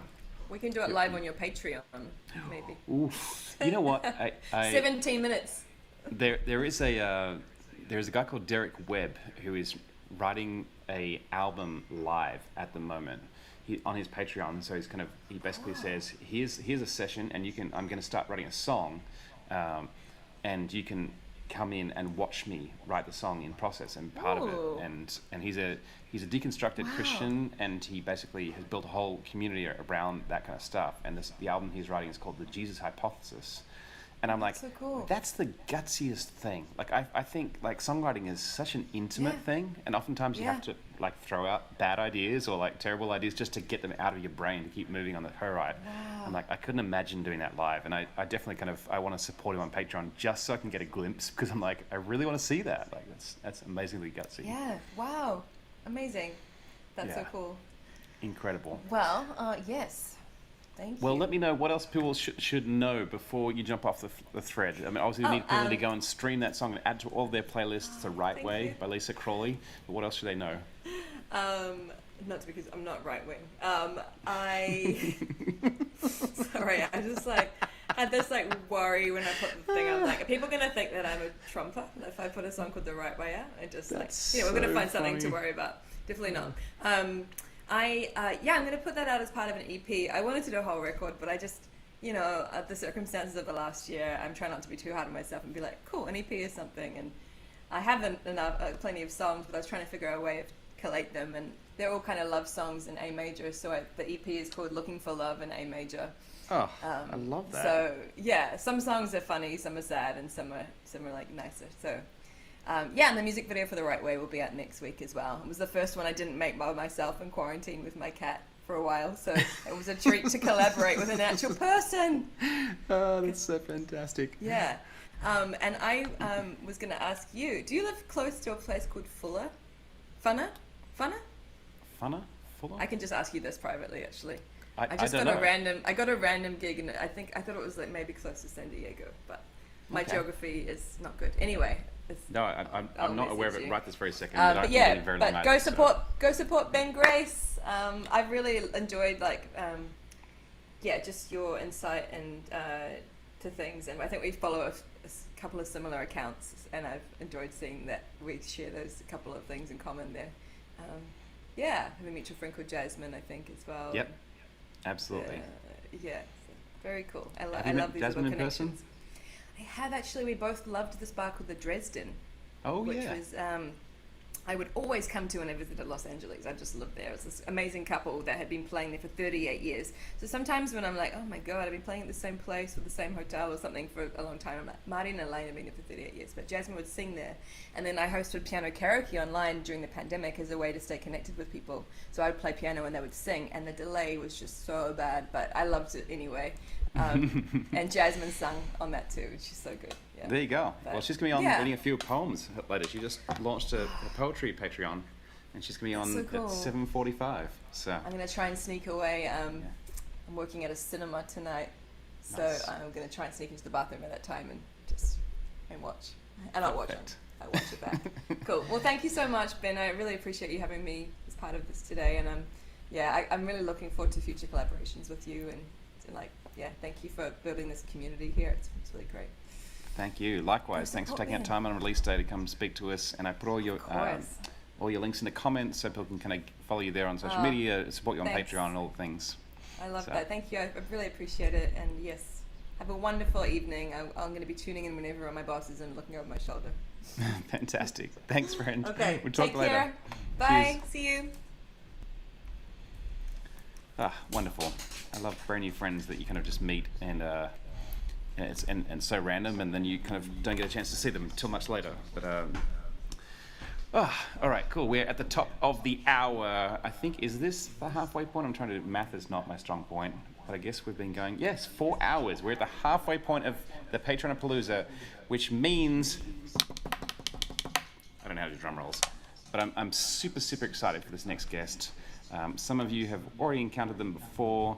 We did a live stream not that long ago for their Patreon community. I absolutely adore this artist. I'm so glad, and I'm always a little starstruck that they're here. So this is Spencer LaJoy. I got to actually put you into the spot. Hang on, sorry. And here. We did it! Ha! You did it! Ben Grace, happy Patreon-a-Palooza Day. Thank you. This is crazy. What a Wipe crazy the sweat idea. off your brow. I'm having so much Halfway, fun, huh? though. Yeah, halfway. I'm This having so much fun. is, yeah. It is a crazy idea, I have to say. Yeah, Very crazy. But at the same time, I mean, every crazy idea I don't know I think anybody is, who would is do this. a little, golden moment in the making. And I think what I love is I love kind of putting people together and introducing people to people and I'm seeing some love Spencer already here, and I love it when people are like, wow, and they haven't kind of met someone before. That's my favorite. So. Oh, I love that. Here you go, Paul. Yes, I'm tracking the Facebook comments. It's a little behind. For all of you on Facebook, if I don't respond to you right when you comment. Aw, thanks, y'all. Good to be here. Really good. Yeah, fantastic. It's been an amazing day so far. How are you feeling? Are you feeling like love today? How are you feeling, Ben? I am feeling love today. I obviously been deprived of human contact for most of the pandemic, as most of us have, and a lot of the kind of live streams have just been one way. And then you and I did that live stream a few weeks back, and it was so delightful to see people's faces. And now the fact that I get to see a whole bunch of people's faces today is honestly, like, at moments overwhelming. I think, like, in the second set, I was like tearing up a little bit because I was like, oh my stars, this is so wonderful. But no, it is absolutely. I love kind of seeing people jive, and I know that when I've met my people, I'm like, oh, you haven't met my people over here. Come on, let's all get together because this would be wonderful. So, yeah. thrilled. Thanks for connecting all of us. It's great. Yeah, it's fantastic. So we obviously spoke, 2 weeks ago, and you you launched your Patreon and did it in absolutely like ripping style. I saw you made it to the 100-person mark when we had just as we're doing our Patreon stream. I don't know how it's been going since then. How's it? It's good. I think I'm at like 128. Yeah. Thanks. Amazing. It's really amazing. And people from like across the world who've never met me in person before. It just you get blown away by people's generosity. That's a good feeling. That's a really good feeling to just like live in gratitude all the time for people you've never met. making it possible for you to do the thing that you love and the thing that you really believe in, to feel like other people believe in it too, is just priceless feeling. Yep. Yeah. Yeah, it's an overwhelming feeling, isn't it? It's an amazing thing that people would put that value on you to kind of say, yeah, you're worthy of actually a life and of actually pursuing this career and doing it as a full-time job. Like, that's absolutely astonishing. So Yeah, it is. It is. yeah, we've got Carl Anderson. He's been hanging in there. He's got to Oh, go Carl! soon, like after Spencer's set, but he says he's been Carl. here since 5 Eastern Standard Time. So, woo, that's pretty epic, Carl. Thanks for hanging in there. That's amazing. Absolutely is amazing. We've had a bunch of cat people on today. That's been really lovely.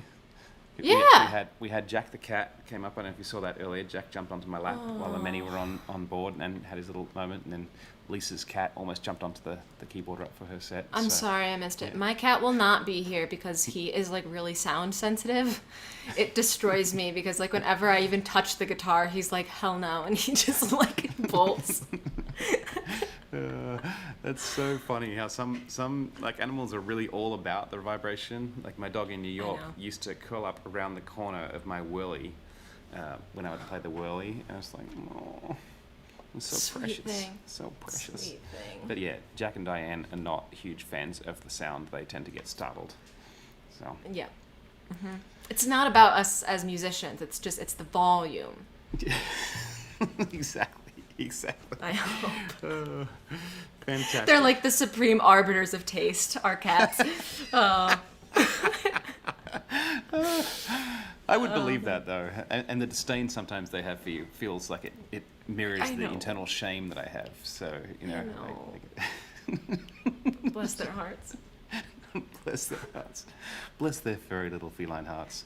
It's fantastic. Well, you have a guitar in your hand. I think you're ready to bless us with some songs. Samantha's hoping that you just make us cry more. That's kind of. You're hoping I make you cry more. I was thinking that I was going to start with a song that's like a little upbeat, so we can like shake Carl awake a little bit. I love it. And then I'll make you cry. Yeah. Fantastic. All right. Go Go take a break, Ben. All right. Fantastic. Thank you, friend. See ya. Yeah.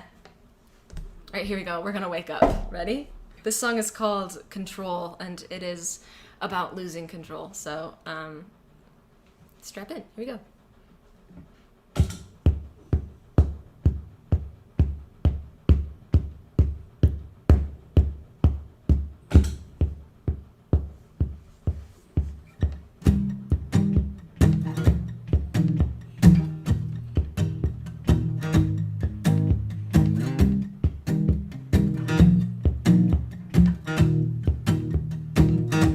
I'm out of the gate.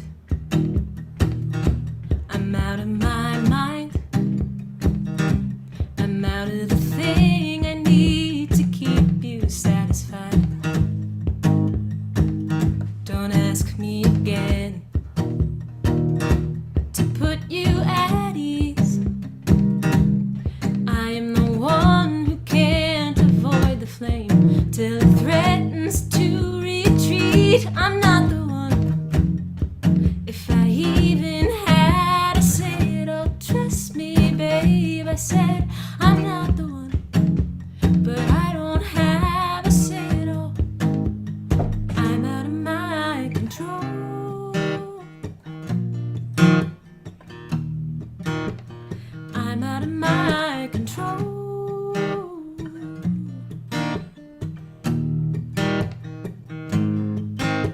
I saw the fire and the fire wouldn't haunt me, but I can't fight the waves. I'm out of my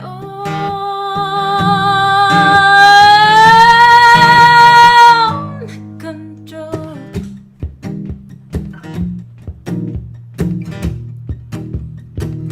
I locked every door and melted the key, applauding the heat for putting on a show with me. Don't ask me again why I'm out of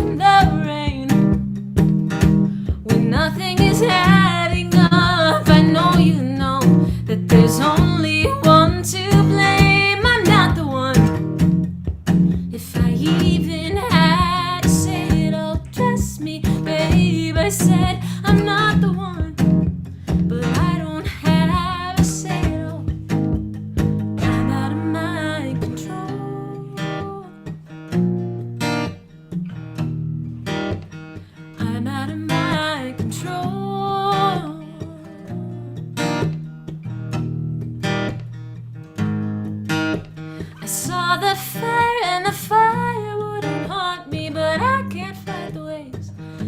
I'm out of my own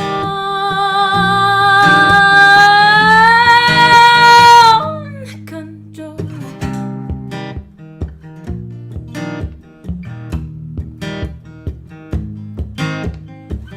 Go ahead, be the one to call the shots now. Go ahead, be the one to take a stand for the plan that you knew all the way. Play the faithful hand. Oh, go ahead, tell me I'm not gonna last now.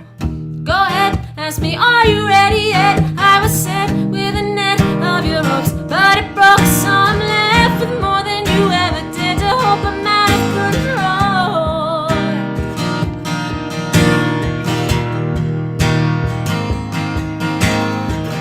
Go ahead, go ahead, go ahead now. Go ahead, go ahead, go ahead now. Go ahead, go ahead, go ahead now. Go ahead, go ahead, go ahead now. Go ahead, go ahead, go ahead now. Go ahead, go ahead, go ahead now. Go ahead, go ahead, go ahead now.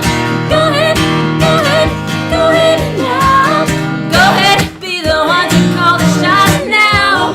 Go ahead, be the one to take a stand for the plan that you knew all the way. Play the faithful hand. Oh, go ahead, tell me I'm not gonna last now. Go ahead, ask me, are you ready yet? I was set with a net of your hopes, but it broke, so I'm left with more than you ever did to hope I'm out of control.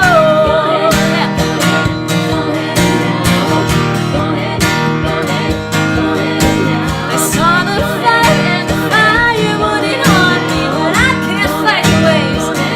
I'm out of my own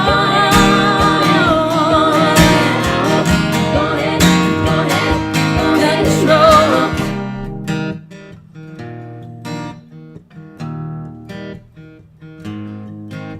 I saw the fire and the fire wouldn't haunt me, but I can't fight the waves. I'm out of my own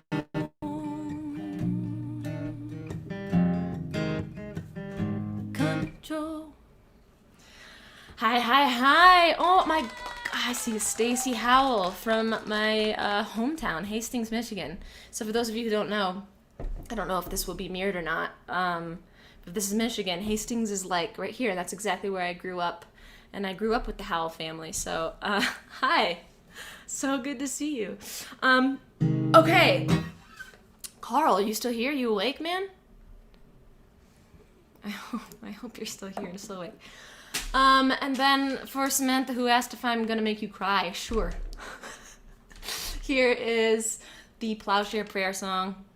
Let's do it. Yeah? I wasn't gonna do it, but I think if we're in the mood for crying, we can do this one.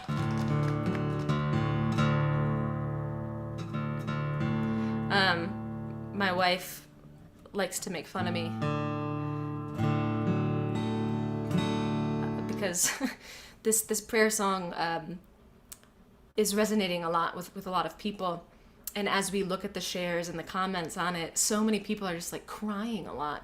And she's like, you made 10 more people cry today. I'm like, I'm so sorry.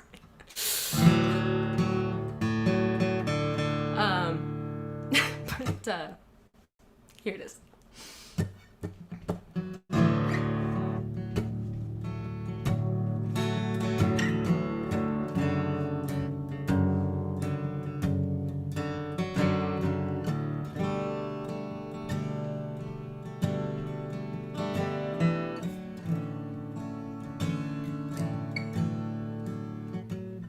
Dear blessed Creator, dear Mother, dear Savior, dear Father, dear Brother, dear Holy Other, dear sibling, dear baby, dear patiently waiting, dear sad and confused, dear stuck and abused, dear end of your rope, dear worn out and broke, dear going alone, dear running from home.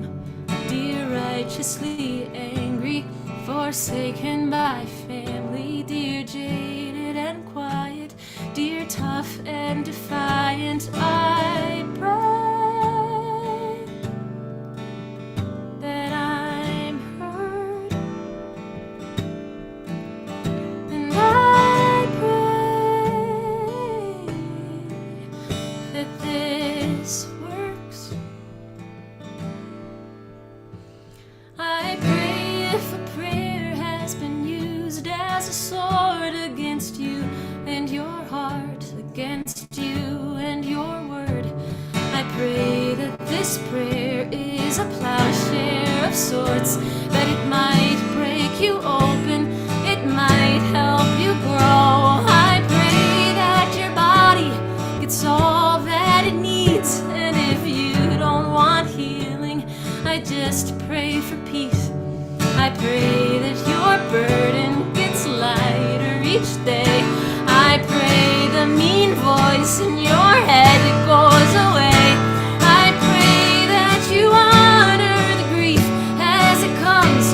I pray you can feel all the life in your lungs. I pray that if you go all day being brave, that you can go home, go to bed feeling safe. I pray you're forgiven. I pray you forgive. I pray you set boundaries and openly live. I pray that you feel you are worth never leaving. I pray that you know I will always believe you. I pray that you're hurt, and I pray that this works.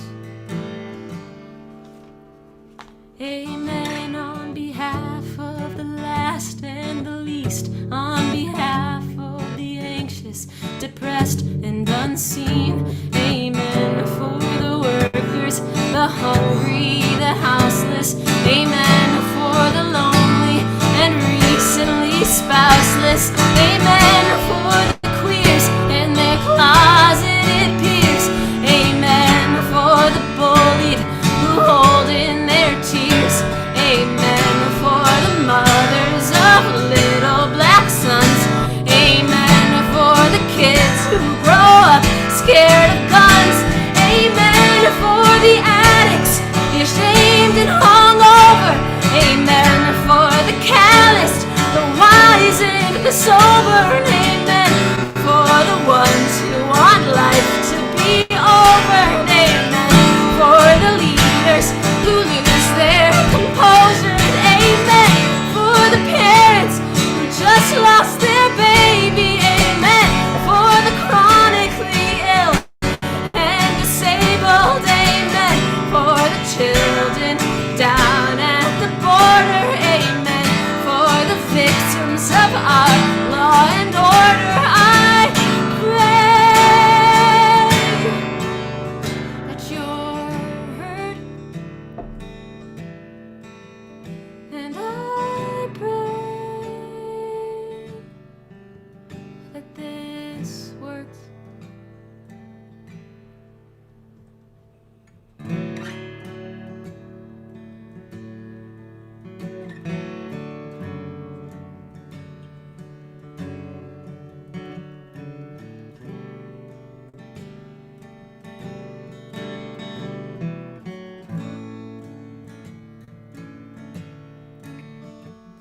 I pray if a prayer has been used as a sword against you and your heart, against you and your word, I pray that this prayer is a plowshare of sorts.